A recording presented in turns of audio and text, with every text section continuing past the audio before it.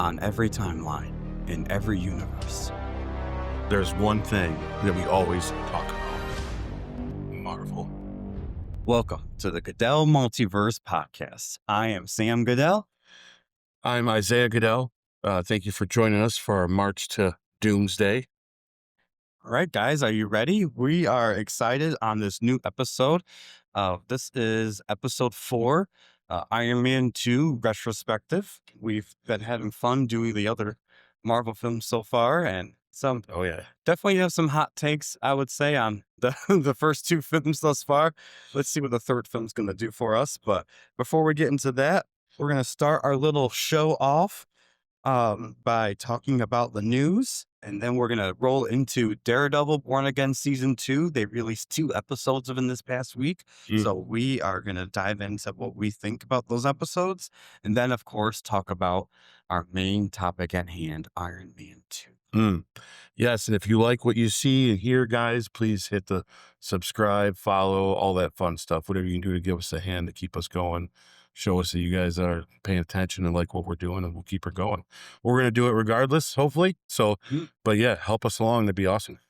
Yeah, we're kind of amateurs at this, so we're just setting it up with our phones and Yeah. some ring lights, and I put together like a little slideshow to help us keep the pace going. But if you really like what you see here, just like what my brother said, if you want to subscribe, like all of our social media, follow all of our social media, definitely comment on things. It helps with that YouTube algorithm to get us going and get us out there. We want to build up this channel, and hopefully we could do bigger things in the future. Yeah, we've already been doing some talking about it, and we definitely would like, different kind of space, different kind of cameras. We have a lot of things that we want to do, but it's all going to be kind of dependent on what the reception is and how many people like to see us. So we'd love for you guys to be part of it, because we could keep doing this. Oh, yes. We got X-Men movies. We got anything you can think Marvel. We've even discussed talking other different kinds of movies once we get caught up with everything, in 10 years, because it's probably how long it'll take. And and so, but yeah, we've had a lot of good ideas. We have a lot of fun little side things we've talked and we want to try to do. So yeah, we would love to definitely get to that point if we can. So like and subscribe and all that fun stuff. Send us to people that you know so we can get a lot of listens. Yes, yes. And we will never say no to donations, because we don't do this as a for-profit thing. We're just doing this as we're 2 brothers who like love Marvel to death. We just want to give our 2 cents on Marvel. And so that's why we're doing something like this. Yeah. Yeah. All right. So let's roll into the news of the week. Oh yeah. Okay. So, it is April, everybody. Actually, we're filming this the day before Easter, so happy Easter. And because it's April, we do know for a fact that Marvel is doing reshoots on Avengers Doomsday starting this month. We don't have a specific date and when they're starting, but they are expected to start this month, April 2026, and conclude by July 2026. Perfect time for Comic-Con San Diego, if I should think so. Yeah, I'd say. All right. So do you have any thoughts on Doomsday, what you've heard of thus far? What do you think these reshoots are going to entail? Yeah. So, with every movie out there, every movie, especially big budget movies, before the movie even starts filming, in negotiations, they talk about reshoots. Some people hear reshoots and they think, oh no, something's wrong. And that's usually never the case. Not saying that hasn't been the case before in some DC movies we could talk about in the future. Whole movies. but but normally these kind of movies, when they say reshoots, yeah, they plan on this kind of stuff, because you have a certain amount of time when you make a movie, and they're given a certain amount of time. And if they can keep it under budget or negotiate some more of their budget later on to, things come up and they're like, hey, maybe we should have got this scene, or it'd be great to insert this cameo, and stuff like that. That's what the reshoots are going to be used for, for the most part. So I never jump to any kind of negativity when someone hears reshoots, because it's just normal. It's all, oh, hey, can we get Robert back for this? Because hey, it'd be a great, man, as we film this, we realize it'd be cool if we come out of this side of the room instead of the other. And that's what that's put aside for. And sometimes it's scheduling. Sometimes it's, man, we can't get this guy until way later. So that's going to go under the reshoots thing as an actual shoot. And then there are times where it could be correcting problems. I think in this case, personally, I think they've been watching what everyone's been talking about online, which is a detriment to Marvel and also a good thing that Marvel does. And I think we're just seeing people getting added. And whether they're getting added last minute or if this is when they plan to add them anyway, I think that's what's happening. Um, I hope so too, because if we have our final list of characters of who's in this, then I'm a little disappointed on a couple of them. You know, if you're gonna do the old school X-Men that we had back in the day, then where the hell is Storm and Jean Grey? So don't knock this opportunity. You can't tell me those two actresses got too much going on where they can't Yeah. show up for a day and do a reshoot, you know what I mean? And even if their cameo, even if it's a cameo and they're not in that long, I would, as long as it's treated good, we'd be fine with that. But I think that there's a lot of surprises coming with this movie as well. I They baited us already with the people they got coming and the people they have coming back. So I think anything on top of it that they're not telling us, you know, I could only imagine what that would be. You know, if you compared that to like Spider-Man No Way Home, you know, we all guessed the other two Spider-Men were in it, but up until the day of, they weren't going to tell us. Yeah. Oh, they kept that very close to Yeah, their chest. and we could have bet our houses on it and all become millionaires because we knew it was going to happen. Yeah. But it wasn't until after the movie was released when you're like, yeah, you guys were right there and there. You know what I mean? So, and it's kind of like with this Doomsday, man, look at what they're showing us. Think about what they're not showing us. Yeah. And I think Marvel's learned their lesson about showing too much. Yeah. In the past.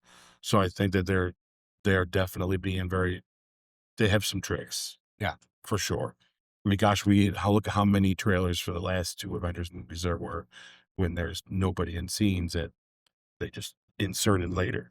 You know, so yeah. it's like, oh wow, Yeah. that person's in that scene. I didn't realize that. So yeah, no, reshoot's exciting. Yeah, Well, bring it. to piggyback off what you just said, whenever I hear of a movie doing reshoots, one, that's usually always part of any movie, not just Marvel Yeah. or DC or comic book movies or that specific genre, but any movie usually does reshoots. And and they're baked into people's contracts for that reason, because sometimes what you put on paper doesn't translate well to the screen. And so if you could change one scene or make a couple specific things different, add something, maybe even take out some stuff and you have to reshoot that scene because of it, then reshoots are always a good thing. The only time that it becomes a red flag is when you hear reports of multiple reshoots where they've had to do, like in Brave New World, which we're going to eventually get down the road to at some point, where they've had to reportedly film that film, almost the whole film, about Yeah. 3 to 4 times. And they've had 3 or 4 times of audiences testing it to say this is not working. That's when you know you got a red flag project. But reshoots are meant to improve upon what they've already done and make it better for us as the audience to enjoy them. So whenever I hear reshoots, I don't think, oh no, doom and gloom. I always think, oh, they see the issues and they want to make sure they address them. Yeah. Yes. Yeah. And that's cool. It's good hindsight, good being proactive in that sense.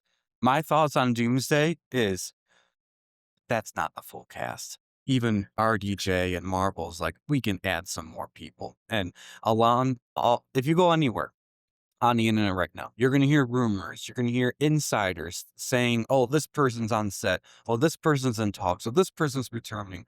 Heck, you even go on Google and you ask, what's part of the new reshoots? And it's going to give you a list of all these different characters. But the thing is, at the end of the day, guys, nothing is confirmed yet by Marvel or the respected actors. And yes, to my brother's point, when it came to No Way Home, Andrew Garfield, he is the best at not revealing that he's there. And to the point where you could watch him, you're like, oh, stop asking the question. He's getting more uncomfortable. But he's just a great actor. He knows what to do. So most of these people aren't going to confirm any of that. You're not going to hear, I'm sorry, Famke Jensen. I almost mispronounced your name. I was so stoked when I met her. Anyways, You're going to say no. you're not going to, They're told to either say no Yeah. or I can't talk about it. Yeah, or they're going to say, well, if they call me, meanwhile, they're already on the phone with their agent saying, what role can I get? You know? So, yeah, we're going to see, I'm sure, more characters. And we could all speculate who's going to be in it. We have our 2 cents on, A, B, C, and D is definitely returning. But it's not official yet. And until we see them in the trailer, leaked out, they talk about it, things like that. That's when we know, okay, we can start mentioning things, So we'll see when that comes. And Marvel is just still rolling out all of their promotion for Doomsday. We have a whole year's worth of fun speculations and insider information and official releases we're going to be talking about. They're making this thing its own event. Yeah, and don't forget we have another Avengers movie coming right after. Yeah. That's gonna be with everybody in it too. Yeah. So whoever wasn't in this one, probably gonna show up in the next one at least. And Mhm. it's kind of how they did in Infinity War and Mhm. Endgame, whereas there was more of different. I mean, I think most were in both, kind of, but ultimately by the end of Endgame, you got everybody. Yeah. Yeah. So we know they can do it, and we know that that's not the problem. It's just a matter of you know. When it comes to the speculating, though, I want to ask Ike a question. Just pick two characters you want to return and two characters you think are going to return, but they haven't announced it yet. Okay, so if it, this is very odd, and I think you know my answer already. If you're going to bring the old X-Men in, then you might as well as take the opportunity and bring the old X-Men in. So if Storm and Jean Grey are in it, to me, that's a very big missed opportunity. Both of those actors are on record saying they do it to people in public. Now, obviously, we know behind the scenes, maybe contractually, there's arguments, and maybe that's why. But if they're telling the fans that they would do it, they're kind of throwing Marvel under the bus, making Marvel be the one that has to make it happen. Then, Mhm. if I can't see at any, if you're going to do it, give it to us because that's the one thing that's going to turn us off. Is specifically me, and I think I can speak for you with it. Is if you do those guys wrong, you might as well just leave the movie. I mean, you can't do them dirty. So you can do interesting stuff, and we'll be down for a lot of weird things. But if it's just going to be, hey, no one really cares about these people, and we're just going to kind of doing it for some sort of weird little fan service, then that might be the movie wraps for me, guys. Like, I really care about how they treat these people, what they do with them, and Russos have proven to treat characters the best out of anyone that's been in the MCU.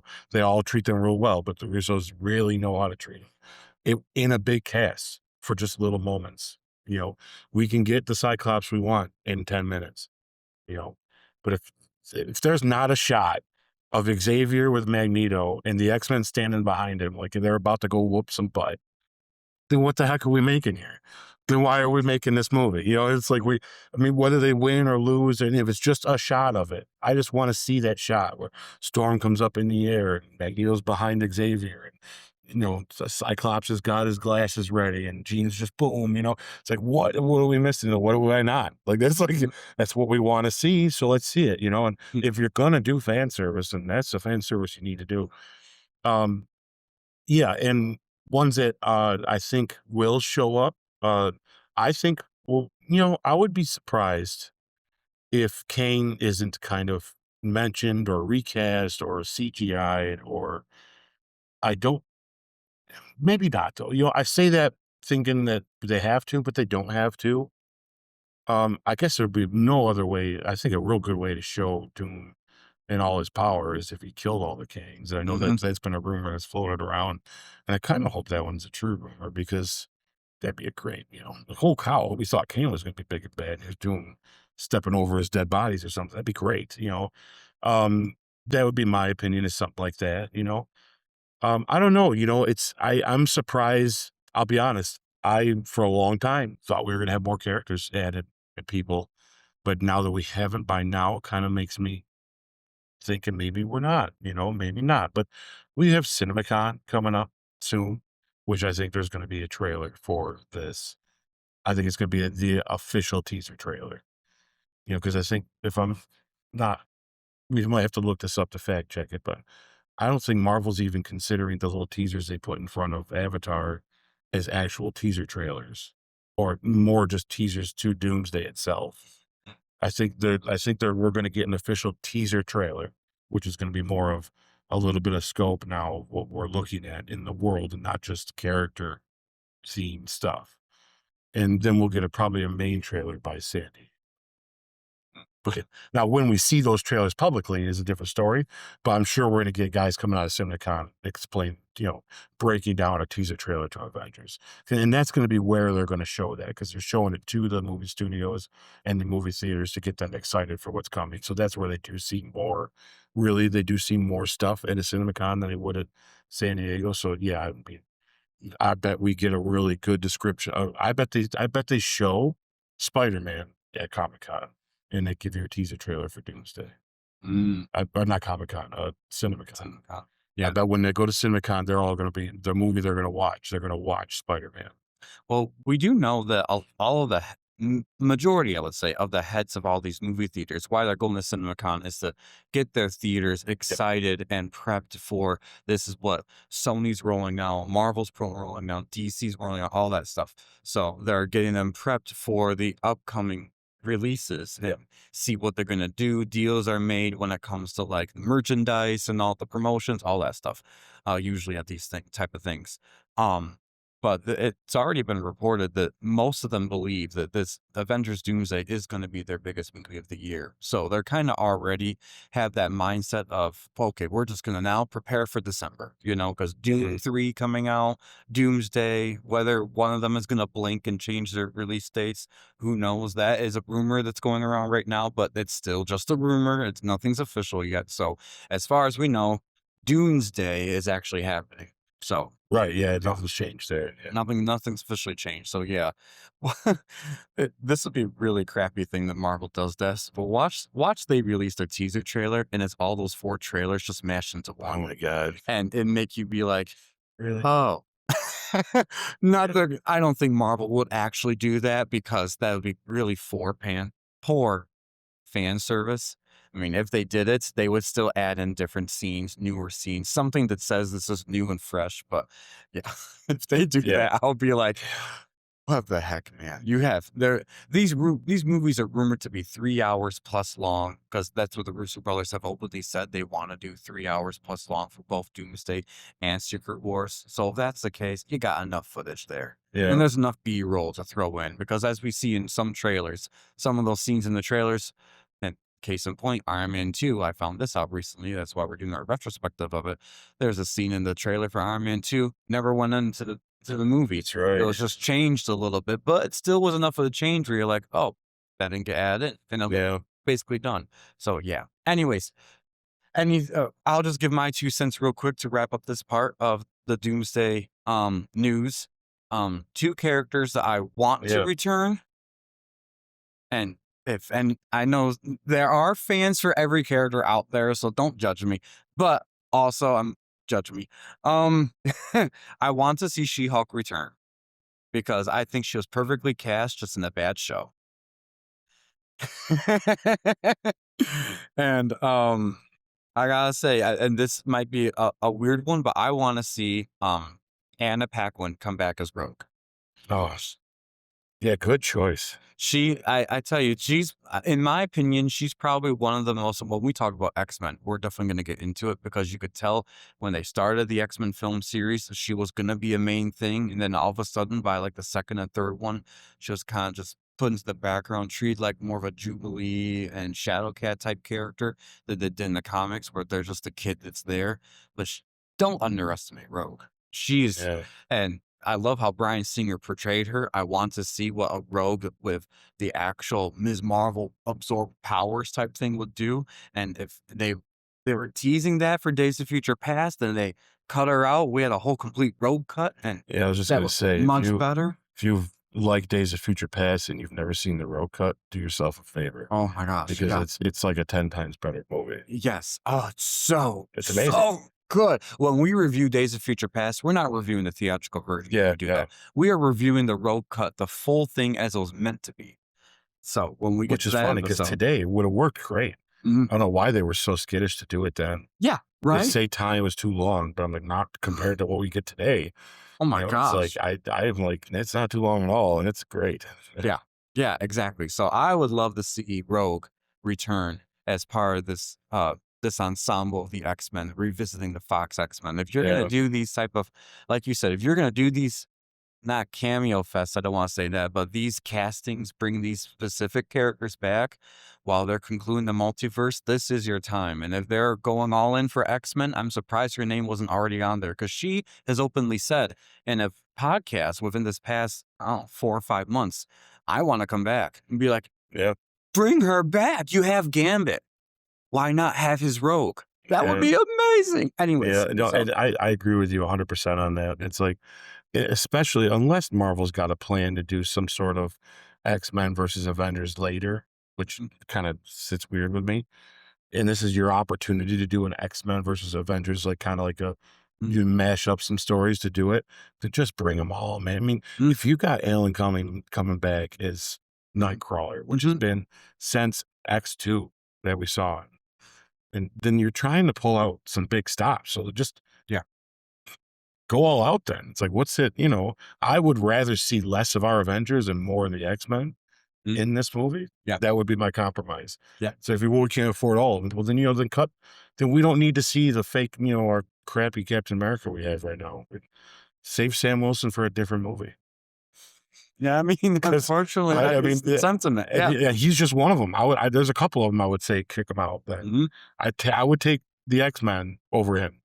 Not, no offense, I like him, and I like to see him in both these movies.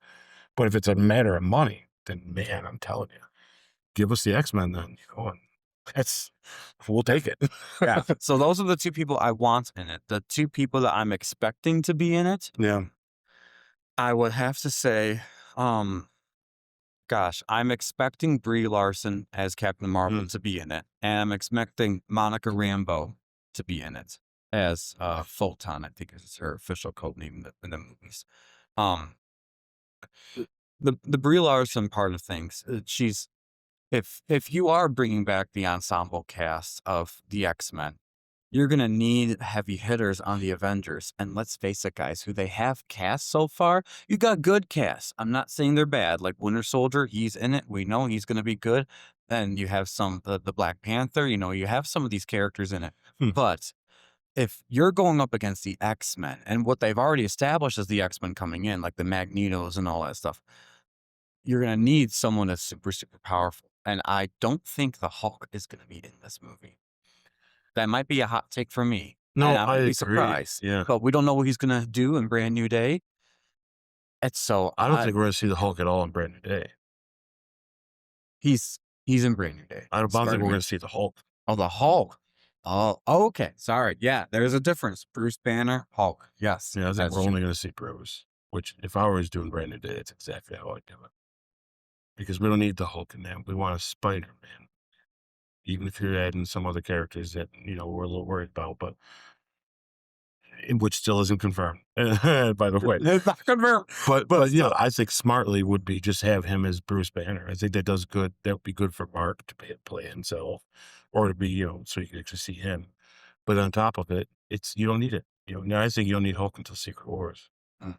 In fact, I think the next time we see Hulk, we should see him revert back to Crazy Hulk in Secret Wars. Yes, yes, In Secret Wars would be the best time to do it, because if they do Secret Wars, anything close to comics, they all lose their memory and all that stuff. That'd be the perfect time for whatever he's done to make himself Smart Hulk be reversed. So then he's on Battleworld as this crazy maniac Hulk, because he's been changed. exactly. So Yeah. save Hulk for that. And that's when I want to see She-Hulk again. Is in Secret Wars. Yeah. Or never again. But that's See, for me, I would say on She-Hulk, I've been a fan of She-Hulk since the comics. I did like her in the comics, and I thought she does great in ensemble castings. So I was stoked when the show was announced. I even had the privilege of meeting Tatiana Maslany at a Comic-Con within the past couple of years, and she's a wonderful girl. And I think she was a great casting for Jennifer Walters, and even her performance itself, I did not personally have a problem with. It was just the script that she was given. I think that they made it too kiddish. It was pushing itself to be funny, and there were points where it just wasn't funny. Yeah. And I think that they went overboard with that.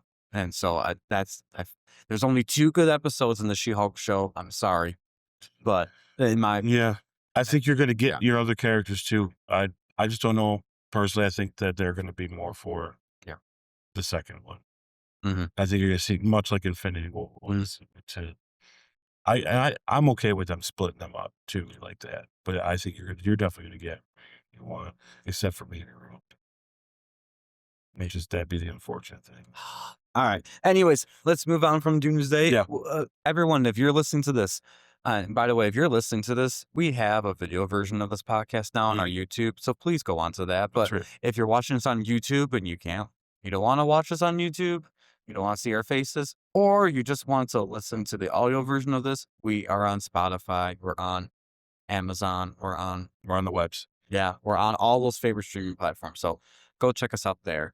And let us know in the comments below who you think should be in these reshoots for Avengers Doomsday. Yeah. What are your thoughts on the reshoots? And if you like our opinions or not, please let us know in the comments below. Next thing on our news, No Way Home is officially coming to Disney Plus on April 15th, 2026. This marks the first time one streaming platform has had the entire library of the MCU. Wow. Thank you, Sony. So, Yeah. any thoughts on this? Yeah, it's quite crazy. I never thought about them not having everything all at once, because you never really go look for it all at once sometimes. Yeah, I think this is the crappy part about sharing this character is if you did wanna do, like, this awesome marathon of watching MCU, you get to the Spider-Man, and you go, "Well, I guess I better rent it on Amazon or go to Fandango or whatever," which is fine. Those websites are great, and those streaming services are great, but it is nice to have them all in one spot, and I I I think it's silly that the studios act the way they do about these characters and their ownership of them. It's like, come on, guys. What were you gonna do with Spider-Man that Marvel didn't fix for you? Like, I'm sorry, those other movies are good. We like Andrew Garfield, we like Tobey Maguire, but those movies weren't going anywhere. The third Tobey Maguire one wasn't that good. And maybe in a rewatch, we could have a conversation about some, which we probably will. And the Andrew Garfield one, nobody liked the ending. I don't know. I think you're kind of a fool if you thought the second one was a fantastic movie. It's got its ups, that's for sure, but it's definitely got its way downs. And Marvel knew that. Look what they did. Look how much they even changed Electro in, you know, No Way Home because they knew that the blue didn't work. It's like you don't think Sony kind of felt butthurt from that, which they should because they've been messing it up. And look at what they've been doing with the rest of the Spider-Man's group of characters they have. Those movies suck. They're just not good. Venom was a miracle that it was as good as it was. And then you realize you couldn't do that two more times. Because both those ones they're fun. They're the better of that universe they got going on over there. But they're not that good. And I don't know. It's just silly to me that why is it like this? Why do we have to wait for it? I'm glad it's gonna be there. I'm probably gonna watch it a bunch of times. It's a great movie. I mean, I own it. Obviously, I can watch it anytime, but it's nice to not have to go put the DVD or, Blu-ray in and all that. And someday we won't have any of that. So we would be at the behest of whatever Sony decides with these. I don't know. I just can't wait for the day Sony just throws their arms up and realizes we're not going to do this anymore.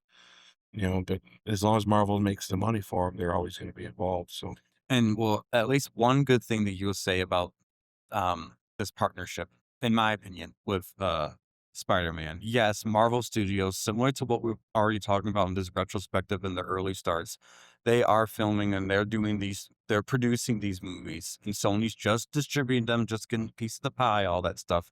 But part of the contract that Sony has with Marvel to keep these rights is every like 6 years or 6 months or something specific like that, they have to be in production of a Spider-Man movie. And so if all the rights revert back to Marvel, which a lot of people would like to see happen, they're they could do Spider-Man whenever they want. So I think he's a popular enough character. They're going to keep him going, of course, especially when they have Tom Holland and you got some of these things like that. But you don't have that guarantee every 6 years you have a Spider-Man movie then at that point. So you could get it every 6 years. You could go a decade, and then all of a sudden you see Spider-Man again. So are you I very guess it familiar depends. with their deal? somewhat? If I had a Somewhat. question, maybe you could answer. Yeah, I'll do the best that I can. If you can, it'd be something that maybe in the comments you guys let us know, and then we'll look it up and maybe correct whatever we say next time. Yep. Or check out John Campia. He actually has That's a right. very good Yeah. segment on this. And we love you, John. Yeah, definitely check out. I'll probably watch John's thing after our podcast today just to clarify with myself, but made me wonder just now. w- So can they just use Tom Holland whenever they wanted to then as well? Sony, say Sony tomorrow says, you know what, we're gonna do our own Spider-Man movie. No. They can't do that. Farther. But they can with the animated though. Yeah. The animated, they have certain rights to. Actually, from my understanding, and correct me if I'm wrong, I believe that Disney has rights to the animated part, like the TV show part, but it's specific time frames. If it's anything that's over a half hour, Disney can't do it. Sony can do it. If Sony says we're gonna do a Spider-Man TV show, it has to be like 45 minutes to 55 minutes minimum of an episode. So they can't do like a short kids show on whatever Cartoon Network is out there type thing. Tom Holland cannot appear in Disney Plus TV shows, at least at this time. I'm sure maybe in the future they'll amend that where he can have a cameo, all that stuff. But But he also can't appear Can't. like in the next Craven movie either. no, he can't appear in It has to be a conjoined movie. that. Yep, Spider-Man specific. That's why they've had the Sonyverse of Spider-Man, Right. where it's all of Spider-Man's characters, but they can't even mention Spider-Man by name. You ever notice in Madam Web, they get so close. They say Ben Parker. They Yeah. can say all these different things. They has a kid. We're going to name him. Then it cuts. Yeah. They can't even say Peter Parker. You see, hot take, I've never seen the Into the Spider-Verse or the other one, like the two cartoons that I know everyone says are phenomenal. I probably should watch them. Well, I'm going to Being a piggyback on Marvel your. guy. I'm going to piggyback on your hot take. I'm going to tell you they are overrated. Ooh.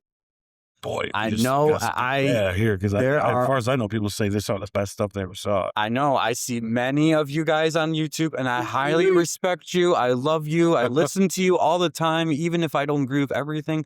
But I am telling you, I've watched the first one. I liked it, but I wouldn't have said, oh, it's better than some of these other things that they've done for Spider-Man.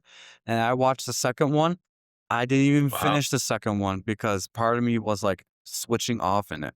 Yeah. And I know people have said the second one's better than the first. It's the best they've ever done with Spider-Man. I don't think it's the best they've ever done with Spider-Man. Well, you see, I have a strange relationship with cartoons. I'm not, and it's not anything to do with whether I think they're good or bad. I don't want to think I'm telling you you're wrong or that I get why you like them. I just have a disassociation with them for some reason. I feel like they're not made for me. I like to, when I watch a movie, I like to feel that moment of immersion, like where I could feel like, I forget the rest of the world. And when it's a cartoon, I never can, because to me, it's always been that's just purely fun entertainment, which makes, there's good cartoons out there. I'm not going to say they're not, but I can't, other than Land Before Time when I was 6 years old, I don't cry at cartoons because they're cartoons, guys. And if Like, you don't I cry, don't know, yeah. if you don't cry at Land Before Time, you are a psycho. Yeah. Maybe that's why it's the way I feel about it, because I watched it a little too young, or it hit me a little too hard. But anyway, so yeah, but there's no Spider-Man like Peter Parker Spider-Man in those movies, right? There is. Yeah. So they can do that, but Mhm. Marvel can't just make a Spider-Man movie without them. See, to me, that's like, this deal got a little weird, Yeah. Or at the very least, they can't just say, look, we're going to put it on with the rest of our movies that are in the same universe. Mhm. I mean, if why, I don't understand why, if we can have Doctor Strange in it, why can't Doctor Strange be on Disney Plus then? So then why doesn't there should be a conversation there where it's like the only thing that they got say to is the Spider-Man stuff. Mhm. And from my understanding of this current deal, and by the way, these deals aren't public. This is all just what's come out from insiders about it, whether it's written in books or they specifically mentioned it because they've worked on these things. Um, Spider-Man, the character, Peter Parker himself, he has specific rules on how he's supposed to be portrayed. He always has to be a white, straight male. He always has to be of this certain age range. He always has to have these certain struggles, which to a degree, I will say, I get it. Because one, it's the image of what Sony wants, and two, it's the image of what Stan Lee created. So I always would back up the original creation of a character, but Also, there's a point where if you're too rigid with the character, then there's no room for creativity of revitalizing them. But Spider-Man does not need revitalizing. So I'm fine with some of those restrictions. But Yeah, yeah. Some of that is you got to let go of what was before. As long as it's in service of the character. mm, Speaking of John Campbell, he says this best, where you can do anything with that character as long as it doesn't change who that character is. yes. And honestly, Spider-Man being white or black doesn't really matter. To me, that's not a thing that changes who Spider-Man is. Now, there's certain things that you could do with him or like why he's Spider-Man. I mean, obviously, I don't want a 60-year-old Spider-Man, right? So it's nice that Spider-Man is someone that starts out in school because we've always known Spider-Man to be in school, right? So there's certain things that don't mess too big with that. You know, yeah, I think that's tough, because I mean, Marvel has kind of messed with it already, really. We took Uncle Ben out of the equation completely with the new version of Spider-Man. Mhm. It's now what color he is and all that stuff. I don't know if that matters to me. When I'm watching, there's things that wouldn't matter. It's obviously we wouldn't make Black Panther, a white guy, because there's not a lot of white guys in Wakanda, So we're going to be realistic here. Black Panther to him, it would be in service to the character that he stays black. You know what I mean? And In Marvel Comics, they just changed that yeah, to yeah, T'Challa's, I believe, correct me if I'm wrong, illegitimate son, who's a white guy, has become Black Panther. And I know online, you say, why? Like, what would be the whole? a lot of people were like, "Oh, how dare you do that?" And I'm like, "Well, I just chuckle at that only because it's Yeah, like if the roles were switched, I don't think we'd hear that much of an uproar." But no, also, yeah. Honestly, and I'm okay with yeah. it too, as long as it makes sense. Like, at least it's his illegitimate son, and Yeah. it's not just some random white guy. Oh, Because yeah. then it would be weird, right? Yeah. So yeah, I mean, I'd have to look more into that and see why they did that. And Yeah. I don't know too much about it too. I just remember interesting. seeing it pop up Yeah, and seeing the picture, and I'm like, "Oh, heads are turning, I'm sure." yeah, yeah. And it's funny because it sometimes it all depends on even with our X-Men, man, we have that issue with the X-Men a little bit. I'm worried about what they're going to do with Xavier and Magneto in the MCU. And because to who they are as their character does mean a lot. I'm not saying they can't be any race or any kind of creed or anything. They can be. But it still has to service the character. That as long as Magneto hates mankind for specific reasons, and Xavier loves mankind for specific reasons, and we'll be all right. But you got to Yeah. get there, and we got to believe it, which is why Singer using the Holocaust was brilliant. When you Yep. come down to Magneto, what they're going to use in the future, I'm concerned. That's a different topic, though, on a different time. For Spider-Man, yeah, this is exciting. Can't wait to watch it. Yeah, Truthfully. April 15th to be on Disney Yeah. Plus. My only question is this the theatrical version or is this the re-release more fun version that they had in theaters where the Oh, that's right. Yeah. apparently they had more scenes. I'm actually not expecting that only because the road cut is not on Disney Plus. Come on, Marvel. Release the road cut on Disney Plus What the heck? for your audience. Yeah. Don't deprive them of that. Anyways, I just can't wait to watch that scene with him and Green Goblin again and they fight. Oh my god. that's such a oh my God. It's a neat little trick you guys there, Peter. I love it so much. Let's look at the phone. Yeah. Oh, yeah. But anyways, guys, let us know what you think on Spider-Man No Way Home swinging its way on to Disney Plus on April 15th. Finally, the full MCU under one streaming Holy platform. cow. And mind you, too, I'll just add one quick note to this while you're typing in your comments, which I hope you're doing that right now. That No Way Home was released in theaters in 2021. It is now 2026 by the time it's coming to Disney Plus. So, with Brand New Day being releasing this year in 2026, you're waiting at least until 2030 before this comes onto Disney Plus for the new one. Unless things have changed with the contracts, but so enjoy it while you got it for right now. The full MCU on their one platform. Yeah. All right. Exciting.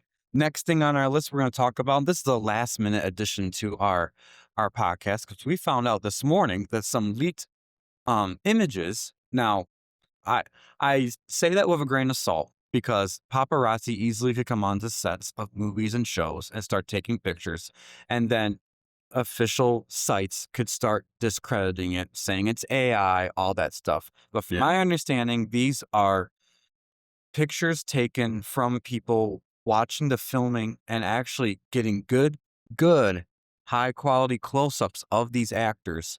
And if I remember right, some of these have the Getty Images label on it, which, if that's true, that is a reputable company out there that takes pictures of celebrities. So we're officially putting it in the Marvel news that they are currently filming Daredevil Born Again season 3 right now, while season 2 is still actively being released. They're already filming season 3, planning on it for next year to be coming out, and the Defenders are on set. Which means this season we already know Jessica Jones is going to be in it, but Luke Cage and Iron Fist are officially, in some way, shape, or form, appearing and returning in season 3 of Born Again. What are your thoughts, like? So I have to admit, I haven't seen all of everything that involves Defenders before, all the other things before. So I'm late to the Daredevil party. I started watching the Netflix stuff, and I'm watching that while I'm watching Brand New Day, which is, I know, might be kind of a, oh, how can you do that? I don't know, I've been enjoying Brand New Day without being caught up. So, yeah, Born Again. So I'm sorry, not, yeah. So I got Spider-Man on the mind, guys. Um, yeah, Born Again. I've been enjoying Born Again. I don't feel like they made me feel like I had to know too much. I did a little homework, spoiled some stuff for myself, just so I didn't go in completely blind. Um, but I think this is exciting. I'll tell you what it tells me right away, because I can't really speak on all the other ones in 100% how I feel about them. But it tells me, though, that they have a plan for Daredevil. If they've already greenlit season 3 and they're already filming it, and they got these characters coming back, if this rumor is all true and it all pays out to be real, then they have a plan. And any good thing about a TV show is, if there's a plan, it's probably a better show than most. Most of the shows I find that aren't good are shows that they don't know what they're going to do until they're there. And unlike movies, doing that with a TV show is real hard. So if they got a plan, which also makes me think maybe this next season's a final season, which be prepared for. And I kind of hope so, because uh, I like things that are good coming to an end, because it makes what that is precious, and you're not just playing it out further. So yeah, no, it just tells me that whatever they're doing, anything in season 2 it's not going to feel like, okay, they're just going to keep going a certain direction until they have some sort of answer. It's like, nope, they've got an idea of what they already want to do. And I bet it's real big, you know, it kind of makes me wonder how this season ends, to see why they all come into, obviously it's going to be some big epic showdown, right? But which actually now makes me wonder who the bad guy is going to be, because it can't just be them versus Fisk, which could be even more interesting. We might have characters showing up that we've never seen before, or that we haven't seen in a while, or that have different change of motive, or yeah, it could be fun. It's could be interesting. So that's where I take out of it is, oh, thank God they got a plan and not just making, because I'll be honest with you, when we talk a little today about Daredevil, I kind of felt like you guys are just doing things to do things right now, which is okay because it's a show and they got to build. But sometimes building feels like, at what point is there a peak to this tower? And this makes me feel like there is a peak. It just is going to be next season, or it's going to be further down the line, which is cool because it makes me feel more on board. Yeah. To be honest, that's how I feel about By it. the way, if you're hearing a squeak in the background, my dog found her favorite toy. Yeah. And so we try to keep this as quiet as possible, but also we're not an official studio. This is our living room. So it is what it is, guys. Yeah. Anyways, well, I'll say a couple things about this news. Is that if you're familiar at all with the CW's Arrowverse, where they had like 3 or 4 different shows going on congruently, then all of a sudden they'd have a team up um, on a couple of the episodes. That's similar to the mindset of what they had for the Netflix shows for Daredevil, Jessica Jones, Luke Cage, and Iron Fist. Yeah. They introduced all of them. They all had their first season. Some of them, like Daredevil, I believe, had their second seasons at that time. And then they came together as Defenders and did like a mini series of like 6 episodes. I have watched them all. The only ones I will say I haven't watched, I haven't finished season 2 of Iron Fist, but I had started it. And that one, I believe, of all the shows, was the poorest rated of the shows. Oh, okay. And Luke Cage, I like Luke Cage, but has his own standalone show. He's not as interesting to me. But Mahershala Ali is the villain in that first season, and he is really good. Oh, I didn't know that. So that like very, very good. Like they were shocked this is a Netflix show that you're in it type thing. But anyways, But they got that right with him. They just can't get him in Blade, right? right? Anyways, so I have to still finish season 2 of Luke Cage and parts of season 1 of Luke Cage. But I like the character, and he appears a lot in Jessica Jones season 1. And he and Jessica's relationship are great because anyone who's a comic fan knows that Jessica Jones and Luke Cage, they eventually do get together and have a kid, and that's their marriage. But they haven't shown that in the shows yet. So who knows what these new iterations of them, I wouldn't even say new iterations, but these new um parts of them, I don't know where they've been. We haven't officially seen Jessica Jones in season 2 of Born Again, although we know she's in it because she's all throughout the promotion and everything for it. And now we know he's coming back for season 3 of Daredevil, um, Born Again. So I'm curious if their relationship actually has blossomed into something, or are they still separate? Are we gonna see that in real time actually happen? Who knows? But anyways, um, but I will say that those are really good shows. The Daredevil shows from the Netflix, they are very good.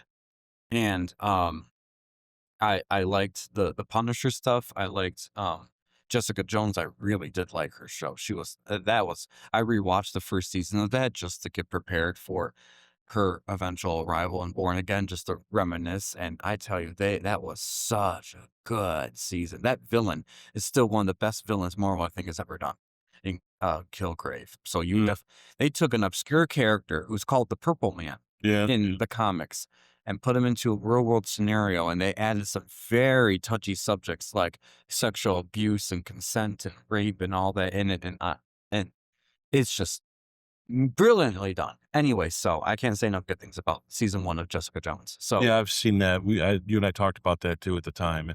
It definitely was. It went there. You know, it definitely wasn't afraid to talk about some real nitty gritty things about real life and those yeah. characters. I think what's neat about Born Again as well is it almost feels like a soft reboot, you know, of all these people with keeping something that's happened in the past. So say they do show up in this and they have a kid. It's almost like, oh, that could have happened off screen. I'm okay with Mm, that. You know what I mean? It'd be almost like and coming from someone that didn't see all the other ones, it almost to me be new. But I think to you, it's like, it'd be kind of like, okay, we can accept the story that we had before and it was something that was real and we can even acknowledge it in the show. But we can, because the character's been introduced now already, you can kind of skip some stuff and would you call this a requel? no, Still don't know what that whatever the means, hell that folks. means. Yeah. It's Incredible Hulk was a requel. yeah. What does that mean? Yeah. Anyways, so Because it means garbage. guess it means we don't know either. Yeah. So, Yeah. all right, but yeah. So Defenders are returning to a degree, and is there anything else you wanted to add to it, or No, other than I'm glad that there is a goal, like they have a map put forward for a show, because often you see like often good shows go bad because there's no plan and not sure what to do. This here, at least, this shows me that they are very much thinking of the future. Yep. Which means everything we're going to see coming up in the last part of Born Again and starting the next season has been planned. And to me, that makes it more coherent. Because then even if you like it or don't like it, it's honest and it's what they wanted to do. Yeah. And to me, that's more important. yeah, yeah. Well, you heard this here, folks, that they are returning to some degree.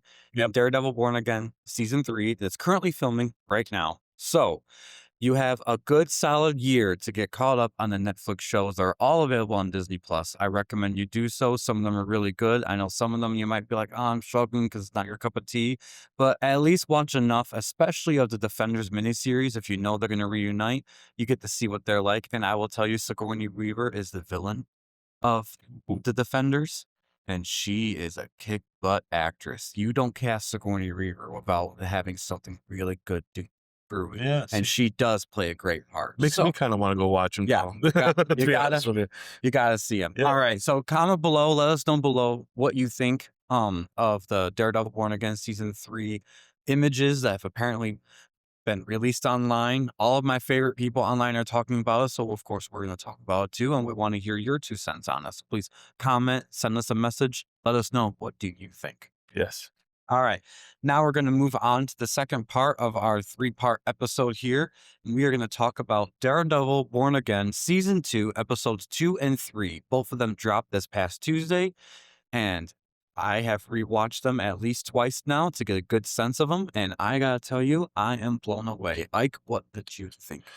Yeah, excellent. I actually had to watch the second episode last night. Spoilers, by the way. Just Oh, yeah. throwing it out there. Spoiler Yeah. warning. Yeah. We are talking about it. Yeah, All we're right. gonna bring up things. I tried my best not to, but it's gonna happen.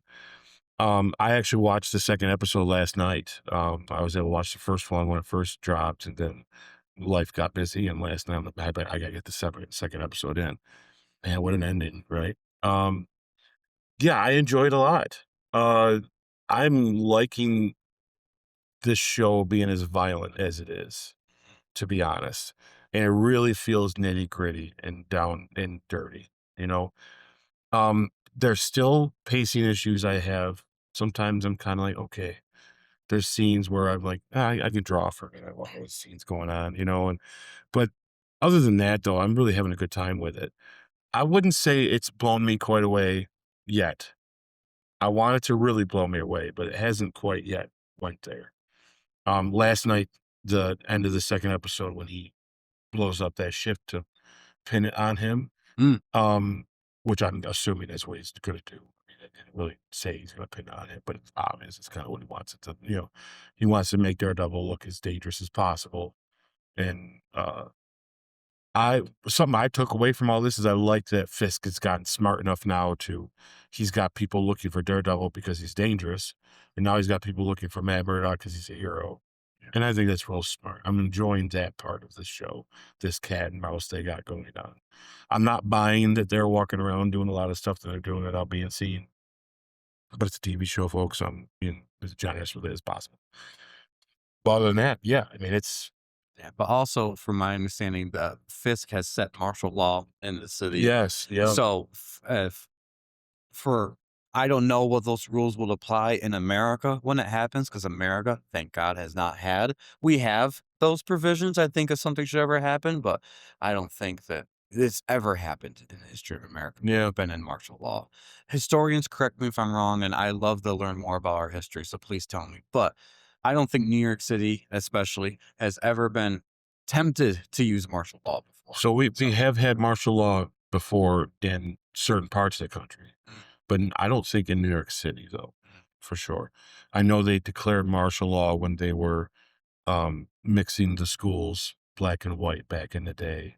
Down south, there were some schools that wouldn't do it when it did. Trying to think of the name of the famous one. That's for some reason I'm blanking, and I shouldn't. I apologize for people because I do know my history and I understand it. But yes, there were a lot of schools that would not integrate, and so the president literally had the National Guard go in and make them do it. And that was declared at the time a martial law situation, but I don't know if it followed all the rules of what martial law would be. That's what I'm wondering, because if the president would be able to send the National Guard to enforce something like that, Yeah. yeah, for immigration standards or something like that, they send a National Guard. Wouldn't that be considered martial law too, or is that not the same? I think it's different if it's on your citizens compared to not. Okay, Because makes sense. despite your politics, and I'm not here to argue what's right or wrong, and this is not that show for that. But I do know that if you're technically not a citizen and there's things going on like that, that I think it does fall under a different category. Okay, I might be wrong. If I am, let me know, guys, nicely, because I'm not going to get into that so stuff. this isn't Yeah, a political it's not. podcast. But it's a good question though, because it's got a lot to do with it. But I do think but as freely as he uses it in the show, it's not happened like that before. Mhm. And I don't think he can do that either, to be honest, technically. Well, I never that's heard of a mayor being able to. enact martial law. Yeah, I think that's the high. It's fine for the show. I think there's things that he can initiate. Maybe there is a martial law kind of situation he can put the city in. But when you're talking like the legitimate what martial law means to like to the country and stuff, I think that's something that's got to be done gubernatorial, Well, and that's even then with backing of the federal government too. Well, I think I like that you brought that up too, because that, by the way, like he said, this is a TV show. So, of course, what Yeah, do TV shows do? They take an exaggeration of something that's either actually happening or something that could happen, and they explore it and see what it'll look like in this landscape type thing. Because after the first episode of Daredevil Born Again, I thought that Red Hook place is a free port, and I looked up yeah, yeah, online. I Googled, because as you would, what does a free port mean? And it means it's not governed by the government. So right. anything could go in and out of there. And then I thought, is this actually something that's happening in New York City? Like, is this a legit thing? There is no free port in New York City. But for the purposes of Daredevil Born Again, it is a free port. And it's playing into the whole plot of Mayor Fisk being corrupt and how he's getting away with it type thing. So Yeah, I'm cool with that. yeah, no, there are free ports in the world, which is quite interesting, but I don't think there's any in America. It's usually a Definitely not New York. No. If it is somewhere, I mean, I'm not sure where it would be, but I don't think anymore either. Maybe back, you go back 30 years, 40, 50 years, maybe there was some, Mhm. but definitely not in New York. New York, you can't carry a knife around New York. I mean, it's like, I mean, people do break the law, but they're pretty tight there for Yeah. a long But time. they would there's no way they would have a charter like this where No, any cargo ship that comes in, no matter what it's carrying, is not gonna be looked at. yeah. Like, we have those customs and c type of border control type thing Yeah. patrols for all that Now, stuff, whether they all get looked at is different, but I think they all would be, but would not have a to free succumb to it. Like, yeah. Yeah.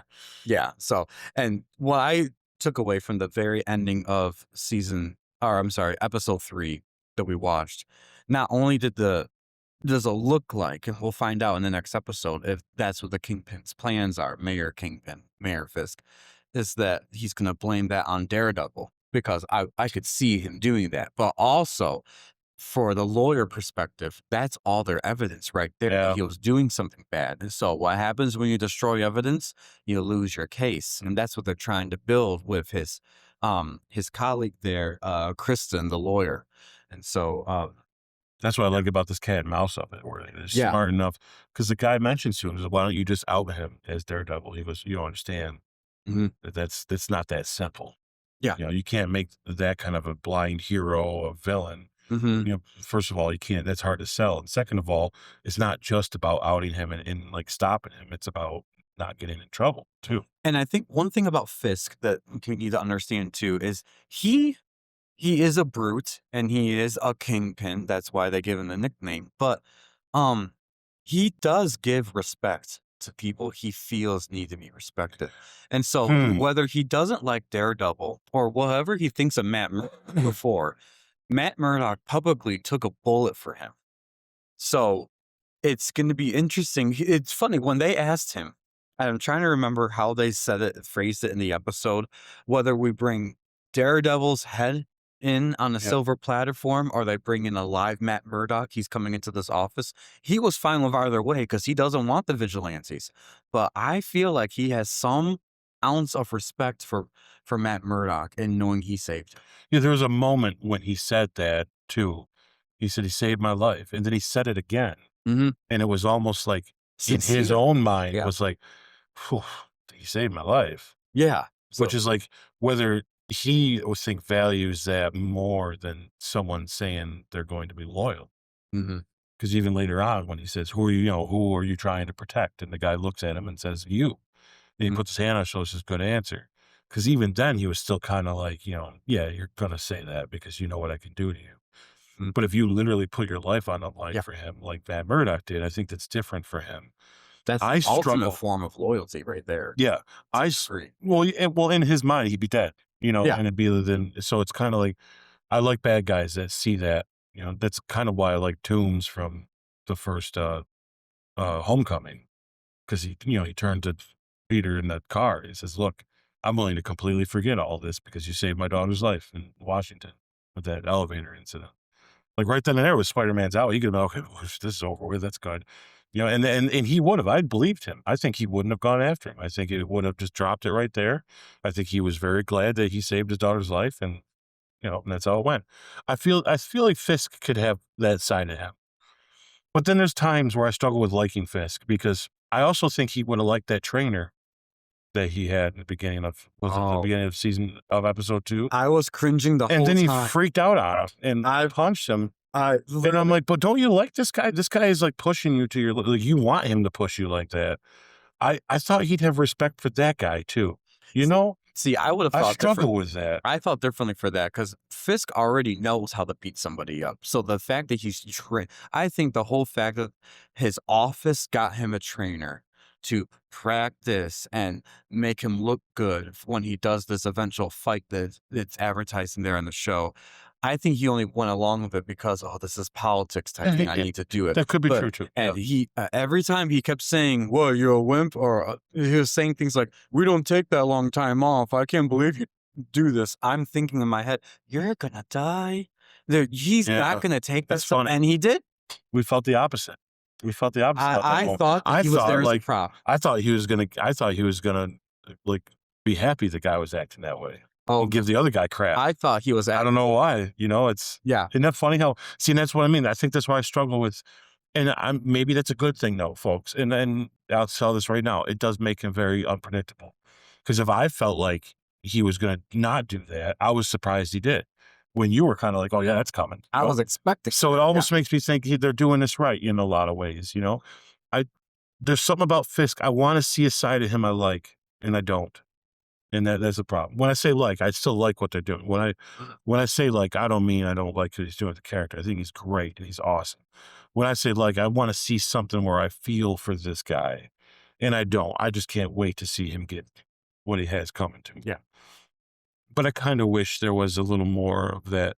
That's why I like that he saved my life, and the way he said it made me kind of go, "Ooh, that's cool," because maybe there's going to be a scenario down the line where he's going to have the upper hand, and Daredevil's over. Yeah. And he doesn't do something that we think he's going to do. Yeah. I'd love for that to happen. What a great moment that would be, that he changes his mind, or at least in that moment struggles to do what he's supposed to do, which is what ultimately makes him have his downfall. I think that would be great, because his wife, on the other hand, whole different story. I don't know. I feel, hot take, I think if she wasn't around, he'd be a little calmer of a guy. She's cutthroat. The wife. She is a lot She's more vicious. awful. I would say. So it's funny that when you think about it, she's more vicious in her mentality, where I think he still has this, because the trauma he's been through as a kid with having to kill his dad to protect his mom. But I think that he is a little unhinged in his brain. He's got, I don't know, how do I say this properly? Because I don't want to say it wrong and either people be offended by it or anything, but he's got a little touch of something in him that is like, he wants things a certain way. And when he likes something, he goes right for it, and he has the brute strength that he could do it. She's more conniving in the brain, or she'll order your actively- family dead and go to sleep. Yes, He'll do it and sit there and wait for the word drinking his scotch. yes, See, I see him as a mob guy. Yeah. Because he's a bad guy that wants power, that wants to be number one. and he's very meticulous and like Right. anal about how things Right. are done. But ultimately, I likes see him having his Yeah. set code of honor in his head. He is justifying to himself always why he's doing what he's doing. Yeah. And he's always going to be right, whether we see it as bad or good.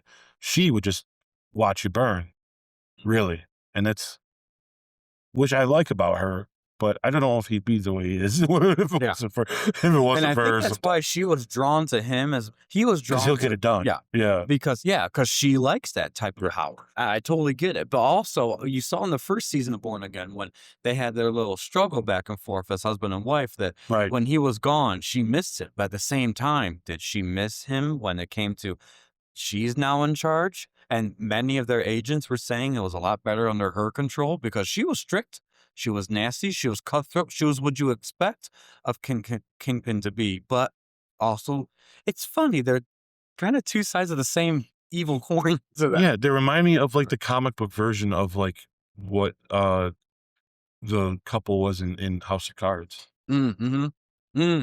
where he Very good example. where he gets it done because he's the face and he's going to get it done. But ultimately, really, she can be nasty. Yeah. And she pushes him to be nastier, you know? Yes. So she can get stuff done on her own, but she doesn't have that. She doesn't have that diplomacy in her.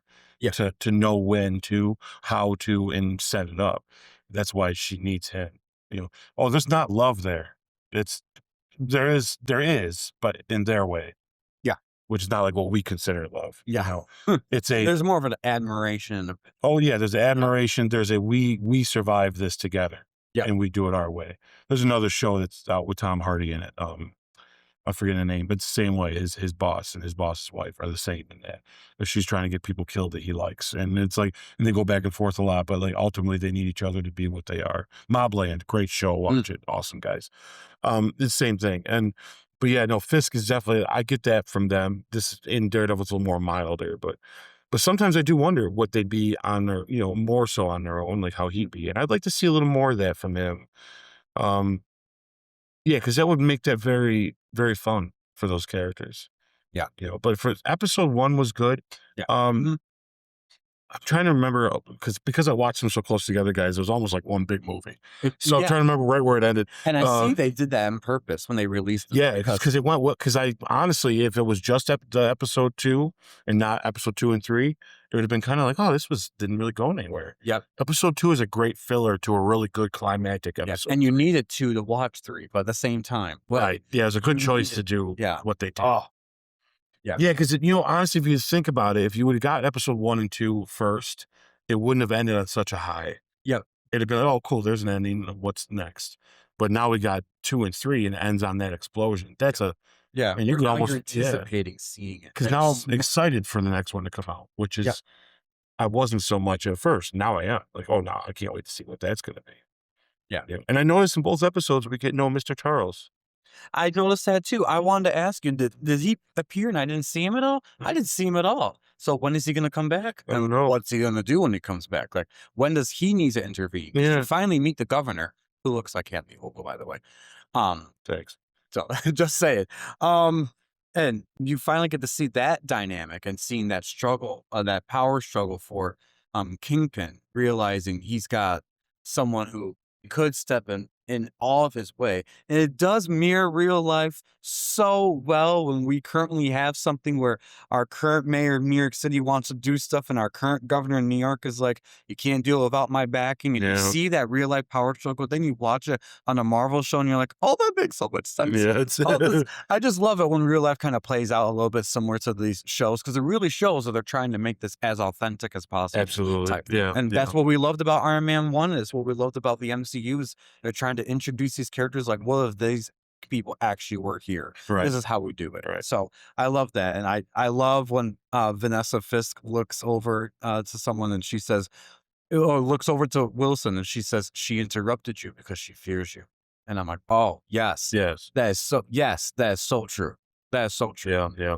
But at the same time, you kind of need her and she kind of needs you. And it's this interesting internal politics they got going on there, which I'm curious to see how that's going to play out. Yeah, I agree. I do know, though, I don't know if we knew this already, but I did finally realize that Mr. Charles is CIA.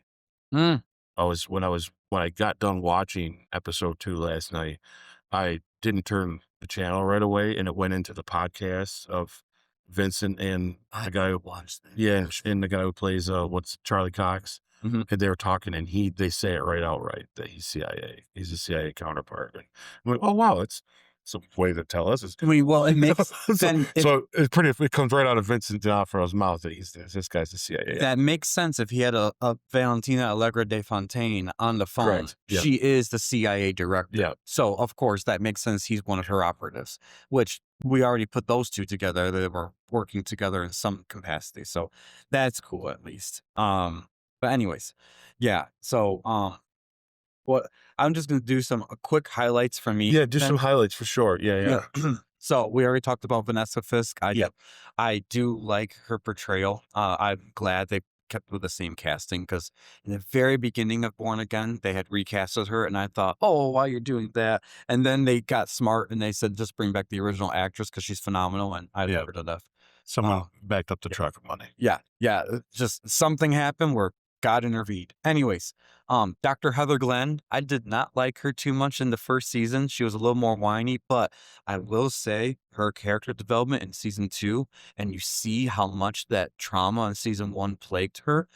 she is turning out to be kind of like a dark horse character in this show where Yeah, you're like, wow, I'm appreciating her more if I would what to say it like that. I So agree. um I like her. Buck Cashman, I didn't know that that was his name at first, but it's the guy that has the English accent that's kind of taken over as Fisk's henchman from the original Daredevil show that died in season 1. Uh-huh. Um so it's he's definitely starting to fill those shoes. You Think could so? tell. Um, I struggle finding him scary. mm, I find him intimidating. I Yeah, don't. see, I Yeah, don't yet. but I'm I sure. need to see him do something that makes you go, "Oh, this guy means it." Because Mm, right now he's just a lot of talk, mhm. and it's like, okay, throwing your English accent around, it's not all tough. Of course, It's like, anyone who has an English accent, you already sound 10 times smarter than you probably yeah, are. So, it's like I want to see, I want to understand when he says, "Come to me first." mhm, Like, why should I have to? mm, Because you're talking about Fisk. yeah, It's like, what makes you just as scary where I need to do what you say as well, you know? And I struggle with him. I don't know if it's the actor. I don't know if it's maybe it's just build up and we're just not there yet. You know, mhm. but I'm fingers crossed he gets better because sometimes he says something. I'm just kind of, come out, punk bitch. And then it's how I feel about him. So it's kind of tough. Uh, Daniel Blake, he is the deputy communications director, I believe, of the Fisk administration there. I liked him in season 1, and in season 2, I thought, okay, where are you going with this? And I see he's in a relationship with BB, and she's turned into this propaganda machine for the Fisk stuff, He's and got it so figured out now. he does. And what I like about him is that he is loyal, but loyal to a T. You could tell he's gonna come face to face with either am I supposed to do the right thing or am I supposed to bow down to the Kingpin? Because he admires the Kingpin genuinely. So he's an interesting character. That Yeah, they he's not long for this world without having to pick a choice, without yeah. having to pick a side soon. Yes, That's for exactly. sure. So and that is very apparent in this episode. Yeah. The swordsman. Now the Oh, swordsman, man. I forgot his original name is John or something. I'm not sure. Forgive me. But he first made his MCU appearance in Hawkeye season 1. That's right. He was good, but he was more of like the comic relief to a degree type thing and all that stuff. This one, he is elevated and he is good. And I like his acting and his character. When he's given a good script like this, given in Born Again, he is doing it phenomenally well. Yeah, his role in this so far is my favorite. Hmm. That guy is just tearing the screen up. It's so, oh When they're in wow. court and she apologizes to him and he's just like, "Don't worry about it." Yeah. But the way he plays it and the stuff that he says and how he's doing it, you're just like, "Oh man, this guy is killing this I role." want to see him in more stuff. He is That excellent is as how this good. part. Yeah. I think he was originally just intended to be just one of these side characters type thing, but Oh it's man. just like when you introduce someone and the fans love him so much that you have no choice but to bring him more to the forefront. He is one of those characters that is so good, so Yeah. good. Yeah. And then I'll mention, well, since we're on swordsman real quick, I will say that whole court scene. I love court dramas and stuff like that. I've watched The Good Wife. I've watched Scandal. I've watched some of these. Well, not Scandal. How to Get Away with Murder. Things like that. That I love seeing those type of shows how they play out, and I know a lot of them are embellished because it's entertainment. They're supposed to be, Yeah. but it's kind of like one of my genres I like to eat up a little bit. To see how the anti-vigilante task force or whatever the law was that Fisk put in place, that Mhm. approved of that and then enforced how these criminal trials are supposed to be held.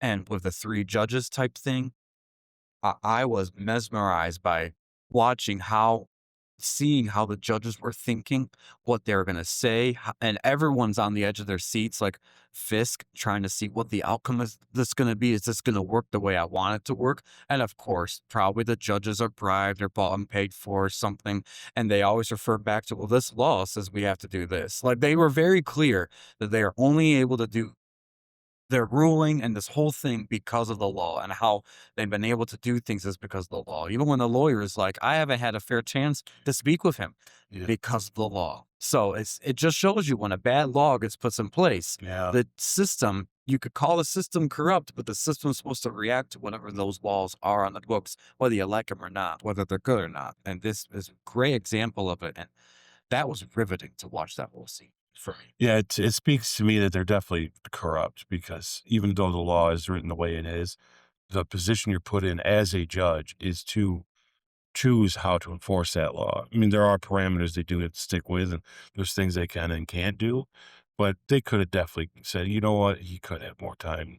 They could have ordered that she has more time to talk to him. That there's things they could have done. It really spoke to the idea that, like, maybe now we know because of the leaks that they're going to have to grapple with the fact that the system isn't how it's going to get fixed. Mhm. The way that Matt keeps pushing, the system's there. It's kind of broken, but the things that aren't are going to work. I think there's going to be a point where he's going to realize that's not the case anymore. And it's going to have to be the vigilantes like him that step up. He's going to start realizing that Frank's way, without going to killing people, might be the right way, Mhm. which was also kind of brought up again in these episodes. Well, that's kind of like a common theme of Daredevil, where he's always saying the law is on their side, Right. but at the same time, It's not. need that push Yeah. from the Daredevil parts of things. Right. And so, yeah, you could tell how, and I agree. How our system actually does work is a lot of judges have like, I want to say this correctly, judicial discretion in Well, some that's things their where role, right? they're Yeah. supposed to interpret what the law is, and they're also supposed to say if something sounds too egregious that Right. doesn't think that either coincides with the law or what the constitutions, whether it's New York State Constitution or whatever they got going on that they're presiding over, whether that is good with it. That's how our system does work. You start lower, you if it doesn't go your way, you appeal, you go higher till you get to Correct. something. And for all we know, we might get to something like that. We might get to just this one case. It doesn't go the way of Wilson Fisk, and they're going to try appealing. And you're going to see he's going to get to powers even above the governor. Yeah. That like the Valentina Allegra de Fontaine. And you're going to wonder, how is this going to work out? So we don't know what they're going to do with this, but I love seeing how they're trying to put, like I said earlier, this real world aspect to things and seeing how that's going to play out in the show like this is just very riveting for me to see. Yeah, because Fisk has got that on his side already. We know that. If Mr. Charles is with the CIA and he knows what he's doing, Mhm. then he's telling his boss what he's doing, and they're okay with this. Yeah. So him winning that case and stuff, man, I think part of him was like wondering, or am I going to get backstabbed by the people I've been trusting? But the other part of it was like, clearly you're going to win this. It's like Mhm. there's no doubt. Like Yeah. you already Like kind of I'd be know. fearful if he didn't win this. Yeah, As also I'm fearful if they did win this, it's like, yeah, oh, because even his lawyer, the swordsman lawyer, was like, "Psh," but not before they even start talking about the end of the show. I knew we're not going to win this. It's over. and I'll say, just to piggyback off of that, that was the next highlight I want to say. I was not too much a fan of this Kirsten, I think it's Kristen Yeah, character from season one. I get correct. why she was there. I get the whole point, but she, to me, she just felt like a side character that didn't really have too much of anything going on with them. But I could tell that the writing that they're doing and the characters they already have in place, or they're just now in season two, expanding upon them and showing how the connective tissue of everything. I like her in this season Yeah. a lot more so, and I actually look forward to seeing how she's going to be kind of like the face of the Murdoch law firm type thing of Mhm. seeing what's going to happen there. And it sets up perfectly. Matthew Murdoch is missing, and Mayor Fisk is like, let's find Matthew Murdoch. So you have Kirsten now taking over as the face of the law firm. So now we get to see her step up and see how she's going to be. And so far, she is not disappointed. Yeah. Very good. Yeah. Very good. I liked her interaction with Daredevil at the Hmm. bar. That when she was, it made her character. You realize, okay, this someone is being pushed to the limit. Yep. So yeah, it's She's going definitely to be good. integral to their law part of things, Hmm. which is cool. Anyways, I'll end with my highlight with saying this Netflix show is back on Disney Plus, where a lot of people were worried when they announced Daredevil Born Again that, oh, are they going to do as good as they did on Netflix? Because Netflix seemed to has more free will. Disney's a little more too kid friendly and all that. Disney is showing a new side of them with this merger from Fox with some of their entertainment they're trying to put forth. They're broadening their scopes that we finally get to see a Daredevil that's just like on par with the Netflix Daredevil. That fans who think, oh, it's Disneyfied, it's not Disneyfied. It is. Yeah, there's swearing it. in yours, right? When you watch it, like Mhm. it's like I don't. This I'm The very violence, surprised. it's yeah, this is Yeah, I find them very surprised, like what they're doing. I mean, oh wow, they're really having fun with this and doing yeah. the thing. Yeah, This is the first time I felt like that the real Daredevil show that I liked from Netflix is back. And that makes me excited to see now that they're continuing it and even filming another season already. yeah. Because They know they got something good on their hands and they're not going to let it go. I'm happy for that. So, Mhm.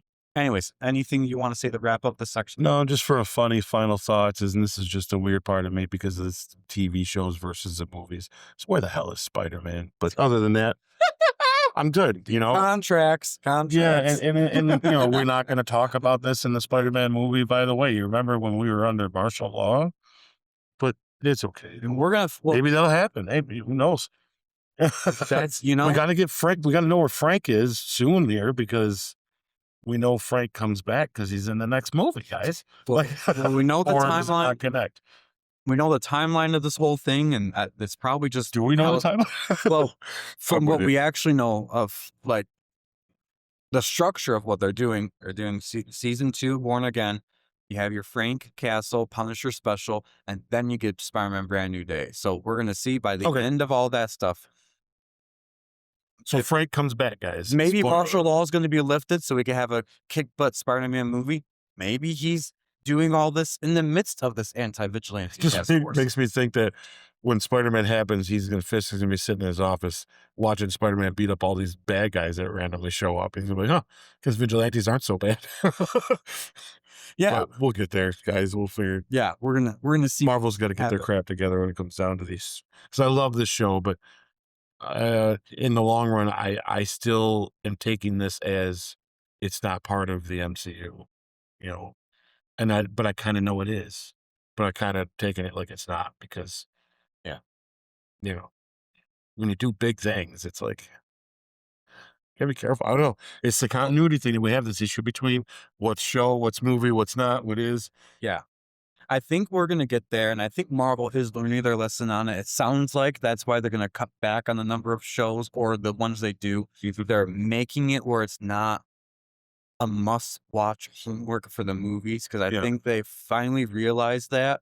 And I honestly, my personal point of view is I think Kevin Feige did realize that a long time ago, but he was pushed by higher powers to do stuff.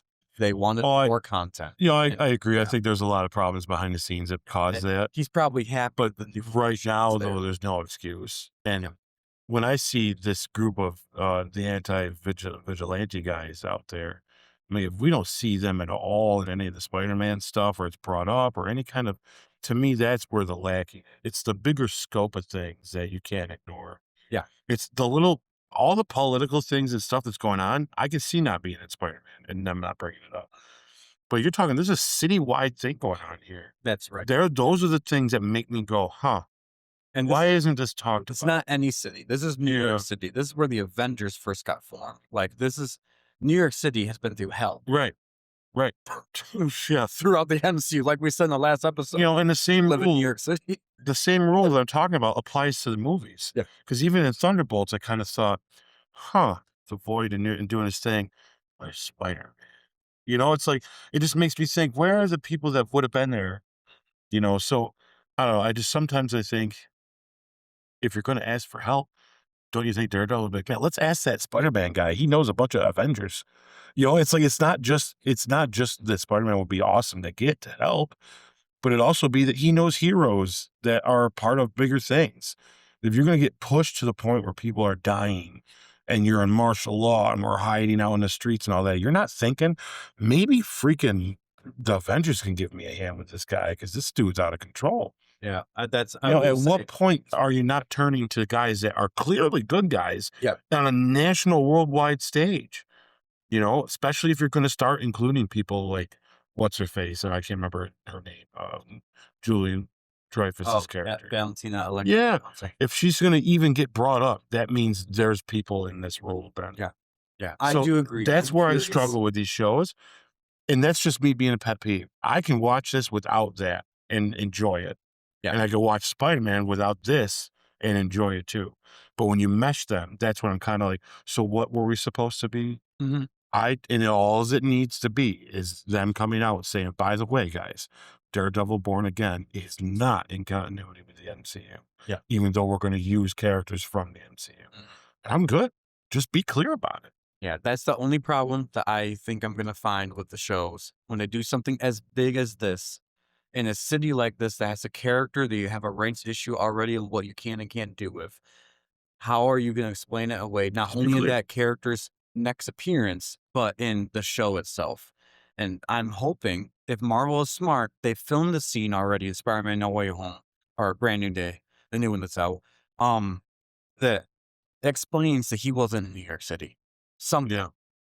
We don't know what. MIT is not in New York City, so maybe he was doing something over there where MJ and Ned are. We don't know. But what we do know is that that is going to become an issue in the future if they're going to do something as big and as ambitious as they're doing in Born Again. How are they going to do it and try to not touch upon it in the Well, because shows? here's a quick little question just for funsies. You know, let's say in Spider-Man Brand New Day, him and Frank are having this moral argument like he has with Daredevil a lot. And not one point Frank's going to bring up, don't you see what they've been doing? Mm-hmm. Like, because that would be a good point that Frank would. Right now, Frank's theory and philosophy on life sounds pretty darn good with what's happening. Yeah. You know? So Frank's argument to even Peter Parker would be, we were under martial law because of these guys. People were dying. People were getting thrown in jail. They were getting unjustly, prosecuted. Mm-hmm. Like, if you're telling me to be nice, if that's not going to be an argument with them and that's not going to get brought, even if that's the only way it does get brought in, that'd be fine. Mm-hmm. But to think if that's going to be left out of his complete argument because we don't want to mesh the two together too much and confuse you, you're already confusing us by putting him there in the first place. No one come out and explicitly told me that you need to watch Ms. Marvel in order to watch the Marvels.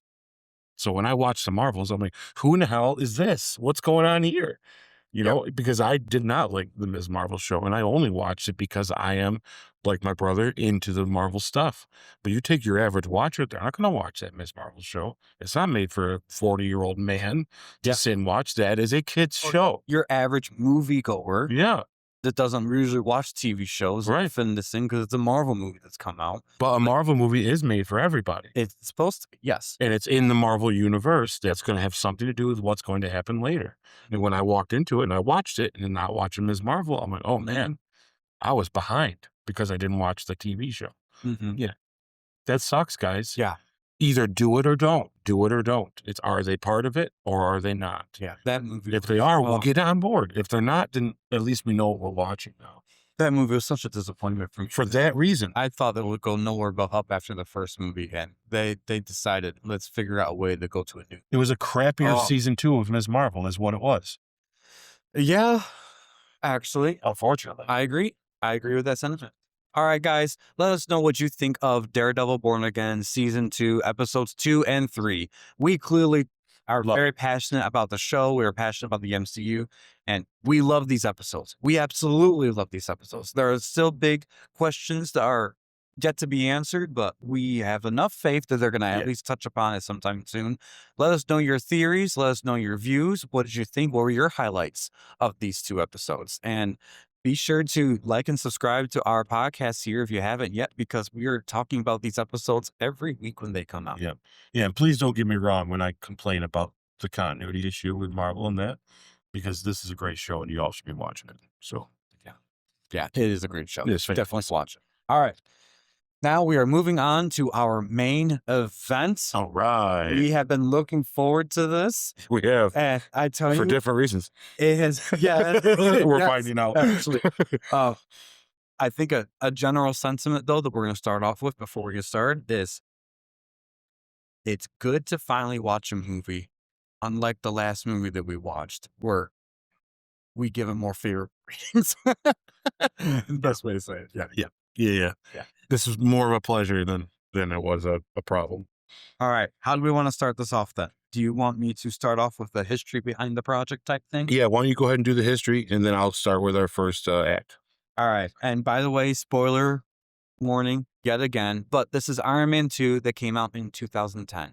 If you haven't watched it yet, you What the hell are are you doing here? you're about 2 Yeah. decades short now. Yeah. So, almost. So, anyways, please watch it and let us know what you thought about this whole thing at any point in the comments below. All right. So, we are reviewing Iron Man 2. Release date was May 7th, 2017. Here's a little history behind the project. After the surprising success of the first Iron Man film, it didn't take long for Marvel Studios to greenlight and fast-track the sequel. In fact, Marvel Studios locked in a spring 2010 release date, giving the sequel only months to film and finalize production, a process that became the driving force behind the whole film. Iron Man 2 was made under more pressure than the first film, with its deadline fast approaching. Marvel suddenly had a hit. They wanted to build the MCU fast and had actors pay dis- they had actors pay disputes, a rushed script process, and too many story obligations for the sequel. And the sequel had to be both a Tony Stark movie and a commercial, essentially, for the Avengers at the same time. Honestly, you can feel that in the final film. The first Iron Man changed everything overnight. When Iron Man hit in 2008, it wasn't just successful, it redefined Marvel's future. Before that, Marvel was still proving it could self produce movies. There wasn't yet a fully locked in MCU formula. And Iron Man was kind of a gamble built around Robert Downey Jr., Jon Favreau's loose directing style, and a lot of improvisation. But then it blew up. So Marvel immediately went to, we need a sequel and we need it fast. A major behind the scenes shift came when the studio's transition was with the studio's transition in distribution.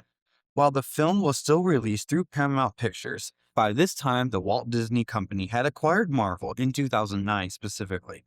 Though Paramount still handled distribution for Iron Man 2 under pre-existing agreements internally, Marvel was now more confident, but also under more pressure to deliver a sequel that could expand the universe. And by the way, a little correction here: they locked in a spring 2010 release date. The first film was in 2008, so they had more than just months to do this, but still, it was very short compared to what you traditionally would have. Excuse me, for a sequel. Anyways, um, let's see.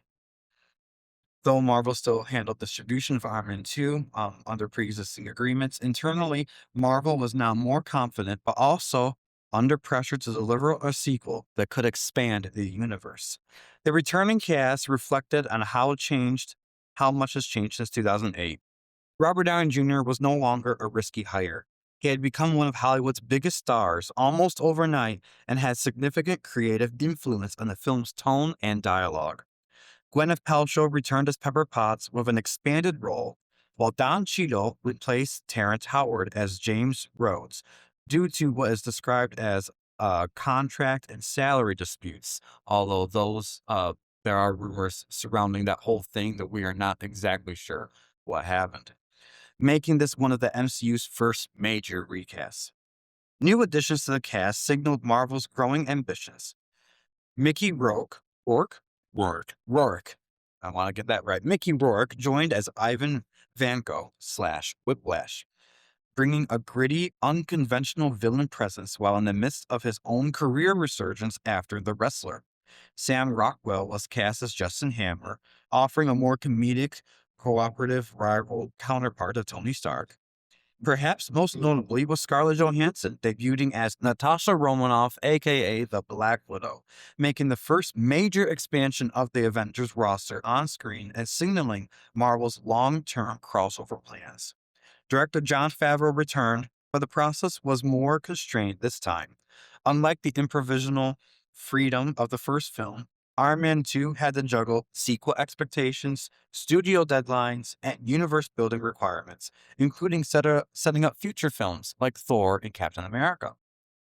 The script again evolved during production, with Downey Jr. contributing heavily to the dialogue, but there was less flexibility due to the time constraints.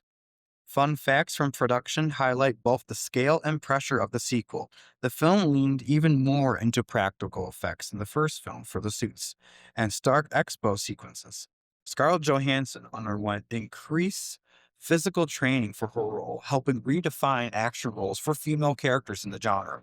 And early versions of the story reportedly focused more heavily on Tony's alcoholism from the Demon in the Bottle storyline in the comics. Uh, though that was toned down for a more broader appeal and also for a personal reason due to Robert Downey Jr.'s personal history. Overall, Iron Man 2 represents Marvel Studios shifting from a risky startup into a full fledged franchise architect, balancing characters, storyline, and the growing demands of a shared cinematic universe. Though you can feel how rushed the film was when you watched it, that didn't diminish the general public perception of the film overall, given the box office revenue. Now let's break down the numbers. Iron Man 2 had a production budget of approximately $200 million, which was an increase from the first film. The global box office was between 623 and 624 million dollars worldwide, Wow. making this another successful hit under Marvel's tool belt so early on. The breakdown in domestically in the US and Canada, North America specifically, $312 of that revenue was generated from there, while internationally, $311 million. Another thing that we don't see too much of nowadays is domestic revenue being so high compared to the international revenue. Yeah. Yeah. Compared to Iron Man 1 in 2008, the sequel had a significantly larger budget, earned more overall at the box office, and proved that Iron Man was not a one-hit wonder as people would have written it off to be. Even though its reception was more mixed than the first film, it still had a strong financial success, and that helped solidify the early momentum of the MCU. The legacy of Iron Man 2 is bigger than the movie itself. The movie is kind of a blueprint for a problem Marvel would spend years trying to solve. How do you make a sequel that still feels like a movie and just not an episode in a giant machine? That question starts here because Iron Man 2 teaches Marvel too much setup can weaken the story, a rush production can show on screen, star chemistry can save a lot. A strong lead performance can drag a messy film over the finish line. Villain clarity actually matters, and world building has to serve the story. That is how we're going to introduce Iron Man 2 in our retrospective episode. Mhm. So, Ike, what are your initial thoughts? Well, I'm glad that they decided to um, veer away from Tony going through an alcoholic problem. Mainly for one, Robert is doing that in his own life as it was, and I very much am glad he got healthy and we have him because he's fantastic. And I'm more when it comes down to celebrities and their problems like that, would rather them go get themselves fixed. We're all human beings, and I know people write off a lot of these celebrities when they find out they have these kind of problems and they just kind of criticize them easily. I'm more compassionate than that, though. I know Ben Affleck and Mel Gibson have been put on that kind of stage before, where they're very criticized and have a certain kind of view just because of their problems, and I'd rather them go get fixed. Go do your thing, do what you got to do.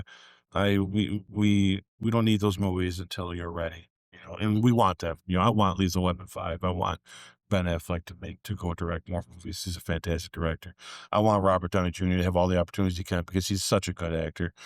I don't ever judge them for their personal life outside of it because we don't live that stuff. So we didn't need to do that with the character that, and he's dealing with survivor's guilt can be shown in different ways.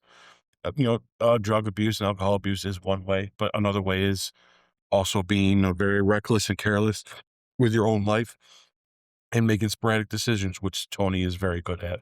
So, and I think that him playing it that way is better than the drug and alcohol way, because kids don't understand that as much either. But they understand, oh, he's going to go jump in a Formula One car and race his own race. That is like, well, you're being a little reckless, buddy. You know what I mean? But that's also because this is just his way of, like, And once again, they hit this theme in this movie when we get there. It's like he thinks he's not going to live much longer anyway because of his problem in the movie. Hmm. You know, and he also feels like he shouldn't have lived through what he lived through in the first place. So we're going to see that theme in Tony's life going forward all the Hmm. way to the end anyway. Great. So we don't need the extra, you know. Other than that, it sounds like I it sounds like it was a fun shoot. I bet it was a great cast to be with on set. I bet that was a lot of good times, you know. And speaking to the Terrence Howard thing and all that with the recasting, I think that if you are going to recast, they did it very good. Well, first of all, it was a great recast. You know, you got someone that's good at least, and second of all, it's very seamless. Like you almost don't even remember it. I say this recasting was smoother than when they recast for the Hulk. Because we could still sit back and say, yeah, that, you know, but the other guy was a Hulk, you know. But in this, it's kind of like you just forget about it. And Rhodes had such a smaller part in the first movie Hmm. that if you were to recast him for Iron Man 3, it'd be way more noticeable than it Hmm. would have been for this one. So if you're going to do the recasting and stuff, this was the perfect time to do it. Yeah. And why they recast, who knows? You know, they're both phenomenal actors. I'm not going to talk crap about either of them. You know, if Terrence was getting screwed out of something, he really wanted something, then maybe that's the case. Maybe he wasn't. Maybe he's difficult to work with. Who knows? Or maybe he's not. For some reason, though, it wasn't going to go forward. They definitely dodged that bullet. So those are my initial thoughts without getting into the movie too much. Yeah. Yeah. Well, I'll save my initial thoughts too. Is in retrospect, watching this movie, um, I definitely enjoyed it. I feel like a lot more that than I remembered it being. I'm trying to remember where I was in 2010. To be honest, I was a kid, so Yeah.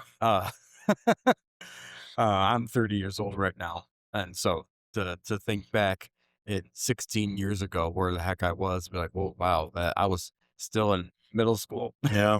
It's crazy to think how much time has flown and how big the MCU has gotten since then. But I like this movie. It's wild. I remember seeing Iron Man 1 in the theater with my friends. And this guy here was just a little tyke. So that's I sometimes I forget to put that in perspective that people have grown up with these. Yeah. When Yeah. I didn't grow up with these. I remember time before these. Hmm. And you don't. You know what I mean? Like to you, these were always coming out. You know, it's like really when you first start getting into movies, these were on scene, right? So Well, for me, it was like yeah. when the concept of Iron Man at the time was like, they're really gonna do this right now. Mhm. Like, you know what I mean? It's like, what's going on? I had been seeing movies for years before these come out. So Yeah. you know, Yeah. And that happens in a lot more ways than you think about it. Like I don't remember um uh, any president before Obama. I've always grown up knowing Obama was our president. And then, oh, there's this concept that you could change a president every 4 to 8 years. yeah, And so, but my parents are like, oh, I remember Reagan. So it's like, oh, okay, there's a whole yeah. bunch of different things that you Oh, just jeez. learn when you get older. I remember Daryl and I couldn't wait for Blade to come out on VHS. Yeah. Well, we're buying that as soon as that comes out. Yeah. We saved up money for it and everything. We got it. We watched it 30 times. Oh, geez. So it's just cool to put some of that in perspective. And I like that part of this retrospective is to Yeah. think back at, all right, not only what was the world like at the time of this movie coming out, because that plays into how well it does at the box office, sure. how it's received, all that stuff. But also, where were you personally at that time? Because it's quite interesting. But anyways, I did enjoy Iron Man 2. And I do think it is a worthy sequel to go on from the first Iron Man movie. It's funny when we're preparing for this and we're preparing our notes this morning that you were saying that wow, you have a completely different take than I do, but yet I feel like we get to the mutual at the end of the day. This is where we will stand at this movie type Yeah. thing. So It's just silly. You're going to see our scores aren't going to be too different. But yet there's going to be a lot of differences in what we like and don't like, which is really weird. It's kind of Yeah. funny.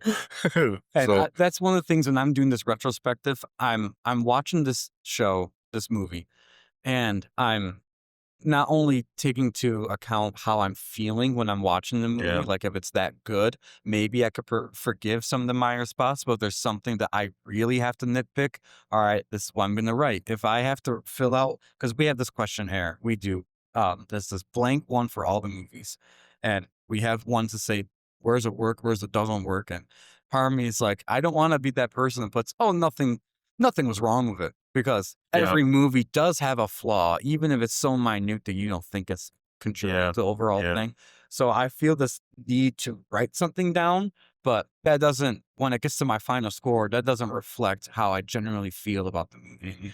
Because just like how it's in the opening and what we've all talked about before, is that the movie could be written really bad, but if the performances are spectacular or make you forget the bad thing that just happened, you can almost forgive the movie. That's why when you look at like The Incredible Hulk, not only was it written really badly, some of the acting was not up to par, and you could have forgiven it to a degree at certain points. But then you're like, no, you're gonna get the criticism because even the acting sucked. So, like, that's why I like about this movie is that any of the flaws that I feel like I had for this movie personally, the performances outshined what was Yeah. happening enough where maybe what I would have given that scene a 2, I'm now gonna give it a 5 or 6. It's still not gonna be perfect because that is still there, but it's been acted and portrayed well, performed well that I'm gonna give it some Well, and we're also 3s. got to be honest about what we're looking at. It's easy. I think there's a difference between what you would consider the best made movies, and if you had top 10 best made movies compared to a top 10 favorite movies, Mhm, because one of my favorite movies of all time is Tremors. There's a lot wrong with Tremors, but I love it. So, mhm, it'd be, if I was on a desert island, I only pick 10 movies. Tremors is one of them. So that doesn't mean Tremors is better than Interstellar, mhm. or it doesn't mean that it's in it, but it just means it's a favorite of mine. Yeah. I have lots of movies that they're real bad movies, but they're my favorite. And yeah, I think that's what makes it interesting. I do give it some leeway, but I also hold it to the fire. I'm also okay. I'm going to be more critical than I should be. And it's funny because we did a whole list before all this, and that list is definitely changing by It the end, is. guys. So It's some can't wait to revise it and have a good conversation about it. Because when we're done, we plan on doing a whole big episode of yeah. ranking them all. Might be 2 episodes worth because Oh, yeah, because this is a big list. I mean, we were going over our first one, and this is before our podcast it's even 4 hours started. in. Took us like 4 hours just Yeah. to get So through it. yeah. So, it definitely that would be like its own 2-part special, and while we're still early on, I encourage anyone who's watching or listening to this right now, just on a piece of paper, maybe in the notes Start on with your phone, yeah. just write down 1 through 55, however many projects there are at the time of Marvel, and just your first gut feeling when you think of those movies. Put them in your number 1, your favorite, the number 55 or the last one, your least favorite. Just write them down now and Yeah. save that, because when we're done with this retrospective of each film and we do our own, we're going to compare our first list that we did before this podcast to the new one and definitely see the change you're going to see because it's going to happen. There's so many of these Yeah. films. Yeah. And now when you're breaking them down, now like we have this formula, we can actually go back to all of our notes and say, oh, this is where I graded it. Yeah. You know what I mean? Yeah, So for sure. do the same thing, guys. This will be fun. Yeah. On our road to doomsday. Mhm. So, why don't you read Act 1? Yeah. Get this all set up for us. So it's going to be the beginning setup, okay? After publicly declaring I am Iron Man, Tony Stark is now a global celebrity and seen as both a hero and a threat. The U.S. government, led by Senator Stern, pressures him to hand over the Iron Man technology, which Tony refuses. Meanwhile, Tony is secretly dying from, can you pronounce it? Paladinium poisoning? Paladin poisoning? Sorry, folks, if I got that wrong. Caused by the arc reactor keeping him alive. Across the world, Ivan Vanko builds his own arc reactor powered weapons, seeking revenge against the Stark family. At the same time, Natasha Romanoff, undercover as Natalie Rushman, enters Tony's life, and Nick Fury begins keeping a close eye on him. Okay. All right. Why don't you start getting into what you feel about that first act? So I'll talk about all the stuff that worked for me. And I forgot when I first started the movie that it starts right out with him at the conference talking. And you find out that it's the bad guy listening to him, over the TV. And I'm like, oh, I like it when movies do that a lot, it's because it felt like we just picked right up and we're going, right? I enjoy that a lot. One of my favorite scenes of the whole thing, and when I say favorite scene, I'm going to say that phrase a lot. I do have a top favorite, which we'll get to at the end. So when I say one of my favorites, because there's a lot of good scenes in this, I do love this whole thing in the courtroom with and him giving his explanation of why he won't get the suit over and why they want it. It sound obviously is definitely big government overreach, all that stuff. You know, um, and we'll go ahead and talk about the elephant in the room real quick. Like, if you're introducing Rhodey as a new actor, and that's the best place to do it, and they did it, and it's fantastic. He comes in, he does great. He's funny, he's hits the marks, and he's serious at the same time, and it's just right. And that just proved that Don Cheadle was a great choice to replace his Rhodey. I still contend that Terrence would have been just as good. But that's the whole can't prove that because he didn't do it. Um, but I do think that, Don Cheadle really fits that role real well. Yeah, I like all this stuff, and I forgot how just nonchalant Natasha shows up in this. Like, there she just is. Yeah. Like, holy cow, I forget, because by the time we get to Endgame, you're like, "Oh, man, what a big character, and someone that's part of the OG 6." She just walks on like she's an extra in this one. I'm like, "Oh, that's kinda neat." It watching the world building come together from the beginning again is actually I'm finding it to be a lot of fun, to be honest with you. So, Mhm. um, how do you feel about that? I'll let you what works for you? Because those things work for me. I definitely like that Nick Fury comes back involved. Of course, it's gonna be after, he gets involved after Tony kinda has his falls apart and all's drunk at his party and acts up and Rhodey and him get into a fight.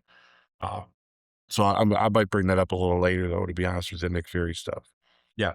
Well, I'm gonna piggyback on some of the things you just said on what worked for me for this first act. It's a good villain setup. I like Oh, that. yeah. I feel like, in my opinion, when you're thinking of doing a sequel, and of course your whole first movie is typically your origin movie for the hero, and that's great. You made us fall in love with him. We know his shtick now. Now, when you move forward for any sequel, whether it's a threequel, fourquel, whatever quel we got, that you're you're still building upon the character of the hero, but you don't have to define him anymore because he already is kind of defined in his origin. So now I'm looking for when I see a sequel, who's this adversary going to be, whether it's a personal thing or whether it's a physical thing. And this movie does have both, which is really cool. But for the villain setup, like a physical threat to him, uh, I did agree with you. I liked that we did a mini recap of I Am Iron Man Seed, but now being seen and you're seeing the point of view of an adversary who's like, I'm not going to put up with this. Like, my family's been so wronged by your family, and I'm going to use this generational grief to take you out, type of Yeah. thing. I liked how that was a good film setup, in my I opinion. couldn't have said it any better. I Yeah. agree. Yep. Yeah. The only thing I would say in my what worked is we do get later on, and I'll talk about that, where I feel like the villain was a little more dumbed down than he. Mm. There, so this is how I'm going to say this. He was dumbed down, but not also shown that he's not dumbed down. And when we get to specific instances, I'll say what those are. But for a man who is as smart as he is, as a villain, to also be put in this similar situation, that didn't jive well with me, but that's just me. So anyways, and you cannot help but like Tony Stark. I feel like even if you're not a fan of Iron Man as a character in the comics or anything like that, which I do understand. Like if I had to personally pick between Iron Man and Captain America, I always would pick Captain America because he's just someone that I personally like more in the comics and the MCU. But when it comes to the MCU stuff, Robert Downey Jr. just kills it as Tony Stark. There is not a time where I don't want to see Tony Stark on screen. And that's never stopped for me. That's just he's one of those characters where, yo, you gotta have him because he's just so magnetic as a actor and a performer and a character. So, he he really saves the movie for me, no matter what the movie turned out to be. He really does really well. For a retrospective point of view, though people may say that this movie is like the weakest of all the Iron Man movies, from my understanding, a lot of people when they're listing all the Iron Man movies 1, 2, and 3, and their thing was their favorite and least favorite. I'm shocked. I'm hearing a lot more people that have said 2 is the weakest of all 3. I Yeah, that I can't surprises me too. yeah, I can't Really. agree with that, and I'm only telling you because we haven't gotten to our retrospective of Iron Man 3 yet, but from what I remember and the small amount of hatred I hold in my head for that movie, and we'll get to there when we get there. Well, and there's more Uh, wrong with Iron Man 3 than the thing that you definitely don't like. yeah, So there's yeah. definitely more to it than that. Yeah, Yeah. so I will say that I think the dialogue and the character development scenes are essential for this movie, and it's funny, this is something that Marvel tends to do really well, and you see it in Endgame and especially, and what the Russo brothers have been able to do is you could take the weakest chink of the whole, link, I'm sorry, of the whole film, um, of the whole chain of the movies, and you can, um, in the future movie make it vital that you had to watch that movie, and it makes that movie better. So anyone who thought that Iron Man 2 was the lowest of all of them, if you didn't get Iron Man 2, some of these future things, like the one-liners that you hear in this movie that become they no longer become just memorable, they become iconic for the character and for the development. You have to watch this movie in order to get that. And I don't think this movie is a poor watch at all. Actually, compared to the last movie we reviewed, the rewatchability factor is definitely higher on this movie. Yeah.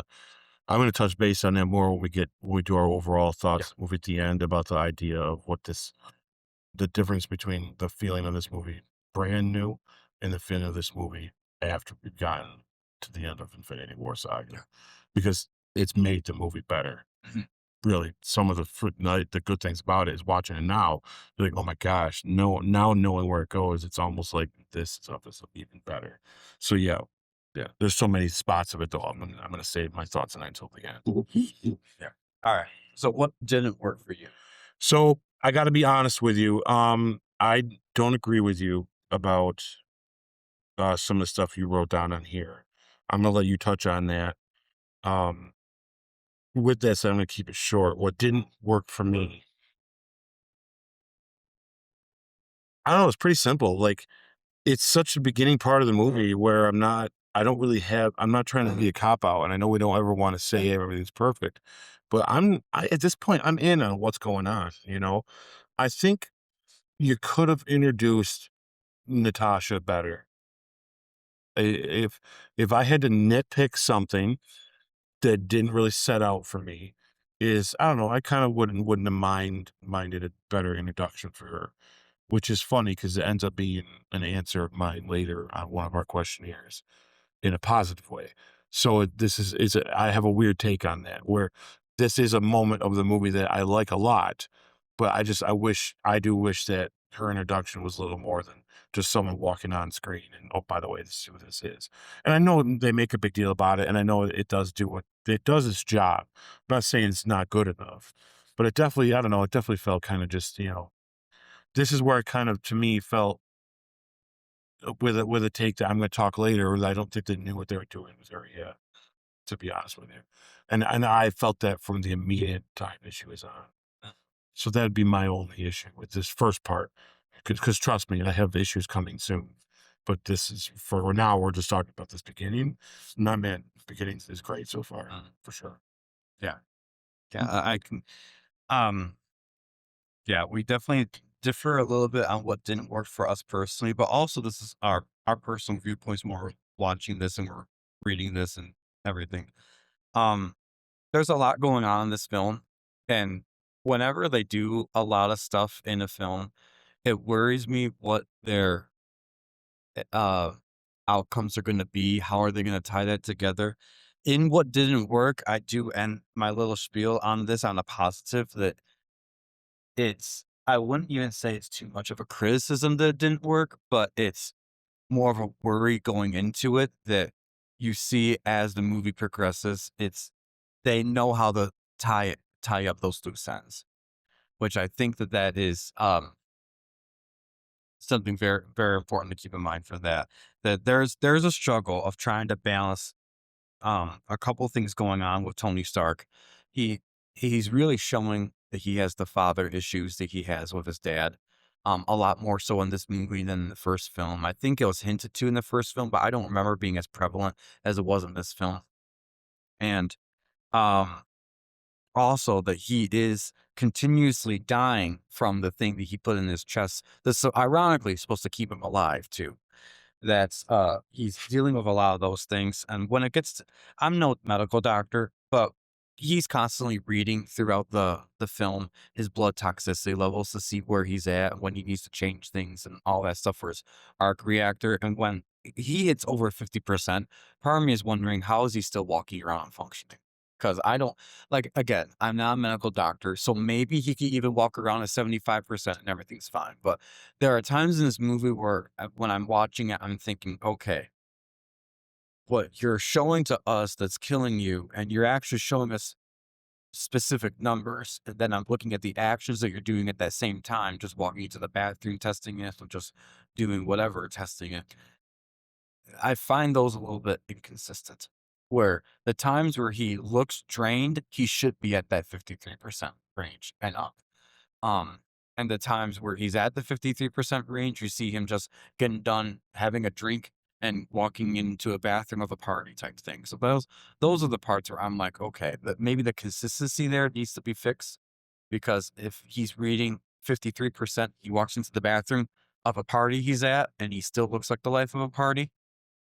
That's where I'm like, okay, let's bring it into more of a real worldism type thing. That's the most nitpick I could really say about that part. I do think that John Favreau and what he was demanded to do with expanding the universe and with um the things that they had to show in this movie, I think he handled them really well. And it was because of how he was able to maintain this and tie all those loose ends together that have saved this movie from being kind of a car crash at the end, where, in my opinion, again, it's just my opinion, but there is a lot of different storylines going on in this film that one can easily be pushed to the side, and then you're thinking, why was I even there? But thankfully, this movie does do something that not a lot of films have the capability of doing, and that's tying it all up at the end. But So you would say then that you're just in this first part is what didn't work for you is what it feels like it's doing at this point. yes, yeah. Okay, because I can understand that. I personally didn't never felt that way going through the movie. Um, I actually I kind of strive for more of the stuff about his dad. Mhm. Oh, I do too. It never crossed my mind about the blood toxicity level. I kind of take some of these things too. You got to take as like this is a Phase, yeah, it's a fan. I mean, he's in an iron suit and he falls to the ground. Well, and that's apparently killing him more than just the thing in his chest. yeah, But yeah, yeah, we see well, that of a course, you lot. can't have an Iron Man movie without Right. Iron Man, so Well, we see that a lot with stuff. They did that with Thor: Love and Thunder, where the more she was Thor, the faster she was dying. exactly. So would you think, wait a minute, wouldn't that be the opposite? Because it's because it's magic or whatever. There really was no explanation, right? So Yeah. I, yeah, it never really crossed my mind to be honest with you. That's about it. Yeah, but yeah, when I'm breaking down these, by the way, guys, we're doing this in like this is Segments. Act One, Yeah.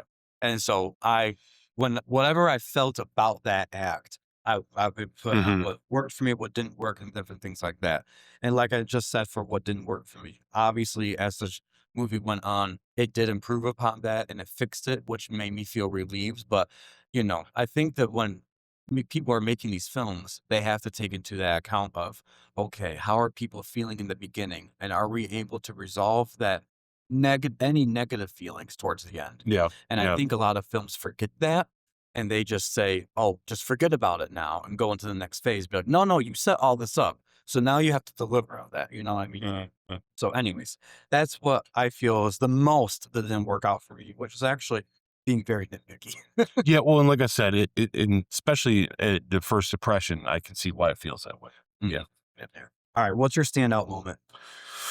Oh, I my standout moment in this is the courtroom scene for me is about a good. I think the chemistry between Robert Downey Jr. and Don Cheadle shown even in a scene that was full of a lot of people, and to me that made a big difference on what they'd be like when they're alone too.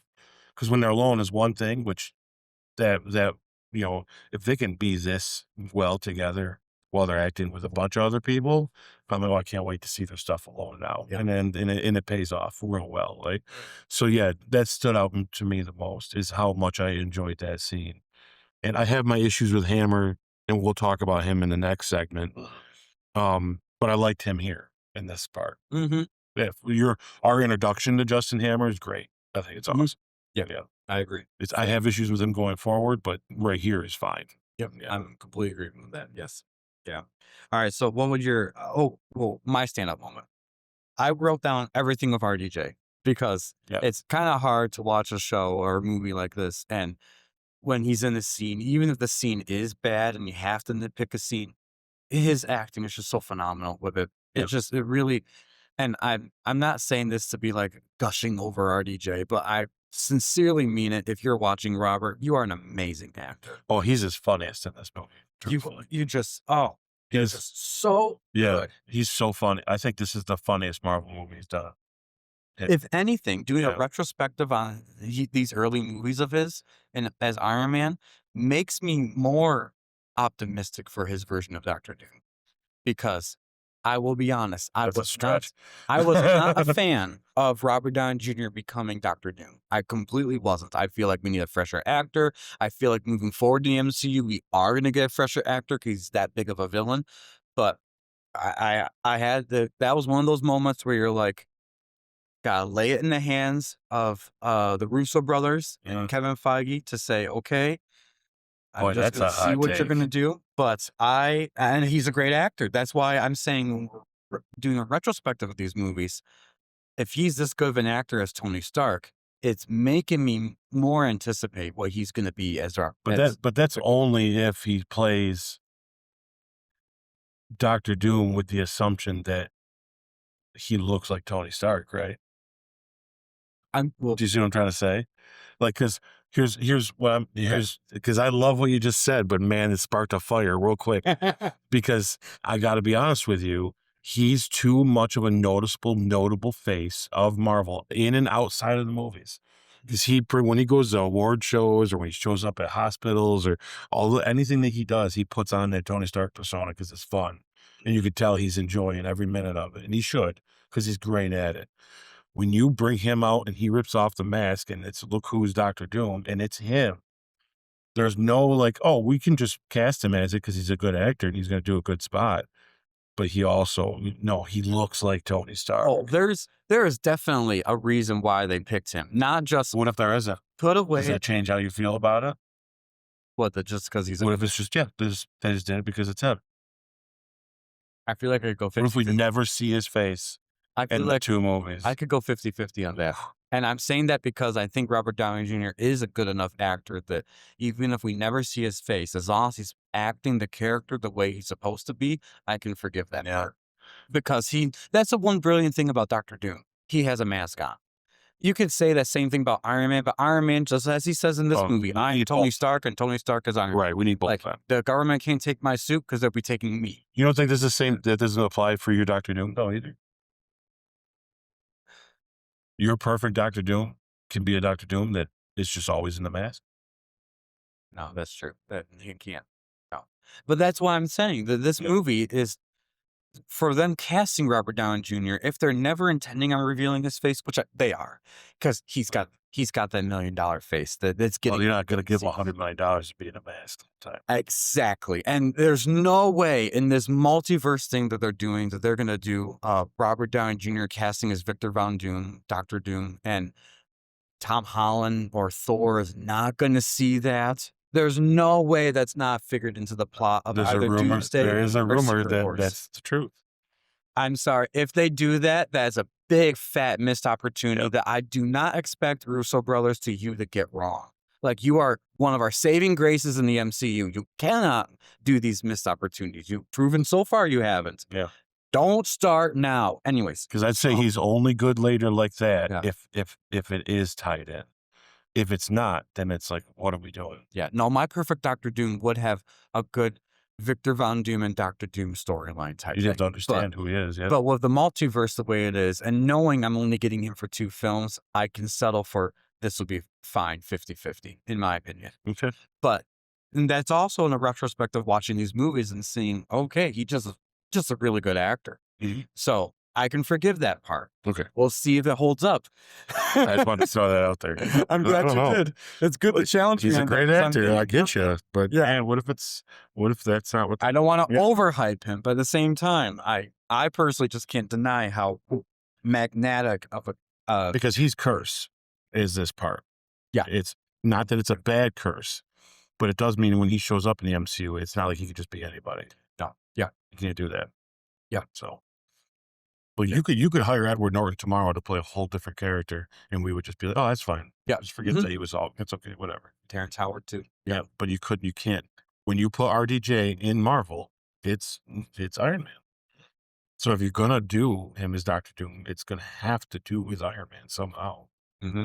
Even if it's whatever they decide to do, it's got to be something's got to be like, oh, wow, you look a lot like He might be like, yeah, I know. Yeah, Yeah. yeah, or whatever. It could be simple, but I mean, it's obvious. So Yeah. okay, But I do agree with you. I just put everything RDJ for my stand up. yeah, I'm with you. I do agree to that. The courtroom scene, or I think that's I think that's supposed to be the Senate hearing. Yeah, Senate in the court. Yes. Yeah. What My he bad did for senator and all that stuff, and I'll get to him later. The Senate hearing is what it was. Yeah, Yeah, and that, we're getting the impression it wasn't the first one too. So oh yeah, Yeah. yeah. I will say is really cool, and I gotta say this has to be Jon Favreau's idea or RDJ's idea. Probably Jon Favreau, because he really is a creative mind behind making Iron Man land, and he is the for sure. he is the driving force behind the director's chair for this. But having and she becomes a famous actor later, but this is a quick cameo appearance. Is that Kate Mara that hands him the subpoena ticket? Boy, that's a good question. Is that the girl that plays Sue Storm in the Bad Fantastic Four movie 2015 and plays in House of Cards season 1? I didn't. I think that's her with blonde hair and looking all pretty.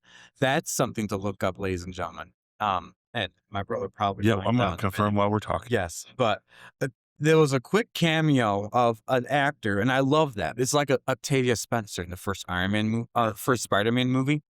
You're like, oh, you're gonna be really big someday. Like, I know you're big enough now to be in these movies. Great, good for you. But some actors, they just end up taking off later on to something a bigger role and all that. And that's why I felt like for her. And it was just so perfect that this hot girl that he's flirting with, and he's like, "Does she come with a car?" All that stuff, and be like, "You've been served a subpoena. Do you want to see? Do you want to see the badge? You like that?" And he's like, "That." I thought that was just really cool. He just likes to be handed things. Oh, that was just so. I will let you know as soon as I'll interrupt you, and I'll let you know as soon as we load, folks. Yeah. All right. But yeah. Anyways, what is your score of the first act? I give it 8 out of 10. Yeah. Yeah. And I think that's same thing. fair. I think that's fair. Exact same thing. 8 out of 10. All right. While that's loading over there, we'll go back to that in a moment. I'm gonna read to you guys Act 2, and we're gonna talk about it. So, Act 2, Tony's health worsens and his behavior becomes increasingly reckless as he struggles with his impending death. At the Monaco Grand Prix, Vanko attacks Tony publicly with electrified whips, revealing that Iron Man technology can be replicated.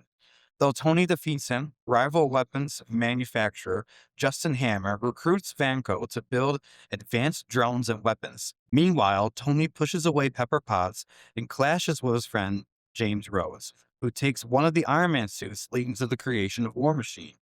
With guidance from Nick Fury and a discovery left behind by his father, Howard Stark, Tony synthesizes a new element that cures his poisoning and upgrades his arc reactor. Okay, there's a lot to talk about here. There is a lot to talk about here. Yeah. And yeah, it's making me think about my hot take later on. Yeah. But I'm gonna start off first with what worked for me. Yeah, for go ahead. this. All right.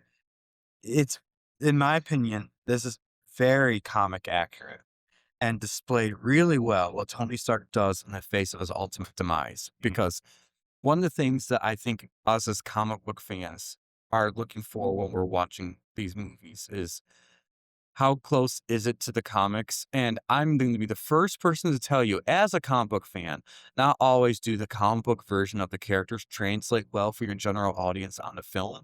So I'm okay with creative liberty. However, how they displayed what Tony would do in the face of death, exactly comic book accurate.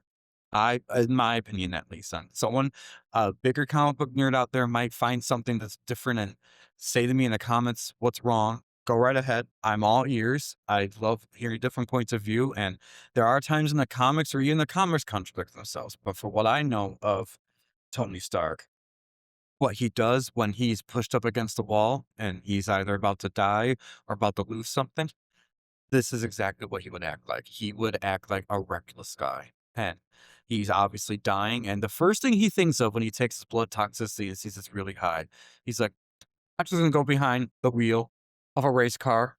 That everyone says you have no experience, you're gonna probably die doing it. He's gonna die either way, so might as well go off the way he wants to go out. I think that makes him this drive of this impending death. That, like you said, he faces this in two ways. One, he doesn't believe he should have survived at the beginning of the Iron Man 1. And so that's a constant theme for Tony Stark in all these films, from what I remember. And then two, for this film in particular, he is constantly facing death with what's going on here. So he might as well live as carefree as he wants. And that's what he's deciding to do. He's going to take those crazy risks that no normal person would, that he probably wouldn't do if he didn't think he was dying. And there you go.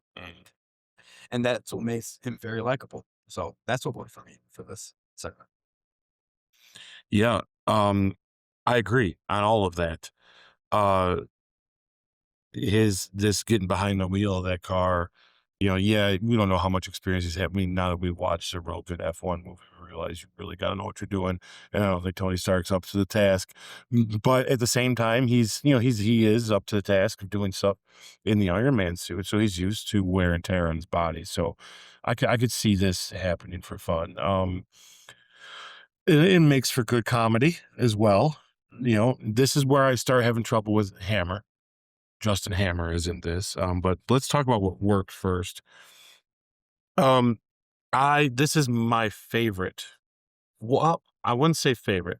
This is in my top 5 favorite moments of Tony getting into his suit, the Iron Man suit. When they come up on that track there, he's trying to get that briefcase out of Pepper's hands, and the door keeps closing. And then he pops that briefcase out and he steps down on that briefcase. And that what number suit is this? What do they call the name of that suit? Do you know?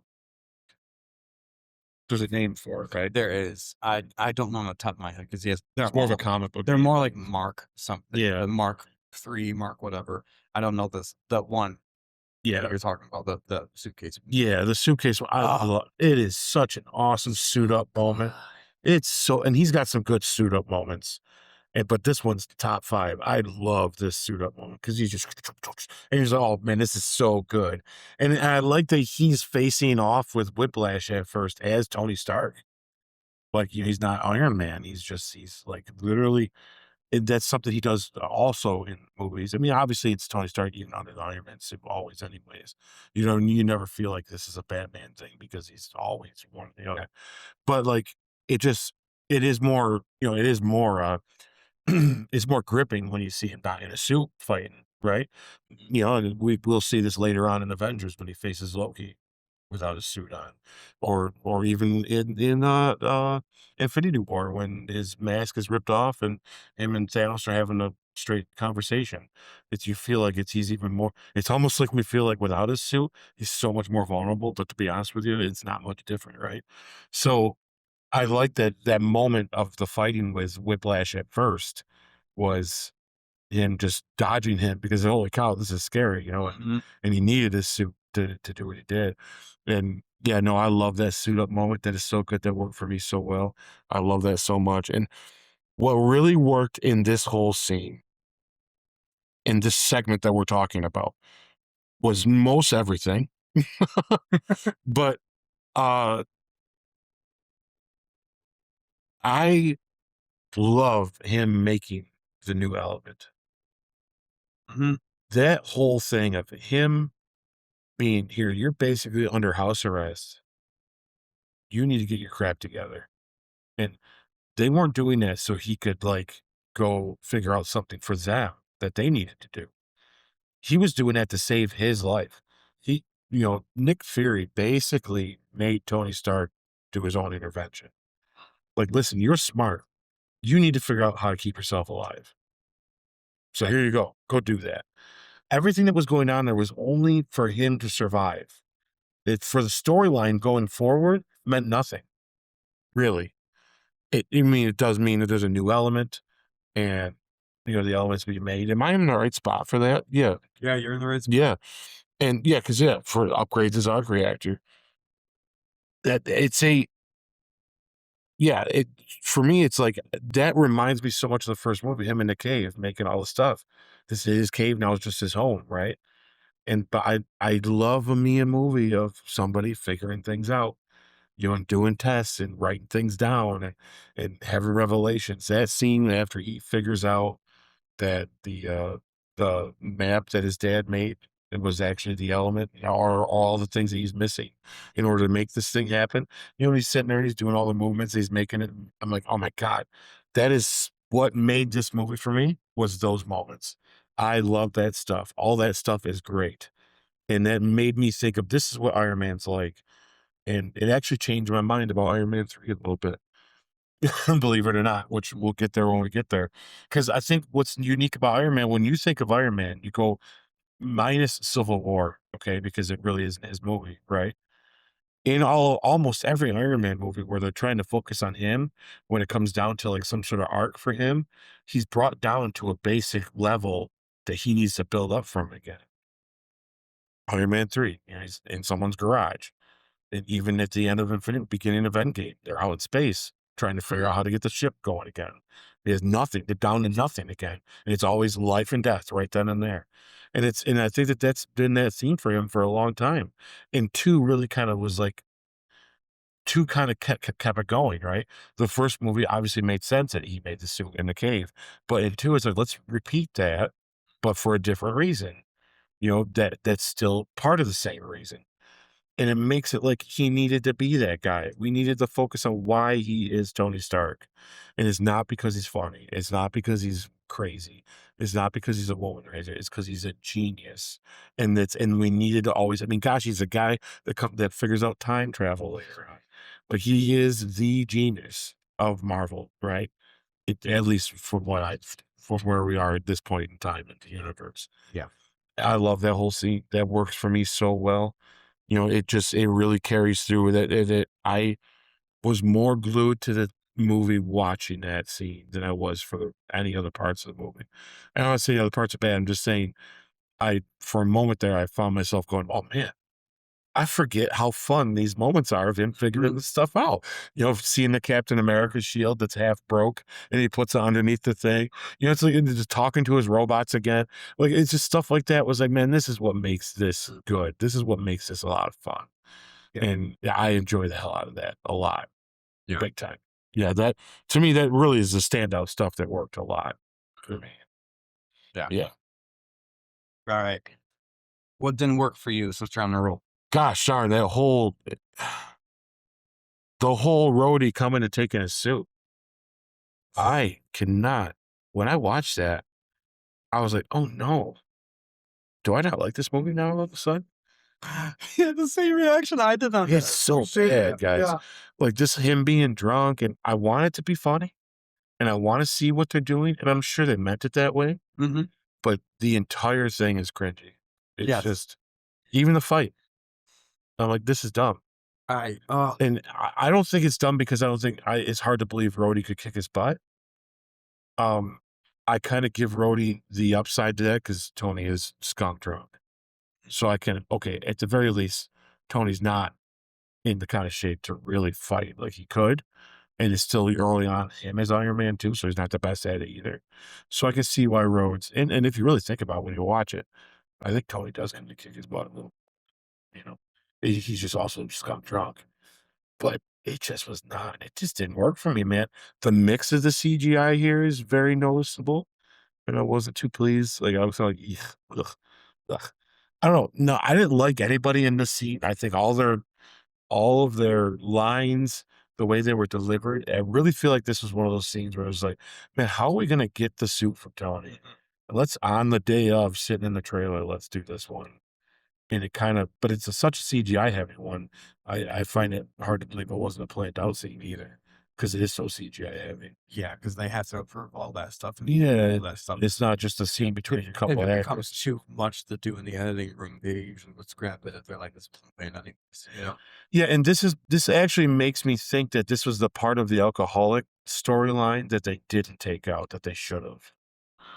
That they just did this because he's partying because he almost died, so he's having a party and acting like like an idiot. Yeah. But if from the beginning of the movie he was always drunk and doing dumb stuff, this scene would make more sense. Because this is the first time that we really see Tony, and the last time we see Tony drunk and out of control. That's true. That very, very true. Yes, We it's- always see it's- Tony with a drink though. Yeah. But we never see him drunk and out of control. And this is what we're seeing now. Yeah. So if they went along with the alcoholic storyline, this scene fits. And the fight still is a little cringy, but the scene fits. But now this seems way out of, this doesn't seem, to me, he just doesn't seem like the guy that lets himself get that angry. It'd have been, I wish that I personally don't have another way to show of him getting the suit other than legitly him being made to give it over. So I'm not sitting here trying to say I would do it a different kind of scene. I don't know. You know, I did try to think, what if I was the writer, what would I have wrote in for Rhodey to come take the suit or whatever? And yeah, I couldn't think of anything off the top of my head right away. Give me some more time and I probably could, but this wasn't, to me, this didn't feel like the right way to do it. Yeah. Yeah, it really did not work for me. And then there was a moment I got a little worried, like, oh man, all the good parts of this movie in the beginning, crap, and it sucks. I hope it's not that way. I hope I don't feel this way before. Thankfully, it didn't. It's just that part was just kind of glaring. Ugh, yucky. This is yucky. This is like, I don't like this. You know, and I really now that after you give the history and all that, I do think this was stuff from the alcoholic storyline that they kept it because they had no other way to get the suit away from Tony. Well, and it feels like to me from that point of view, that before I get on to what didn't work for me, which by the way, I'm like 95% of everything that you just said is what I basically wrote down here. I changed a couple of things from what you said, but it sounds like that the original intent of the storyline for this film was that Demons About storyline, which arguably is one of Tony Stark's biggest like fan favorite comic book moments. So I see why they want to use that. But this is the one scene of that version of the script that they condemn. Yeah. And that I might work agree. on the comic book, but I don't think it would work in the movie. Well, and I think for the movie, like you said, if they had started the film off with him being an alcoholic, it would have made more sense for the alcohol part of things. See, I interpreted that film, that scene, not as an alcoholic thing, just as a party scene and he's wasted, but not as in he's an alcoholic type thing. I took that as another version of him being reckless, but doing a different thing. Because that's probably the way it's Yeah. intended too. Yeah. It just felt, for me, it really fell out of place. Yeah. So what didn't work for me for this whole act was Rhodey being able to just put the suit on and immediately know what to do with it. Like, and I'm not saying that we need a scene of Rhodey testing it out, although I did put a little bit of that in here that we had saw something to that degree. For instance, at the end of Ant-Man, you know that Hope is going to get the Wasp outfit, and by the second movie, she's full on doing things with the Wasp. So you know between those two films, she was trained in it with her dad and everything. Yeah. But Iron Man didn't do any of that setup. They didn't show in the first film. They had a little nod of Terrence Howard looking at it and saying, maybe someday. But there was no, I'm going to show you, hey, let's hang out in my, Tony Stark saying, let's hang out in my lab or my workshop and let's play around with this. Where you would think, oh, eventually we're going to get that. He knows what's going to do. We didn't get anything like that. So what's weird to me is Rhodey goes downstairs thinking the only way to stop Tony is to, because he's wearing the Iron Man suit, is to meet him where he is like physically at that point with Iron Man suit. He doesn't know that thing even fits him. Yeah. and he gets in it, and it's a perfect fit. There's no security protocol. Anyone could just walk in and be like, I'm going to get in that suit. Yeah, There's I no mean, like, well, oh, he you're did, not, dude, sorry, sir, but Yeah. what's the passcode? You know what I mean? Like, he did type in a passcode to get in there, so he oh, knew. you're in there, but But I agree. the Yeah, suit and being in the room are two different things, right? yeah, yeah. And he's that big of a person with throwing that type of a party with Pepper Potts, the CEO at that point of Stark Industries, being there, and Brody being from the military right there. You think there would have been some sort of protection group there, that says don't go here, don't go there, all that stuff. Otherwise, not only is Tony Stark really reckless and physically what he's doing to himself, but reckless in his property, where any drunk girl could go up to the second or third story and probably die falling because of how it's architect and they're all drunk. Anyways, just throwing that out there. But that's the only thing to me that really didn't work. I like the idea of Rhodey getting in the War Machine suit and battling Iron Man as I'm gonna knock you down a peg. You're too drunk. Go home. Stop it. I like that idea. I don't think it was executed well. I agree. I think I'm with you. Yeah. on that. Yeah. And I think that It's not a bad idea. It just No. didn't come off. yes. It didn't come off natural. Yeah. And I could see where that would be great. Maybe not fan service, but great promotional material. Iron Man versus War Machine. You don't know the Whiplash is the main villain type thing. I could see where they could really use that stuff. Yeah, I agree. I don't think it was done. That's probably in most of them one of the biggest glaring mistakes that would have been great for reshots. Mhm. Versions. But yeah, I like that. I didn't really like that scene too much and how it started and everything, but I get why they did it, and I would have been okay with a scene like that if it was executed a little bit better. Is the best way of saying it. Um, uh, I wondered how, and I know we saw it a little bit in the movie, and we kind of talked about this before the podcast started. Ivan creates his arc reactor. And then takes those weapons across borders, which is probably still within Europe, because it looks like that's where the Grand Prius is, and he, I think, is in Russia at that time, from my understanding. Which part of it's in Europe, part of it's not. This is in Italy. Yeah. So he could just be in a car. Yeah. Fly. Exactly. Yeah, but I don't know. I see why they did that scene, because that was all over the trailers too of Iron Man 2, is that scene of him as Whiplash doing his thing and all that. And visually and stuff wise, really well done, I thought. But I'm wondering, how did he get the tickets to go over there? And it felt weird for me. How I would have done it a little bit differently, because how they're portraying Ivan is he is so smart that he creates his own arc reactor. This just like what Tony did. That was the whole point of no one else has this technology. Justin Hammer's trying to recreate it, even in adversaries like North Korea and all that stuff, which when we get to the third act, I'm going to tell you where my biggest pet peeves are on that. And part of my initial hot take for this film, I'm going to spoil it right now, because as we're going through and I'm remembering some things, I'm like, well, it's not really too much of a hot take anymore, is that Ivan seems to be technologically advanced. I I almost would have thought superior than Tony Stark, but not really, because if you think about it, Tony Stark made the same thing just with scraps in a cave, where Ivan is smart. You have to give him that credit that he made something that no one else was able to make other than Tony. But he probably had a lot more tools at his disposal than Tony did. So he is very smart, but at the same time, he's kind of dumb to a degree with how he makes his entrance and all that stuff. I don't know. I have a little mixed feelings on Ivan as the villain. I don't think he's the worst villain Marvel's ever had, but he definitely is not the one that I would say he's within the top tier villain where I feel like he could have been. I don't know where the sweet spot would be for that, but that was the only thing I would say is him getting to that scene and his entrance into it was a little, I would have changed that a little bit. But it doesn't diminish the scene too much. It's just It's all right. taste. Yeah. I would say. This is where you and I have our parting of ways with this. And not like I said, not like we don't have to uh, banner the idea that it's personal taste. I get it, but I will say this. So I completely get the opposite feeling. Mm. I think him. Yes, he's obviously smarter than most of the villains that Iron Man comes up against.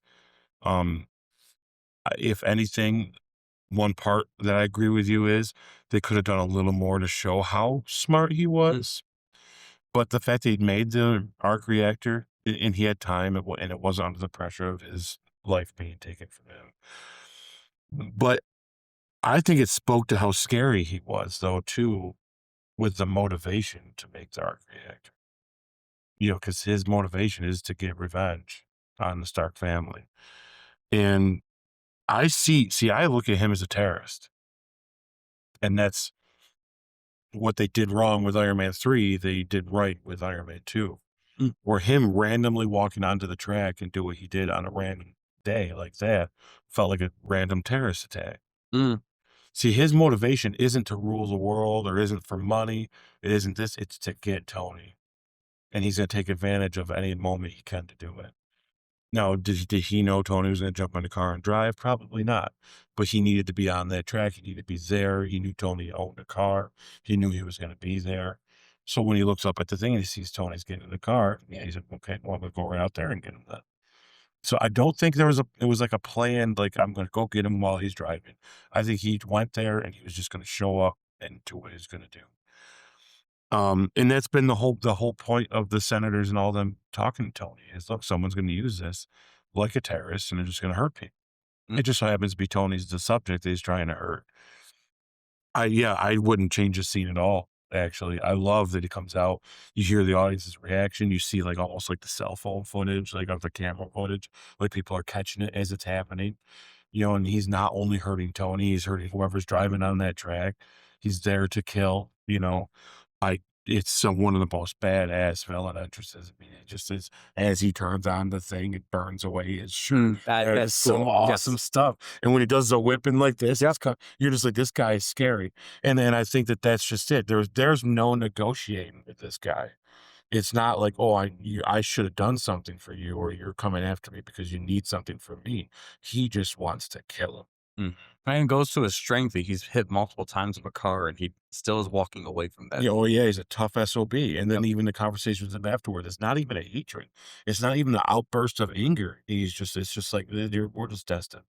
Like your dad wronged my dad, so on and so forth, goes back further than that, blah, blah, blah. And this is your destiny, is me killing you. He's calm almost about it. It's a scary guy. And I think that's what I like about this guy the most, is he's not once to really, some little later, you see a little worry out of him. But there's not many times where you see him lose control. Like even when he goes to hurt someone, he's just very calm and not. That's true. Yeah. And it's like a planned. He's like a unplanned, but at the same time feels almost like it's planned. Right? It's like everything he does turns out to be a terrorist attack in the long run. If you think about it, like even the expose at the end, he brings all the machines to life. He's shooting at everybody. He's just ruining. He wants Tony. That's obviously his goal, but he's in a lot of ways hurting everybody around him too. Is his way of getting at him in the same way, So to me, that's where that works the most. I wouldn't change that at all. I understand why you feel that way about it. I just when I watched it, I kind of felt that those are the moments that made me go, oh, why did I not like this as much before?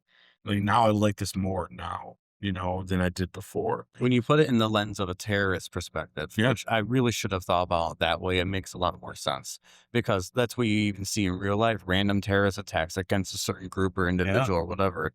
That's what he was doing. He was just doing it towards Tony, regardless if he knew he was going to be in the racetrack or not. Right. He knew he was there. And the only way to get him to the United States is under arrest. Like, because the idea of him getting all that technology that he made in a plane into the United States from Russia, Or in his, we look at this guy, clearly he's got a rap sheet. There's no airport security. He's going through, like, yeah, let's pull that one aside. You know what I mean? Like, I know sorry about the profiling, guys, but look at him. Like, like he's asking to be checked, by dogs and stuff. He's asking. Yes, yeah, if you're going to put him in the United States where he's going to actually be a formidable force, where he's going to have problems for them there, the only way to do it is, I think, the way we did it. Which gives Hammer a good position. Well, isn't that what happens? Is that it doesn't even go over in the natural way over there. Right. He's Hammer breaks broken out and then taken over. Yeah. So that, to me, that's the only way to do it is, and then he didn't have to bring his technology because Hammer provided it for him to do. Yeah. And that, so to me, that makes a lot more sense. I think this is when we really get to know Hammer too a little bit, right? Are we in our next part? Is that the breakout part? Yeah. Because I can wait for that, the stuff with Hammer till then. Yeah, I'm gonna wait for that. Yeah. Because the next part is definitely more Hammer. Okay. It's definitely what I'm talking. Yeah. I mean, I still think we're a little different on Hammer, but like I think we have a couple similar things about that. Yeah, no, I'm with you. You can have. I understand why you feel the way you did about it. I really do. It just, for some reason, it come off differently to me. For me, it was like, oh, that's a scarier kind of guy, because there is no nefarious. Really, in this whole movie, there is no nefarious big game. It's just Hammer's the only one that has any kind of bigger picture game. Yeah. This whole movie's about whether or not the Iron Man suit should be public or owned by the government. taking Tony now. Yeah, and a very personal thing between Tony and this guy.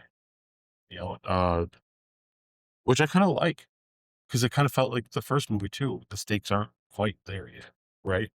Yeah. Because when you get to the third, it is about kind of like bigger things. Almost too big, right? And that's the thing when we get to that one. We'll talk about with the universe building, how that didn't work. But Yeah, exactly. Yeah.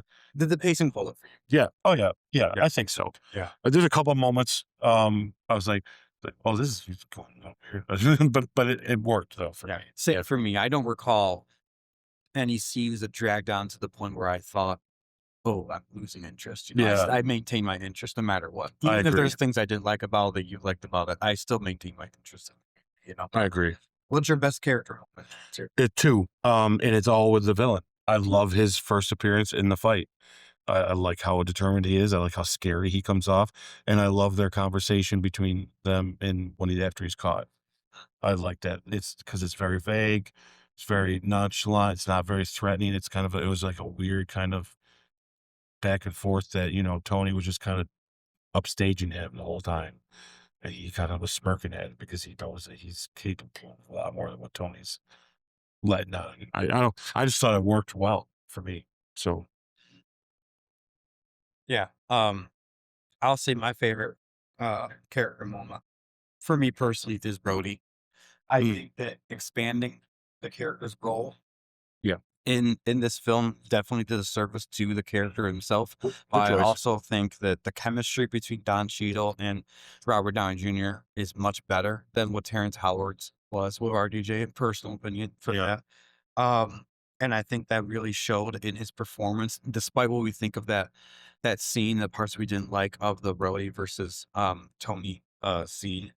The acting part of it was really good on Don Cheadle's part. I can't say that when he says, I'm only going to say this once, get out. It could sound very cheesy depending on how you delivered it. It's not bad. But it wasn't bad at all. I think it perfectly lined up with the mask falling down and everything.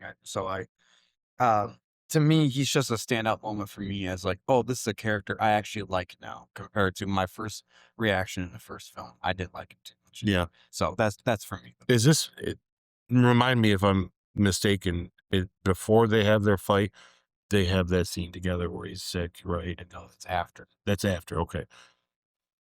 That's after. That's when it he is finds out that I'm kind of hard on you, and I see what's going on. Yeah, that's solidified. This is when they're figuring out, all right, you're just acting like a jerk, Tony. I'm going to stop you. And then they realize why he's acting like a jerk. Yeah, I'm sure we'll get to it in there, but that definitely solidified maybe how good they are together. Yeah. Oh, what was your rating? Oh, your score. Boy, I got to tell you, that freaking fight scene kicks the crap out of me. But there's so many good things in this segment. I give it a 6 out of 10. I got it. That fight scene, I really did not like it, man. I was like, I want to like this, but as much as I love him coming out on that track, and the whip stuff is so good, and it's funny, and the car getting sliced, and all that stuff is great. And the suiting up, oh, it's good. That fight scene sucks though with him and Rhodey. Yeah, 6 out of 10 because I got to be honest about that. It is so cringy. I'm almost like, eek. Yeah, we need something different there. But what's funny is that we have a similar feeling towards the fight scene, honestly, and I even had a little worse of opinion for the villain entrance. Yeah, than it's you funny, did, yeah. but yet my score is 7 out of 10. That's which is funny, yeah. higher. So it's almost like this is balancing out somehow in it's this so universe. weird. Yeah. All right. Let's see. How about you read the final act? Final act, guys, is the end of the movie, okay? So at the Stark Expo, Hammer unveils his drone army, secretly controlled by Venko, who now returns in a powerful new suit. The drones go rogue, attacking civilians, forcing Tony and Rhodey to team up as Iron Man and War Machine in a large-scale battle. They destroy the drones and confront Venko directly. After a coordinated assault, they defeat him, though he triggers a final self-destruct sequence before dying. In the aftermath, Tony stabilizes his health, repairs his relationships, and earns a level of trust from Nick Fury, solidifying his role in the emerging Avengers initiative while accepting greater responsibility as both a hero and a symbol. You know, I need to say something before we move ahead. You know, we never did talk about Nick Fury and them talking to Tony after that whole fight scene.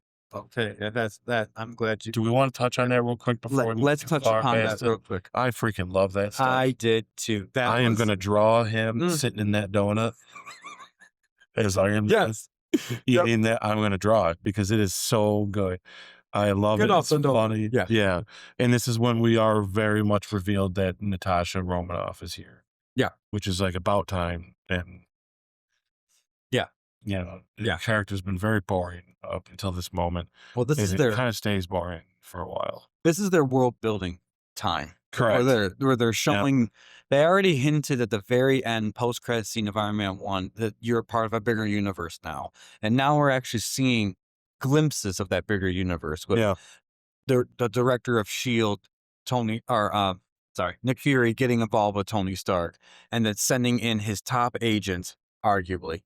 Maybe. I don't know if I would say top over Maria Hill, but we'll find that out in Avengers. But it definitely is a closer confidant to Nick Fury and Natasha Romanoff. Yeah. And she owes her whole life to S.H.I.E.L.D., as she says multiple times. So and she would have done better than Maria Hill in this situation because of how they wanted to portray him. They knew he read Tony and knew how to infiltrate him. Get a sexy woman to go in there, be like a secretary type figure that he's gonna flirt with, but she's gonna remain on objective. And I think that's all they wanted of the character, and they delivered. I know. Yeah, she's pretty one note. But I think the note works, but it almost is kind of like, man, for as prevalent as she becomes, I felt a little let down at her entrance, but it makes sense why she's like this. I was just going to say, I feel like this film is meant for her to be a one note, but at the same time, future iterations of her, I don't see too many extra notes happening. And I'm sorry, I don't mean to say that in any disrespect, Miss Johansson, but it's just, you've changed my mind about her in this movie for sure. But go ahead. Sorry. Yeah, there's Natasha Romanoff is such a complex character in and of herself, and she has a really good origin story that I don't think we've been able to see that well of a faithful adaptation execute of her story. And she does great for those ensemble events, definitely. The solo stuff I think she could do good in. It's just unfortunately, for what we did see of one, it didn't live up to my expectations. It's the nicest way to say it. And repeating the funny phrase like this isn't like Budapest doesn't create character building like they thought it was doing. Show us Budapest. Yeah, or at least more between them. Because there's times where you're kind of like, are you a couple? Then like, oh wait, he's got a whole family? She might be uncomfortable the way he's talking with this woman here. You know what I mean? There's issues in it. I think they struggled with her through the whole thing. And I kind of liked their turn they did with her and Bruce, but then they never did they never really could follow through with that. Well, when Which we I get kind of to wish it did, though. You know, when we like, get to Age of Ultron, that's where I'm going to give my bigger, hotter take on Natasha Romanoff as a yeah, character, because at that point we've seen her in many different yeah, ways and iterations, and we can say, all right, at least for me, I can say this is how I feel about this character and how they're progressing her throughout the series. yeah. But in this movie, you're right. I'm going to be changing some answers I have at the end because my first initial knee jerk reaction is, oh man, they're still trying to figure out how to handle pretty women in the MCU. But I realized, but she's supposed to be this, Yeah. right now for Tony. Yeah. And where some of the jokes land a little flat later about her being sexy, it's okay though because like earlier in the movie, the only way to infiltrate Tony is that. Mhm. And that works because my favorite scene is one of my favorites. We'll talk about it soon. Yeah. But yeah, it's yeah, And that's I think I read this in your notes too, because when we were looking through a retrospective of other people talking about all these characters that came in, Scarlett Johansson even made the comment that she thinks she was too sexualized in the very first film. But also when you watch the movie and you see Tony's character, and we could confirm that was Kate Mara giving him the subpoena, okay. Good. the subpoena thing. But that's Thank you. 'Cause literally, I didn't get any. yeah, our Wi-Fi over here can kind of be a little sketchy. But the um the whole thing of the women in this film that get Tony's attention, that is They're all sexualized. yeah, Yeah. sorry, my brain is getting distracted because I forgot about the phone. Well, anyways, We're gonna get this figured out, folks. But it's okay. You're just kind of hanging out with us in our house too. So yeah, exactly. That was a spam risk, so we don't answer that anyways. yeah, that's So- what they want. Anyways, Maybe yes, tomorrow. thank you for yeah, unless it says Feige Kevin on my caller ID, Yeah. I'm not picking. No, just kidding. Anyways, yes, thank you for finding my train of thought there. The women that get Stark's attention are the sexual women. There are the physically attractive women, because that's what Tony Stark is like. That's one of my favorite scenes actually in the movie is when he's Googling Natalie Rushman and pulling up, and he makes the whole table, his iPad table, big picture of her, like folk cover or whatever it was, some spreadsheet. Right next to Pepper Potts is supposed to be the love of his life for the rest of eternity. But even she's like, no, you can't have her. No. Yeah, he was just, I want one. I don't want one. She's like, no. And I love how she took it really well. She's like, oh, Yeah. I know. yeah, we'll talk because that scene will be talked about in our questionnaire. Yeah. Yeah, you're right. It's so good. But yeah, that's and I'm glad actually when we're on this third act, to get to one of my favorite moments of the third act, and I wrote down that scene in particular for regard Black Widow. But anyways, yeah, that's I agree with you.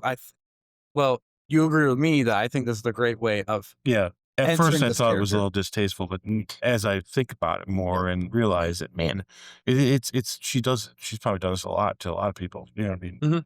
Have to use her looks to get in deep to, get what she has to get done. Look at the And Tony's the first, best way to do it. like, But he's not even oblivious to it though, because he even at first, even though she looks good, you can tell he's kind of like, there's something about you though. mhm. He says it often, many times.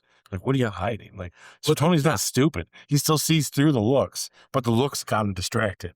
Yeah. And that's why shit was able to work. Yeah. That's something a testament to the character and in the film itself, because even when she's fixing up his face before the party, he easily could have just asked to do something really crazy because they're private in his bedroom.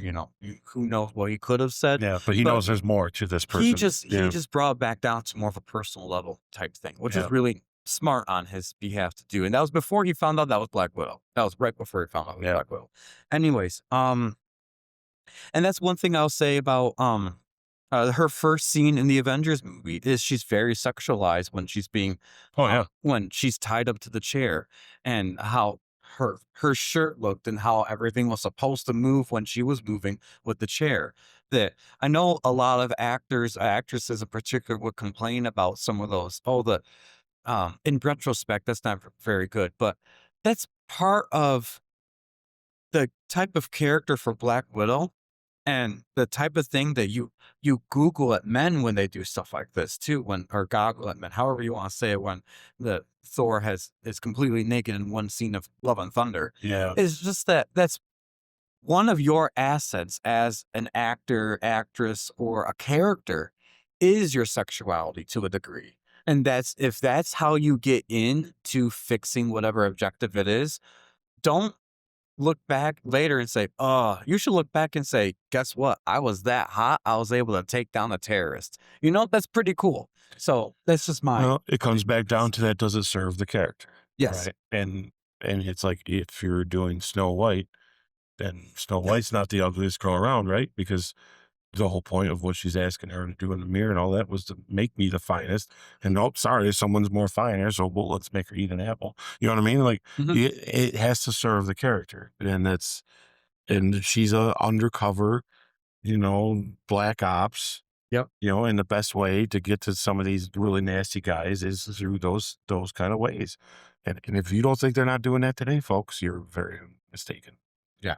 It's very much so a very common practice amongst the undercover secret kind of stuff that's going on, which does happen today. And there's a difference with mistreating someone because of their looks and underestimating someone because of their looks. That's right. And I think that's something that these films, at least these early on films, definitely get right. And I think that the actors portraying these people need to say, hey, I will wear that sexy outfit for this scene. Does that serve the purpose of the character and what the role of the character is supposed to be for that film?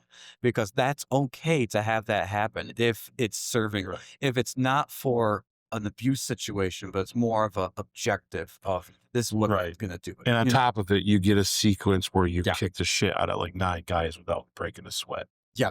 And it's got nothing to do with what you look like. So like, you're not, it's not like you're the damsel in distress that looks hot. Yeah. You're hot, but you're also kicking people. You're using it as a tool. It's not just an objective point of view. Yeah, exactly. Anyways, so did this ending land for you? Yes, it did. I wish the fight between Ivan and them was a little longer, and he was a little more. I wish it lasted longer. I wish it was a little more dire for them, even though it did kind of feel that way at the same time. It had a little bit of mix of both. So maybe I'm comparing oranges to apples here, but I kind of wish there was a longer fight between them and Ivan at the end. But I also liked that he was kind of kicking their butt too, and I liked the suit. I liked the suit was cool, and I liked the new power it all had, and I liked the jokes in the moments. I thought it was good, and I like how they beat him. I'm trying to think here. Yeah, the drones worked for me. I think my first watching of this movie back in the day, I thought the drones was just a big CGI mistake, like a lot of just a reason to do this. But this time, I'm like, oh, this works. I like these a lot. There's a couple moments where I felt like it got a little silly, thinking they'd be killing a lot more people if they were really just randomly shooting. But then once again, I got to remember this is a Marvel movie, and we're not, we can assume a lot of people died, which is probably why we never see Hammer again, because he's going to prison for life for being accomplice to the murder of lots of people. And once again, I took this whole ending as that's a terrorist attack. Like, this is a terrorist attack by a guy again. It's just not random. Here he is. I like this a lot. In the very end, I enjoyed this with how they ended. This is where I was glad this movie come back around. I'm glad it did better than that fight scene between him and Rhodey. I even like that Rhodey's in the suit and he can't control it. To me, that was a lot of fun because they added a little humor there. And then it also was the first time we see Tony open up his eyes to how he feels about Pepper. Because as soon as they see the bombs, the first thing he thinks is he's got to go get her. And I'm like, okay, this is where that it's different moving on now from he's the womanizer to if it come down to it at that moment, what's the most important thing? I think for the first time, it's her to him, really, like in action wise, like when it comes to actually taking action. And I think that really speaks to what goes on moving forward, and it's good progression, in my opinion. And I like it, Pepper taking control. I like that when she comes down and she's like, call the police, and he's like, oh no, but she's like, oh no, that's what you're step away. Like she gets all in his face, and it's like, it's cool. She's not afraid of stuff, and I enjoy that about her. There's a lot more of her character build in this one than in all of the other movies put together. And I kind of feel bad that doesn't continue. But I would say the same thing about Rhodey. This is the best we're ever going to see Tony and Rhodey together too, is in this movie. I'm not saying they're bad in the other movies either, but there's no more of that camaraderie. It's gone. And in fact, you almost kind of forget they're friends as you, so, but other than that, yeah. Yeah. All right. So did this ending land for me? Yes, it did. I had a couple of issues, I would say, personally, with the final scene, but it wasn't the worst. This is where I'm going to talk a little bit about Justin Hammer. Oh, yeah. Yeah. Um, You go first. I do have something to say about him. Thank you for reminding me, but yeah. go ahead.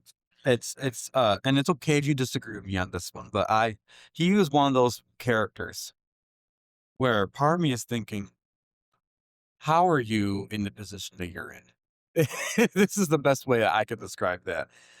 Displaying Justin Hammer as kind of like this, not, I wrote on here dumb, but mainly more naive, makes me wonder why he became the CEO of a weapons development company, and not only became a CEO of a company like that, but how he obtained a government contract. And I get that maybe he attained it because of Stark pulling back all the weapons manufacturing that they were initially doing, because they were on top of the world in the first movie. And so they're going to their competitor, which makes sense. In a capitalist society, you're going to find the one that's going to jive with you the most. But they picked Hammer Industries, led by this dum-dum, in my opinion. So, yeah. And honestly, for me, for Justin Hammer, the whole reveal in the beginning at the Senate hearing that Tony leaks out he is helping them develop these same things to all of our adversaries. Like, this isn't like, oh, South Korea and England he's giving some of these advices to. Some people you could questionably say, okay, there are allies even though you have a U.S. government contract. These are Pakistan and North Korea, the very same people that we in particular have a very bad relationship with, most of these adversarial countries. That alone for me in the very beginning of the movie should have been like, that's the end you see of him. I don't think the government would have allowed him to continue on with anything like that. But unfortunately, you see him for the rest of the movie.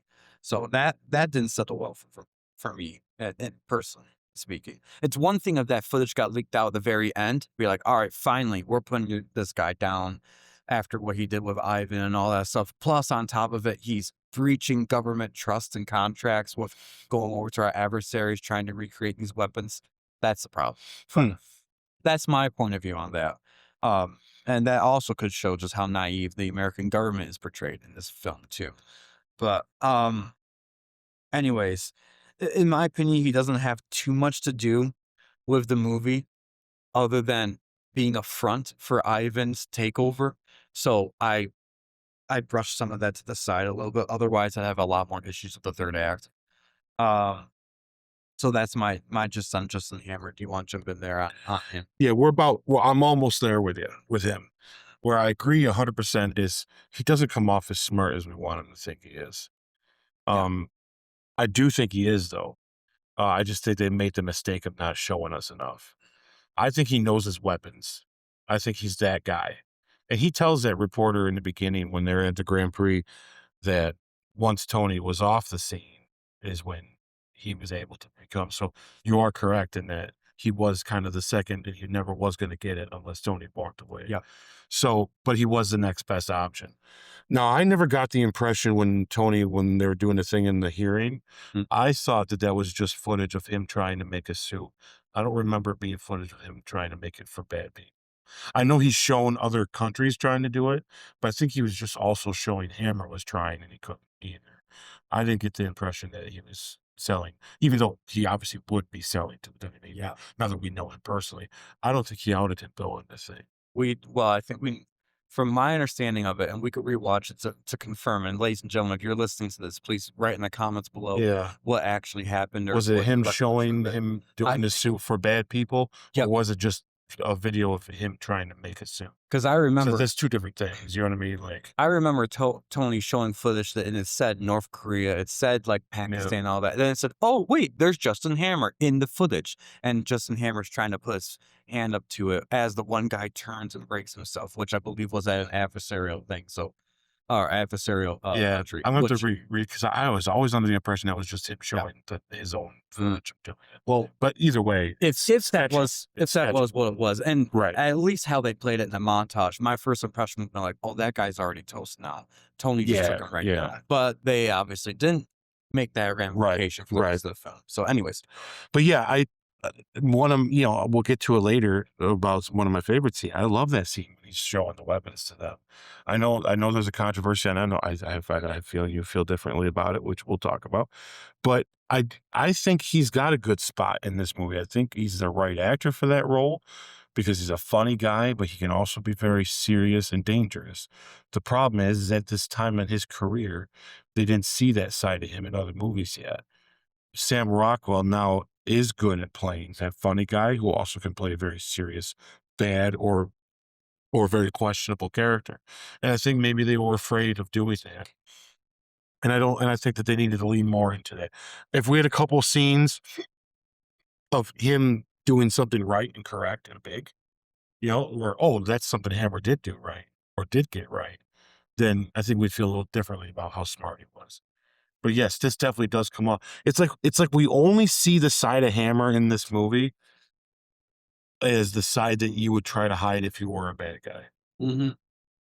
We don't see the actual front that he puts on because the only moments we get with him is behind the scenes with the bad guy. Yeah. So he comes off as that ridiculous. We don't see him. The only time we do see him act the way he's going to act, like as he's presenting, is when he is presenting the guns. And when he's talking there, he sounds competent, funny, but competent. Like, yeah, that's what he's talking about. Yeah. But he's also funny, which is what that character does, what that actor does well. And I enjoy that part of it. But like when he's with Ivan, you think he's talking to some guy like off the street. Yes, like a hobo type thing. Which is okay if we knew the other side of him, right? Yeah. Because Ivan's definitely going to be smarter than him. But Mm-hmm. at some point, you think he kind of be like, a little smarter than Ivan. I don't mind him being funny, but it seems like they lean on the funny part of it more than where's the intelligence of it. Yes. Until the end. Then at the end, when he looks at her, says, "You'll see me real soon." There's a moment there where you're kind of like, "Oh man, that's the most serious, actual. Like this guy might be a problem." Mm-hmm. And then we never see him again, folks. Yeah, which is it would make sense because he's probably in prison for life for treason and all sorts of stuff. But it's too bad because that's a missed opportunity for later, right? Because he could be a great, villain to bring up again later, or is someone involved later somehow. I agree. Yeah, just gone makes no sense. I don't think he's bad enough to get rid of. I just think that they were more careful about how to handle it, and they put all their eggs in on Ivan, which didn't hurt because I like I said, I like the villain. Ivan is a villain in this way more than I did before, but I do wish they put a little more depth to Hammer. I wouldn't go as far as not liking him as much as you are right now, but at the same time. But once again, we saw that court or the Senate room scene too differently as well. Yeah. So I think we need to look at that again just to have that conversation because I always thought that it was just footage of him at his facility and he can't make it. I never took it as him selling it to the bad guys. So I might be wrong. And if that's the case, I might agree with it a lot. So we'll go from there. All right. Well, another part of the ending, I love seeing Tony and Rhodey team up to fight the drones. Yeah. I agree with you. In the beginning, when I first saw this, from what I remember a long time ago seeing it, I thought drones really. But as I'm watching this film, I'm thinking, okay, I can get behind what they're trying to do with it. So, I did think that their chemistry, even on the battlefield, worked really together. So that's really cool to find that pairing, and you got it there. And I think that that's what started for me liking the Iron Man series, is seeing not only is Pepper and Tony got good chemistry, but Tony and Rhodey have good chemistry, and Iron Man and War Machine have good chemistry. Agreed. So I love all that stuff. I was worried personally when Vanko was putting on a suit for. There are two things that stuck out to me that initially are what didn't settle well for me. I would say about that. One is I don't like the character trope of repeating a villain from the past. And that was one of my worries they would do with this film. And they teetered on it. I wouldn't say they did a full on thing with it, but it was enough where I'm like, I kind of wish I saw him do it without putting on the suit, especially when he goes through this whole spiel of, you don't need suits. What's his exact words? Drones better. And then he comes out in an Iron Man looking suit. And so part of me was worried when I first saw him appear in the suit, and I'm thinking, oh no, are we repeating Warmonger from the first film? That was my first thought. Yeah. It didn't end up similar, which I'm thankful for when it came to his demise and all that stuff. But there were, a part of me was like, is this a repetitive thing? That's the one thing I'll say about the Flash TV show from CW. And I like the Flash TV show, don't get me wrong. But what lost my interest with it is the whole series was, I'm the fastest man alive, but there's someone faster than me this season, so I have to beat him. And he's doing bad things. After the third season of the same repetitive thing, you've lost my interest because I've seen this before. It's just a new version of it. And so that's what worries me when you get bad guys and they have this one specific thing for their adversary. Is, I'm going to do what the other guy did, but in my own version. I'm thinking, I want to see something a little more unique every time. That's just my opinion. And I would even go so far, and then we're going to do retrospective on Iron Man 3, but they almost fall into that same trap again in Iron Man 3 to a degree. And it's different. So I'll give them that. Not different in the way I would have liked, but whatever. We'll get there when I can have it more refreshed in my brain. Yeah. But that was one of my worries. And the second worry I would say about that, that I'll touch upon, is there is a Marvel or an Iron Man villain, a classic Iron Man villain called the Crimson Dynamo from Russia, where Ivan is from, that has a suit very similar to what he puts on there. And so my first thought was, is this a hybrid of Whiplash and the Crimson Dynamo just in one person? Part of me is thinking, well, now you just robbed of both the characters of something unique about them. And we haven't seen or heard of Crimson Dynamo in the rest of the MCU thus far, which he potentially could come as a villain still, because they didn't establish that character in particular. Right. But part of me is wondering, is that what they did in this film to up Whiplash from like a C-tier villain to maybe let's make him more of a B-tier villain by adding two C-tier villains, or a B and a C-tier villain together in one? So that was one of mine, just for a comic accuracy point of view, a little worrisome for me. I'm okay with that kind of stuff because not all villains are going to be able to hold up a movie. That's very true. So Whiplash as just Whiplash wouldn't make as much sense in the live action as it would on page. You know, because I think Whiplash, if he didn't have the suit, it would have been just like the first fight they had on that he had at the racetrack. And then that's when I realized, oh, I kind of need something. Like, just my shirt off out here. You know what I mean? Like, it's like I just kind of screwed up. And I always took him telling Hammer drones are better than suits only to trick Hammer so he can control the drones. Yes, that's. I never took that actually. as him thinking that that's true. I think he just told him that so he had complete control over those things. That makes much more sense, actually. Yeah. Yeah. And so I think that's just him tricking Hammer into that bull crap. You know what I mean? But yeah, I'm with you. It did feel almost like, man, this kind of repeats, but it kind of also felt like a build on. Yeah. And the whole movie is about the accessibility of the suit. So it's like another example of, hey, look, this guy, look what he did, you know. In fact, the fact that there's no follow-up to that later on bothers me more so, because then we just enter a world where, yeah, you know what? You were wrong, Tony, but we're still just going to let you have it. Yeah. If anything, Sure. this is more reason to take it from him. Yeah. But they don't do that. They move away from it for the same fear I think that you've had right Yeah. there, is they don't want to repeat. Yeah. Which may have been okay, really. But if you think about it, you know, logically, then yeah, we need to take this technology away. There's bad guys making it. We just had hundreds of people get killed at Expose as well Yeah. with these things, you know, with that technology. So yeah, it's kind of silly how that doesn't Yeah. get followed up on. Yeah. But that was my 2 cents on that. Other than that, it didn't ruin the ending for me. As a matter of fact, I gave this, when we get to the scoring for the ending, much more favorable than I thought maybe it could have deserved. But Yeah, I just, me too. it was good. I also would say I do love that Tony admits his flaws at the very end, but he stands his ground, saying that I am Iron Man. You know, even though Nick Fury doesn't want him to be part of the Avengers initiative, he says, well, too bad. If you want my stuff, you're getting me too. Yeah. And I like love that. that. Yep. That's very good. Very good character development for him. after this whole movie. That's actually my best moment. Okay. So you can go on with that if you want, because I'm good. That's I love that ending. Like him, yeah, that whole you're not, we can't have you because you're crazy. Yeah, because without you can't have my stuff though either. Yeah. So it's kind of like, oh shit. Yeah. Okay, I guess. You know what I mean? Like, so I like that aspect of it. Well, my best moment in Act 3 is the Black Widow scene. Yeah, great scene. And I'm going to tell you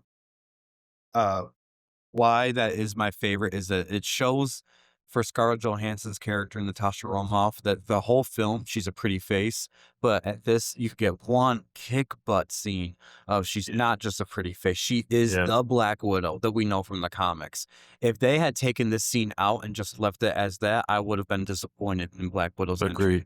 Because it's one thing to introduce her and she's this sexy HR secretary that they made her look out to be, or a girl from legal or whatever. But then to really show her true colors later on, not just walking in a suit in the donut shop, but actually utilizing the suit and showing her ability. Wow, it's so funny. Happy thinks he's got the upper punch. He's like, I got it. He's doing everything. Give it to Happy. I wouldn't be able to do some of the stuff that Happy could do. Like, and walk away from it feeling okay enough. Yeah. But he was so happy. He's like, I got it. And all of a sudden the guy's hanging and everyone's down. Yeah. You're like, it's good stuff. It's good stuff right there. So for that reason, she is kind of like almost a breakout character for me in the film, next to Rhodey, in my opinion. And I love that scene a lot. That is probably one of my favorite Black Widow scenes of all the MCU. To be honest. Yeah. So that's up there. That's definitely probably in the argument. We get to the retrospect for each film that she's in. I'll tell you, okay, this tops her, or no, that's still a little bit better. And at the very end, we'll do our definitive list. Yes, that'll be part of it. So yes, you keep track of it too, ladies and gentlemen. All right, what's your biggest issue? My biggest issue would be the hammer stuff. And I put on there. I think was the. I wish the fight at the end was a little more dire. Yeah, I can agree to what you said there. I felt a little anticlimactic at the end. There was a fight, at least. Yeah. Other than what I already said about Act 3, what worked and didn't work for me, there wasn't any other thing I could touch on. Was the climax earned for you? Yeah, 100%. Mm-hmm. Yep. I like him figuring it out. I like them figuring the whole thing out. I like what Ivan did to all the things. I like how I really think it all felt realistic in the scenario that they're in. Yeah. All right. So what is yours? Just fell short. Same thing for me. I thought it was earned too. Yeah. What is your score? 8 out of 10. Okay. Mine's 9 out of 10. Okay. It's high. It's high. That's good though. It's high. Okay. All right. So we'll move on to some of these other parts quickly here. Post-credit scene. Yes, post-credit scene. I forgot about that. One of my favorites, actually. All right. So what happens is Agent Phil Coulson arrives in the desert near, I'm going to mess this up, Parente Antiku. Yeah. Something like that. I'm sorry for anyone who knows how to pronounce that if I greatly mispronounced it. But after leaving Tony earlier in the film, he calls Nick Fury to report that they have found, quote, it. And the camera reveals Mjolnir, Thor's hammer, embedded in a crater. So, yeah, awesome. The purpose? Set up the next film, of course. And does it pay off? Yeah. This is a good example, I'm going to say, of an excellent post-credit scene that not only pays off in the next film, but because an essential part of the next film. Yep. Because this, agreed. We're going to, Thor is our next episode, by the way, so y'all stay tuned for that. But this post-credit scene shows the hammer, and then there's a whole scene in the Thor movie of getting the freaking hammer out of this crater. And so I love that this is not just a tease of the next film, but an actual tease of the next big scene that happens in the MCU that we can see and watch. So that is very cool. And how important is this? I would say very. Yeah, huge. Yeah. I wrote on here, introducing a new flavor to the MCU that we haven't, as an audience at this point, experienced yet, and also showing it's assembling a bigger universe. Agreed. That I was going to say the same thing. This is we've had the Hulk, and that's a unexplainable thing, and all that thing is a monster. But this is Thor. We got Asgard coming. I mean, this is like, we're talking about bringing gods into this now. Like, this is going to be interesting. Another realm other than Earth, and how does that relate? Right. It's almost Yep. morbidly works in its own way, because it's half, I can't wait to see it. And then it's half, if Marvel's going to screw up, this is where they screw up. Yeah. Because now it's like, when you get this big, this is where you're going to screw up, right? Mhm. They didn't. So this is what that's, well, we'll get there. Yeah. I completely Yeah. Yeah, and this also indicates to me, and we're going to talk about in the Thor movie too, but in the future, once they see that Thor was successful in introducing a new flavor to the MCU, they were, all right, let's do Guardians of the Galaxy and push it even further. And then it's great to see how they're reacting to them, and it's building a bigger universe, but also keeping it tasteful, where they know, oh, if this messes up, we're done. We can't do that again, at least. That's right. And thankfully, they've been able to really get good pull-offs. So my score is 10 out of 10 for a post-credit scene. Same 10 out of 10. All right. Awesome. All right. Deep dives. Best performance for you. The best performance of the movie for me, Mine's a cliche, but yeah. I'm gonna have to say Robert Downey Jr. If I had to pick I only say that because he really is good in this one. Like, there's some, it's funnier. He's balancing a lot of different stuff at once, and he makes stuff like you alluded to the very beginning. It felt like there's too much going on. He made it feel like it was easy to deal with. Yes. I do have to say, though, I think Mickey Rourke, though, is real good in his performance. But I'm going to say best performance. If I got to pick, Robert Downey Jr. Yep. Okay. I for the same exact reasons you did, Robert Downey Jr. Yeah, it was tough because there's a lot of good stuff going on in this movie. Oh, lots. Yes. And he is better in this one than he was the first one, but he was able to build off of that momentum, and he maintained it, which is perfect. My most surprising performance, I'm going to say, is Don Cheadle, because this is his first entry into the shoes of someone else that's no longer there in the MCU. And so sometimes it could be a hit or miss. But like I said in my review of Iron Man 1, I do think Don Cheadle was the better of the two War Machines. And watching this film re-emphasized that for me. I liked him. So I put him as a surprise performance. Yeah, I this one is shared. I have to split it between two. It's Don Cheadle for one, because he filled big shoes in Terrence Howard, and he actually was able to expand the character real quickly and very fast. Like, didn't make you feel like he wasn't replacing somebody. You're just, oh, okay, he's got this, he's in, we don't care. Yeah, but let's move on. And honestly, if the roles were reversed and Don Cheadle was first and Terrence took over, we'd see the same thing. That's how close of good of actors both these guys are. I just happen to think Terrence Howard could carry a movie on his own. Is the only difference. And I know Don would at me, and I don't want Don to think that, because I love Don. Don's done great movies. Actually, him and Terrence were in a movie called Crash together. Phenomenal movie, great movie, and they're great in it together. No, I don't think they have one scene together, but they're great in it together. Anyway, so Marvel, you're gonna have to prove us wrong by giving us premiere tickets to Don Cheadle's War Machine movie when Armor Wars, when it actually comes out, and it's already done. Bring it. Yep. Anyways, and but I also do Mickey Rourke, man. Do not underestimate that guy's a weird fella. He's a weird human being. I think he's a lovely person, though, but he definitely has some issues in his life. And I think that he did a very good job in this movie. With no matter who he was with, he took control of the scene. And I didn't feel that way the first time I saw this movie, but after watching it twice now this week, I'm just like, man, I underestimated how much I really like him in this role. And he plays it so well. Just this very unhinged but calm. Like, you almost feel like you could be his friend. Like, he gives you that whole, like, we could be buddies, but I'll break your neck if I gotta. And you don't see it coming. And I think that's what I like about him, is that he is unstoppable in that sense. But, like, he's so calm where you think he gives you that false hope of, like, I could negotiate with this guy. No, you can't. Yeah. Like, you really can't. In the long run, you could, but, at the same time, maybe you could. And that's the funny thing, because, like, he really is only after Tony, and he'll do anything to what he has to do to get there. I think he portrays that real well. Yeah.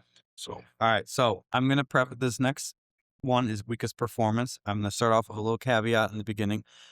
I do not think this movie had many, if any, weak performances. Gotcha. I'm going to say that right off the bat. But because we have the question, I have to put on the list. I had the list in my head, a tier of the best performances all the way to what I thought was the weakest, just based on that. But this is no indication of the actor himself for this one in particular. I did put Mickey Rourke for it, only because he kind of was not my cup of tea. But he did. And it's funny, if this was the best character, he would not be on that list there. He would definitely be higher. I actually would have put probably Justin Hammer lower on that just because of how they portrayed him as a character compared to what they could have done with him. But I only put him as the weaker performances because he wasn't too much of my cup of tea. But I don't have anything bad to say about his performance. Yeah. So what's yours? So this was tough for me because once again, nobody in this did bad. But we got to be honest. There's one that didn't do as good as the others, right? And you have to pick one. So you're kind of looking through all. Oh my god! Like when I could say Justin Hammer, but that's also the character problem and what it was written for him. Yeah, because what he did was fine. That's what I had that same thought. And the same with Mickey Rourke. There's things that you don't like about him, but I think what he did with what he's got was fine. So if I had to pick one out of the group, that it's because she didn't have a lot to say, it's going to be Black Widow. I'm going to have to go with Scarlett Johansson. But it's only because she did fine with what was written. And unfortunately, what was written was not a lot for her. And I'm not basing it off of the fact that I think she was sexualized, because I don't think she was. I'm basing it off the fact is that she just kicked a lot of butt, and that's great. But there wasn't a big stretch acting-wise there, right? So I think that's my problem. She's already pretty. She kicked a lot of butt. Where's the acting? I don't know. We get more later, obviously. Yeah. I'm not saying she's bad at all, because she's great. Oh, yeah. But in this movie in particular, there's not much there to go with. So I got to pick her for only, guys, for logical reasons, not because I actually think she's bad. So yeah, that's where I am with that. All right. So the last part of this deep dive real quick is missed opportunities, or also known as wasted potential. We added this one in. We didn't have it in the first Iron Man movie review, but I think we added in the second movie review we did for Incredible Hulk. Yep. So I put on there Justin Hammer, in particular Justin Hammer, but I did put Ivan Vanko on it too. As we're doing and talk about this, I can forgive the Ivan part of things a little bit more. So I see a little bit more of why they're going with that version of the character. So, okay. I can even wipe that off of my thing. But Justin Hammer definitely is still a missed opportunity there. Yeah. In the fact that they made him a little too comical, too hilarious, so to speak, where he wasn't taken from me as serious as he probably should have been.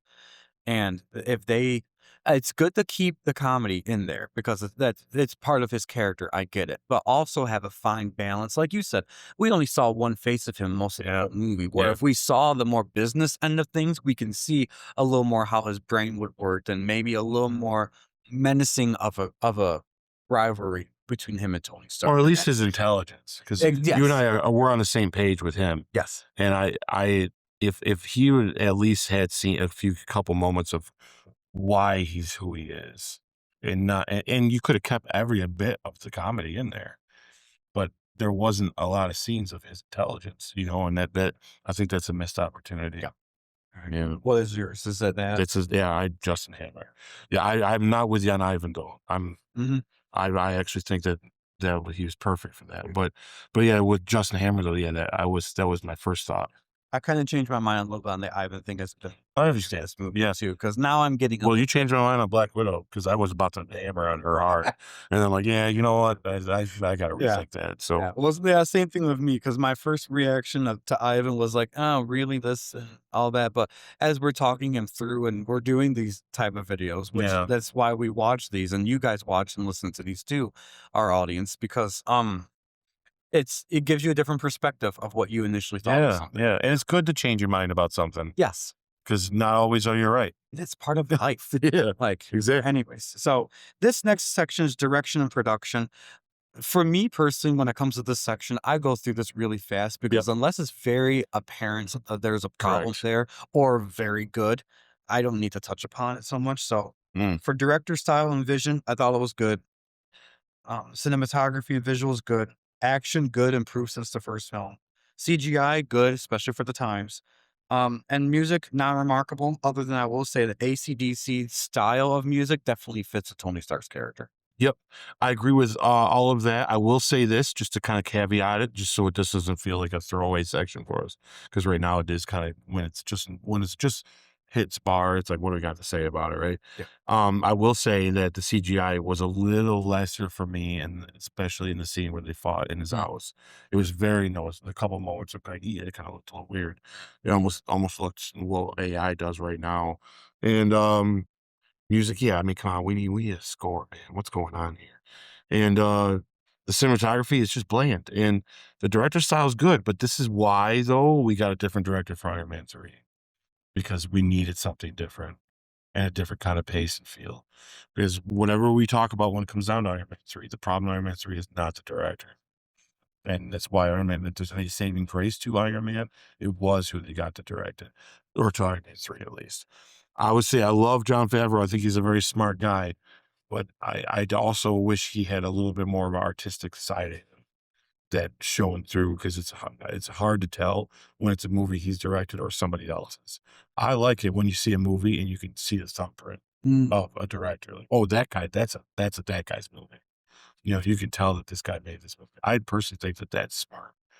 And I'm not saying John's a bad movie creator or content creator. He's fantastic. He just doesn't have anything that makes me go, that's definitely John's, you know? Yeah. So that's what I'll say is it's just, this works now, but it wouldn't work more. All right. So comes to our hot takes real quick. Yeah. On this. I initially had two, but I reevaluated the one that I thought was the bigger hot take because as we've gone through this, I'm kind of a little corrected on that personally. My own change of mind on it. I will say that Scarlett Johansson would not be my first pick as Black Widow. And Interesting. so, and I say that so a little bit of a history for Iron Man 2 too. The original casting for Black Widow was Emily Blunt, but she was contractually obligated on another film that she desperately says, even to this day, she wished she could have gotten out. Because one, it failed at the box office, and two, this was the role she would have wanted for starting off another career hit for her. Emily Blunt's a great actress, but hot take on that, I wouldn't have cast Emily Blunt either, personally, for me. So it just so happened to be to Scarlett Johansson's best interest that Emily couldn't do it. So Scarlett Johansson was then next picked. I think she did a great job. I'm not diminishing her acting in this role. And as we've talked about already, I think she did very, very well for her introduction to the MCU. And she's continued to hold that stance as being one of those top tier actors throughout the rest of the film franchise. But I would have casted Mila Jovovich. Jovovich. I'm not sure if I'm pronouncing it right. The woman from the Resident Evil franchise. And I'll tell you why. To me, she looks a little more of the Russian Natasha Romanoff. She's very beautiful and smart. She obviously could do the action scenes, so you don't have to worry about that. And the thing I would say about her, and I'm sorry, Scarlett Johansson, I don't mean to say this in a bad way at all. She has, when I can see this actress, Mila, in two different lights, either very sexy or very plain Jane. And that's actually, in my opinion, that's a great tool to have because when you need Black Widow to be that sexy assassin, you can have it. When you need her to be undercover, you can have that too. And you can see, in my opinion, more of a radical difference than what you see of Scarlett Johansson. And I don't mean that in disrespect. You do great in the role, and I love what you've done with it. I'm not going to say anything bad about that part, but initially, going into this film, had I been in the casting director's chair, I would have tried to get someone like her in that film. All right. How bad was it? What's your thoughts? No, I don't have a hot take this time, folks, because my mind was swayed.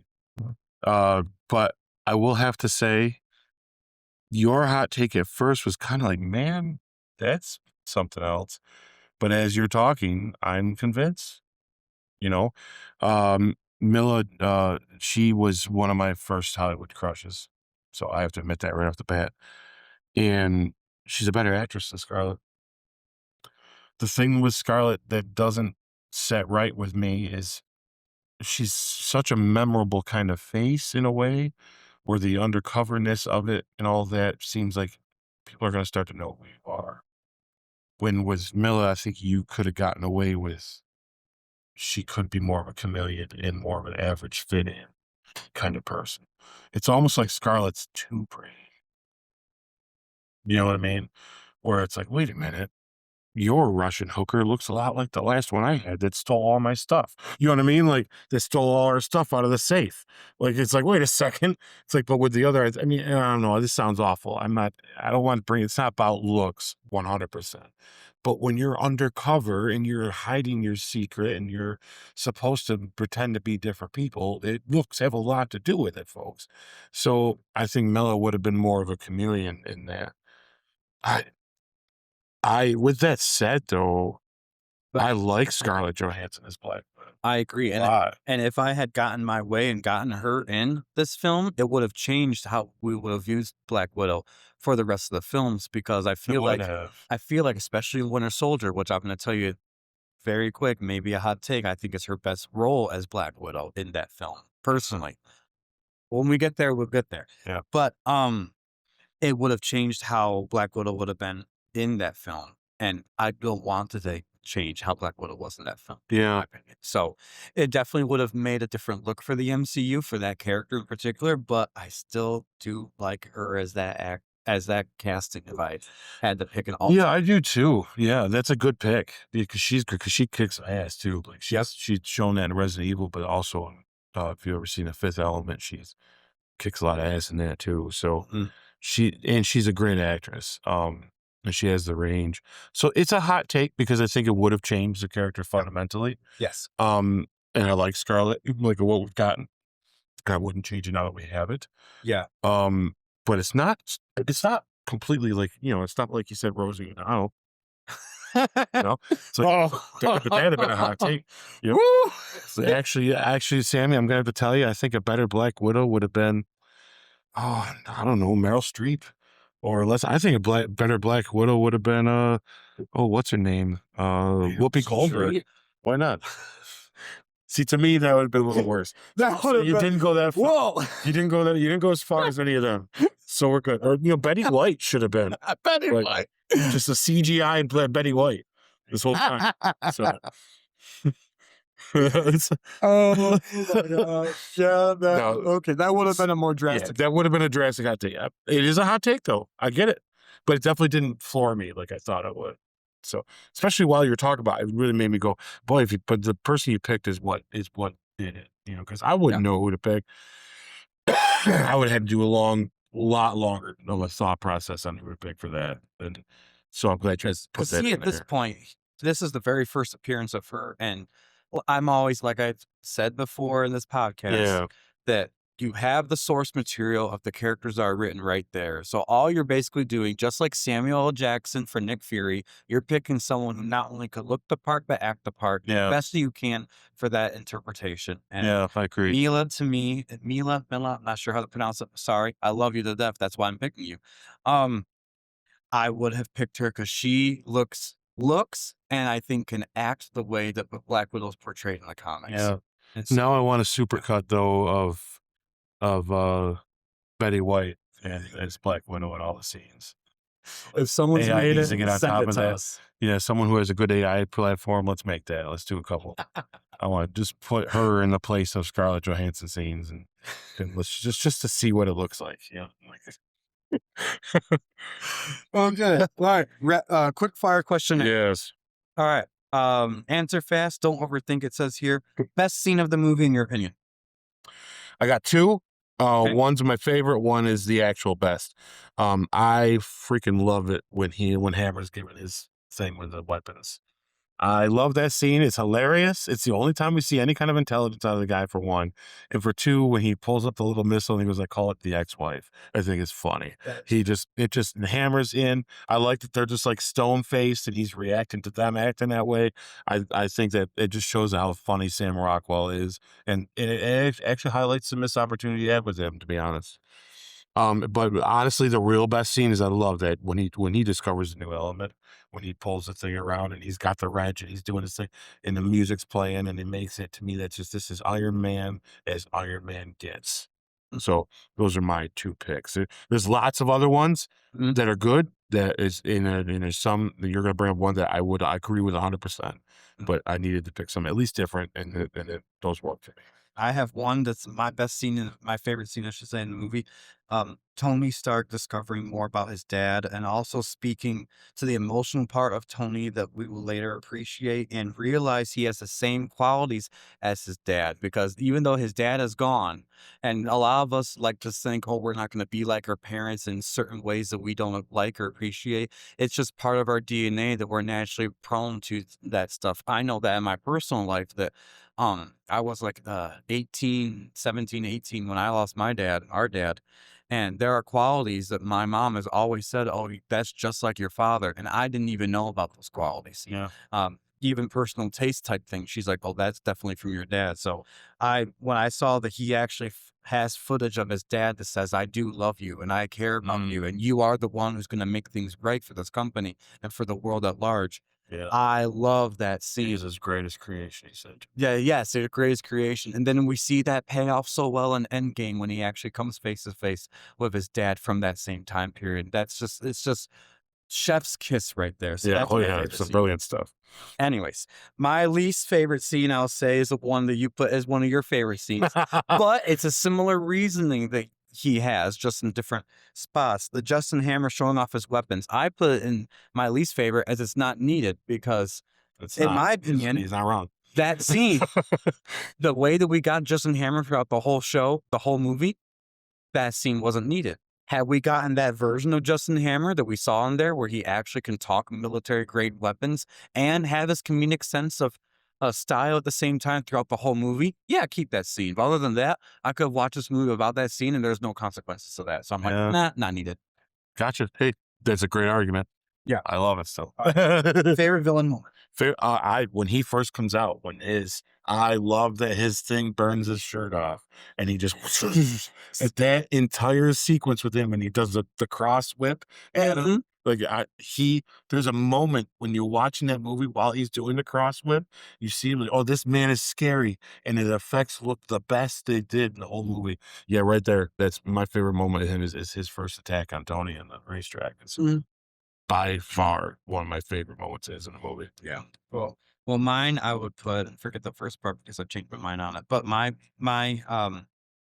best villain moment was when he hacked the drones and started terrorizing everybody just to go after Tony Stark, because that really showed that his intellect was definitely higher than Justin Hammer's.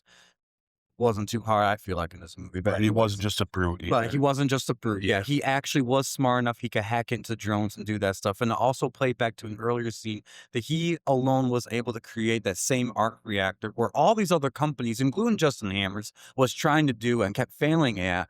And yeah, Tony is smarter than him because he created with lesser materials and under the pressure of his life, whereas Ivan didn't have that, but it still showed his intellect that he is smart enough to make the same thing. So I feel like that also played in a little bit of my wasted potential moment. If I want to see that part of him, more of a technologically, intelligence-wise fight between the both. Gotcha. We just didn't get that much to a degree. But anyways, all right, your most punchable face. That senator man needs it right to the puss. Amen. Right to the puss. Just poo. He just everything. He even insults him with a smile. And yeah, I just want to punch you.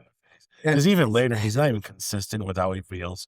He's behind. Yeah, as long as it looks good, right? He's like, yeah, just punch that guy right now. He has that face. Yeah, that needs it. It's that face is so non-expressive, combined with that greedy attitude, and he looks so guy fake. In the world. You just want to punch him in the face. It's just like, oh my gosh, he's just screaming for a punch. Yeah, punch that guy. Yeah. All right, one prop you take away. I had to pick two. Um, This was I hard. struggled so hard, you know. I would love a little missile on a stand that says the X-Wing. I thought about that too. Yeah. I thought, but then I also want the thing on Pepper's desk that keeps moving. Oh So my it can't stand. gosh. I want that. I don't know what it's called, but I want one. You know. Yeah, he did. He like, I love how he could. He had to stop it because it bothered the hell out of him. I like that. And yeah, that's those are my two. If I had to pick one, the desk thing would be the one that if I had to pick. But if I could, I'd get both. See, mine's very weird on this, but I would have picked the box of the strawberries came in. No, ours is the same scene. That's It's the same scene, but it's just two different items. Yeah. Yep, that's good. Part of me is like, you know what? That's very abstract. That's like a little unique, that a throwaway item. I like those type of things because it's, for me, they're memorable of that. Yep. So One of the other props I thought would be neat would be the element thing. After he creates it, would be kind of cool in the box. You know, the shape of the element, that'd be neat. Especially if you could push a button and it glow. You know, that'd be kind of cool. yeah. Yeah, stuff like that. Yeah. Most underrated moment for you. Oh, most underrated moment for me is, let's see. I would have to say, I don't think we talk enough about him creating the element, That's true. to be honest with you, you know? Because that's a big monumental thing in mankind history, more than anything else, too. Yeah, I think it's a big Something deal. And I think we always jump to the whole stuff that his dad does and says in the videos more to like the revelation of what really comes out of it. Like, I really think, and I might be wrong though, but at the time I underestimated how much I liked it. But that whole scene of creating the element, I really loved. I think it's underrated. I don't think it's talked about enough. Well, I would say for me, it's Brody helping pick Tony up and seeing the cause of the struggles health wise. I felt like that was a great character moment that I really shows their chemistry. So I thought that's definitely an underrated moment when you see the dynamic of their friendship and what it's going through. You know, Yeah, I like that too. I do. it's a feeling that lacked in the first film that I think needs to be appreciated. This It's a good choice. Yeah. most overrated moment for you. That stupid fight with him and Rhodey. I'm gonna have to change my mind on that too because you helped me change my mind on that. I'm gonna say the same thing. It just, I know for some reason people love it and they think it's funny and it's like, we peas in it. It's like, yeah, it's dumb. Sorry guys. It just doesn't, it really is. It's too, it's not what I would have liked to have in it, to be honest. Your funniest moment. His first time meeting Black Widow. Yes, He's boxing. that is. I love when she gets in the ring and he's just like sucking on the thing and he's just staring at her. Like, and just the way he's acting and then how he's looking her up while she's right there. Yeah.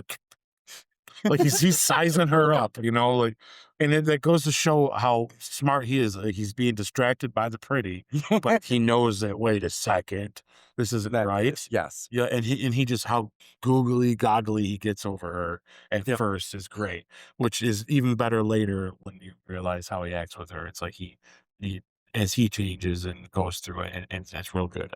I love it. It's hilarious. To a T, my favorite too. Everything you just said, exactly. I love it. I love how Pepper is so cool about it too, because she knows, oh, that's just Tony.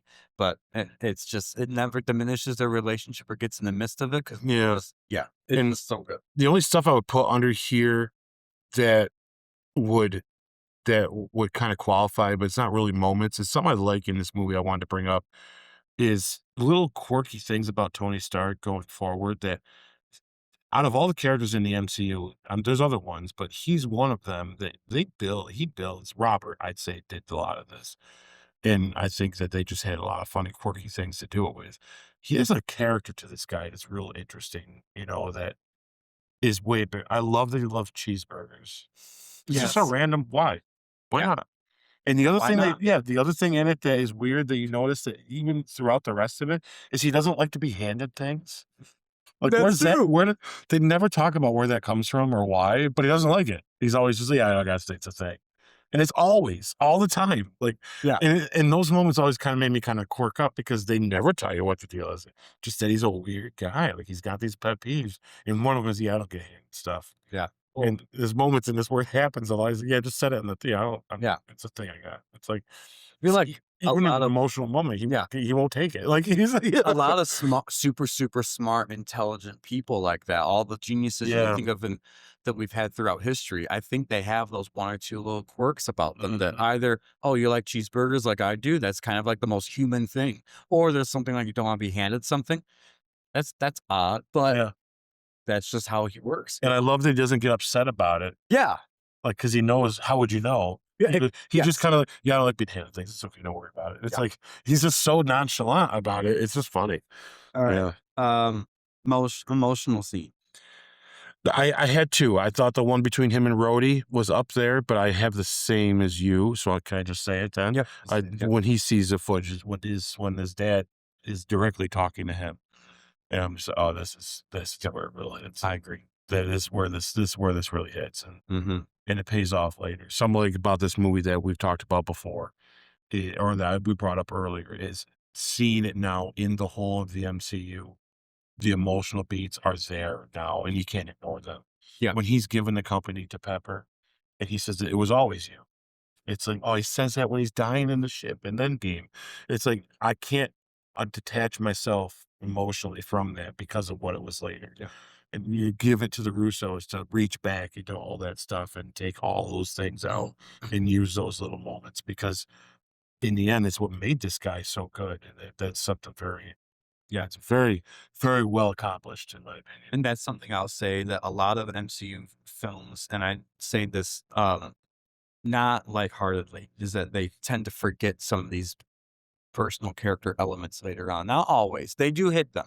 They definitely do hit them. But some characters that need a scene like this, they forget to do, or they forget to establish it well enough. I agree. That I think that if they did more of this stuff, it makes those characters that seem like gods to us on the big screen come back down to a more human level for us. So, anyways, all right, we're getting to our final scores now of the film. Yeah. So, for the story, 1 out of 2, what would you give it? I got to give it a 1.5. Okay. I gave it a 1. Characters for you. 1. Same thing for me. Action and visuals. That's definitely I'll say 0.5. Mm. Yep. I think visuals it lacked, and I think the action was good, but To me, a lot of heavy visuals. It wasn't so jarring. I gave it too much of a thought, at least, so I just gave it a 2. Gotcha. Emotion and stakes. I definitely give that a 2 in there. I think they hit it with him specifically. Yeah, I completely agree. I gave it a 2.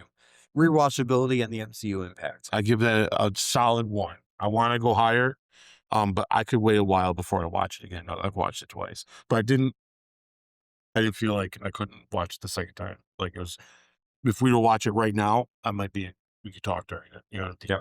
So yeah. All right. So, my final score of the whole thing is an 8 out of 10. Yep. You say the same thing? No, I'm gonna be. It's okay. 8 out of 10's high. When you think it's an out of 10, we're talking about the whole MCU. I know this is gonna sound low, folks, but understand I'm using this score is, to me, like, very precious, right? It's gotta be. So I'm gonna give it a solid 6.5. Sorry if that sounds low. Trust me, it's a great movie, and I love it more than I thought I would. But there's better ones coming. They just are. And I feel like if I went as high as an 8, what the hell would I give? We'd have to go to a 15. A couple of the others, but I get it. 6.5. Yeah. So, with that said, the official Goodell Multiverse score, combining our 2 scores, averaging them up, is 7 out of 10 for Iron Man 2. Not a bad spot, though, for a sequel and third movie in. Yes. Good. Hey. Honestly, for how sequels tend to be sometimes, it's very good. It's very good. It could have been much worse, and that third film would have been in question, especially in the infancy of the MCU at this point, because you need your sequels to really be good sequels, to continue onward. It's not like where you could take for granted them nowadays, where if you make a bad MCU sequel, the Marvels, for instance, that you think you could have a third film. They're probably going to get a third film, but if this was early stages, it would have killed the character immediately. Yeah, I agree. Yep. All right. So, there's a post-credits seat score, but we both already scored a 10 out of 10. Yeah, it's So, fantastic. It's going to be up there in the conversation of one of the best. yeah. So when we do our later list of the best one, that'll be one we talk about. All right. This is our last section of the review, guys. One sentence final review, and then we are going to pitch to you our version of the film to a degree. What would you have done differently? That doesn't have to be long if you're just fixing certain scenes or certain characters, but your one sentence of the film is we got it. Yeah, this is a great sequel to a great movie that builds upon the character that was introduced in the first movie. Highly recommend. Fantastic start to the Marvel Cinematic Universe, to be honest. I agree. All right, I'm going to say mine is a good follow-up despite some flaws. It's not Marvel's worst sequel in retrospect. I think that it holds well. Yep. Holds up well. Yep, very much. All right, I'm going to pitch to you what I would have done differently. And folks, for this segment, we want you guys to listen to it, have an open mind for it. But at the same time, when we are done, we want you to share your thoughts and opinions in the comment section to say, oh, we agree with Sam's version. Oh, we agree with Ike's version, or we like what we got already. We don't need to change it. So please, those are the 3 ways to vote for this section. I'm going to tell you, for me, I would have made Justin Hammer a little more formidable intellectually wise. Something to a degree of maybe at the very end of the film, you show him in handcuffs in a jail cell, and he just has this look on his face that's like, I've been through all this stuff. I'm going to rise above it. Say something like, I'm going to aim higher. And if he emphasizes the word aim, that's a classic MCU villain that actually is the aim is his own rivalry to Stark Industries. And that could have been Justin Hammer's rise to saying, I'm taking this more seriously going forward. I'm not going to be that goofball or screwed around like that. I would have done something a little more like that. And I would have made Ivan a little more demonstrate his intelligence more so on the level of Tony Stark rather than just in my opinion, a little more of a cliche villain type thing. Not a prisoner to Justin Hammer, but more of equals to Tony Stark in that regard. So that's just what I would have done a little bit differently. Other than that, and the scene we already talked about, Rhodey fighting Iron Man, tweaking that a little bit to maybe show a little bit of an origin of War Machine already testing the suit in the military, and now he's going to use it against Iron Man to make him stop acting like a jerk.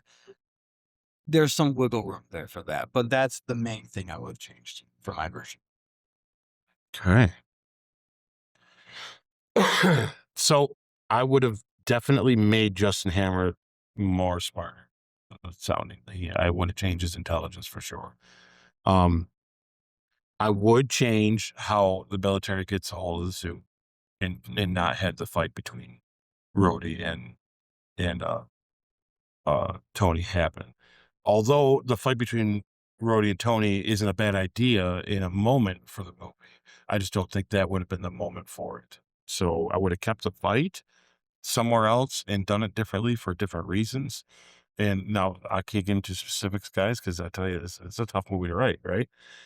I would have changed the end a little bit.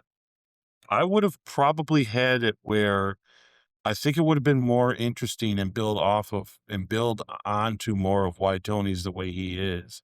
If Ivan would have won at the end and before he gives Tony the killing blow, it's War Machine that actually saves his life and defeats Whiplash. It would have been a great last of villain given his little, I'm going to say this to you so you know why I'm killing you. And Tony kind of being pinned and not being able to do anything. And then Brody really stepping up and doing something big. I think that had a little more emotional stake at it, which would have been a little more fun. I think that would add a little flavor. Not saying what they did was bad. I keep what you did is fine. Obviously it's there. It's what it is. I'm not saying it's bad. I'm just saying if I were the writer of this, that would have been what I'd have done differently. Yeah. Other than that, it's good. I like your pitch. Ike is a lot more ambitious, and with these Well, I'll take pitches, chances. that's really I'll kill. People die. I'm telling you right now. all right. Well, that's awesome. That actually concludes our episode for the What a great one, huh? Yeah. So, ladies and gentlemen, we are on Facebook. We are on Instagram. We just started a TikTok page, by the way, but the handle is not. It's giving me technical difficulties changing it to the Goodell Multiverse handle for some reason. So I think it says Goodell Multi B or something weird like Oh that. goodness. But give it 30 days. That's going to change because it says I could do it in 30 days. Anyways, we are going to be on TikTok. We're already on YouTube. So if you're just listening to us on the audio version, please join us for the video version. And it looks like our camera's held up for the first time since doing this. So Yeah. yay. All right. What's next for us? We're reviewing the next episode of Born Again. That's right. Yep. And what's the next movie? Thor. Yep, we're gonna be hitting Thor, guys. The first Thor movie is we actually had to look this up because we're like, man, was it Captain America or was it Thor? Come to find out they're the same year. So it's quite amazing to think back in the day we got those two movies in the same year. So yeah, I can't wait to hit Thor. We're heading off to Asgard, guys. We're gonna see what's going on. See Chris Hemsworth at his best. And probably one of the best villains the MCU's ever had get introduced to. So we're gonna have a good time with that one. I honestly haven't seen Thor, Sam, probably since. Oh my, it's probably been a good 10 years since I've actually watched the first Thor. And not because I don't want to see it, it's just there's so many to watch Yeah, sometimes. And it just wasn't one I threw on again. So it's going to be interesting to see how rewatchable it is, to be honest. I'm excited for that too because I'm Yeah. trying to remember when I saw it last, and it had been quite a while. I don't know if it's been 10 years like you, but the only thing I remember of it is this is a young Chris Hemsworth. Yeah, for I sure. know that the behind the scenes of how the cast is and all that stuff. I'm looking forward to doing a deep dive like we do in the breakdown, in the beginning of these segments, because I love just learning all those little things and then see what happens later. I remember liking it when I first saw it. I do. I don't know if I remember loving it though, but I do remember liking it. So I'll be curious to see if it holds up. I mean, I hate to go into it and come out as the Incredible Hulk thing and wonder why I got done. Yeah. But I don't think so. I think this is definitely a surprise. What I do remember of it, and we'll get into more of that at the episode, but I do remember our dad taking me to the Geneseo movie theaters to see this. Thor was his favorite character, Yeah, that's true. and he loved that film. Yeah. So if he is a personal fan of Thor and he liked the movie that they did of it, I can already tell you they probably did the comic accurate wise because that's how I get that stuff from our dad. Yeah, there's a couple things I've actually been wanting to pitch. So I'll pitch it to Sammy right here on the channel right now. I'd like to do a sometime Lord of the Rings, Fellowship to Return to the King, like a 3-episode, like we're doing with this, but for those sometime. Yeah. Because not only for our dad, because he loved them so much, but because they're so good, darn good. Yeah. I get real hardcore into some fun Lord of the Rings stuff, so yeah, but for sure. Can't wait to get into Thor. And I accept that. I think that'll be pretty cool. Yeah, I do like Lord of the Rings. I got into it from our dad. And for me, whenever I hear that music, such an amazing song, by the way. But that always brings back good memories for me. So I would definitely love to do that. So, oh boy. All right. But first, let's get through Marvel, and we're gonna see you in our next episode. Until then, guys, have a good rest of your day. Yeah. And Thanks for joining us. That's right. All right. I gotta be.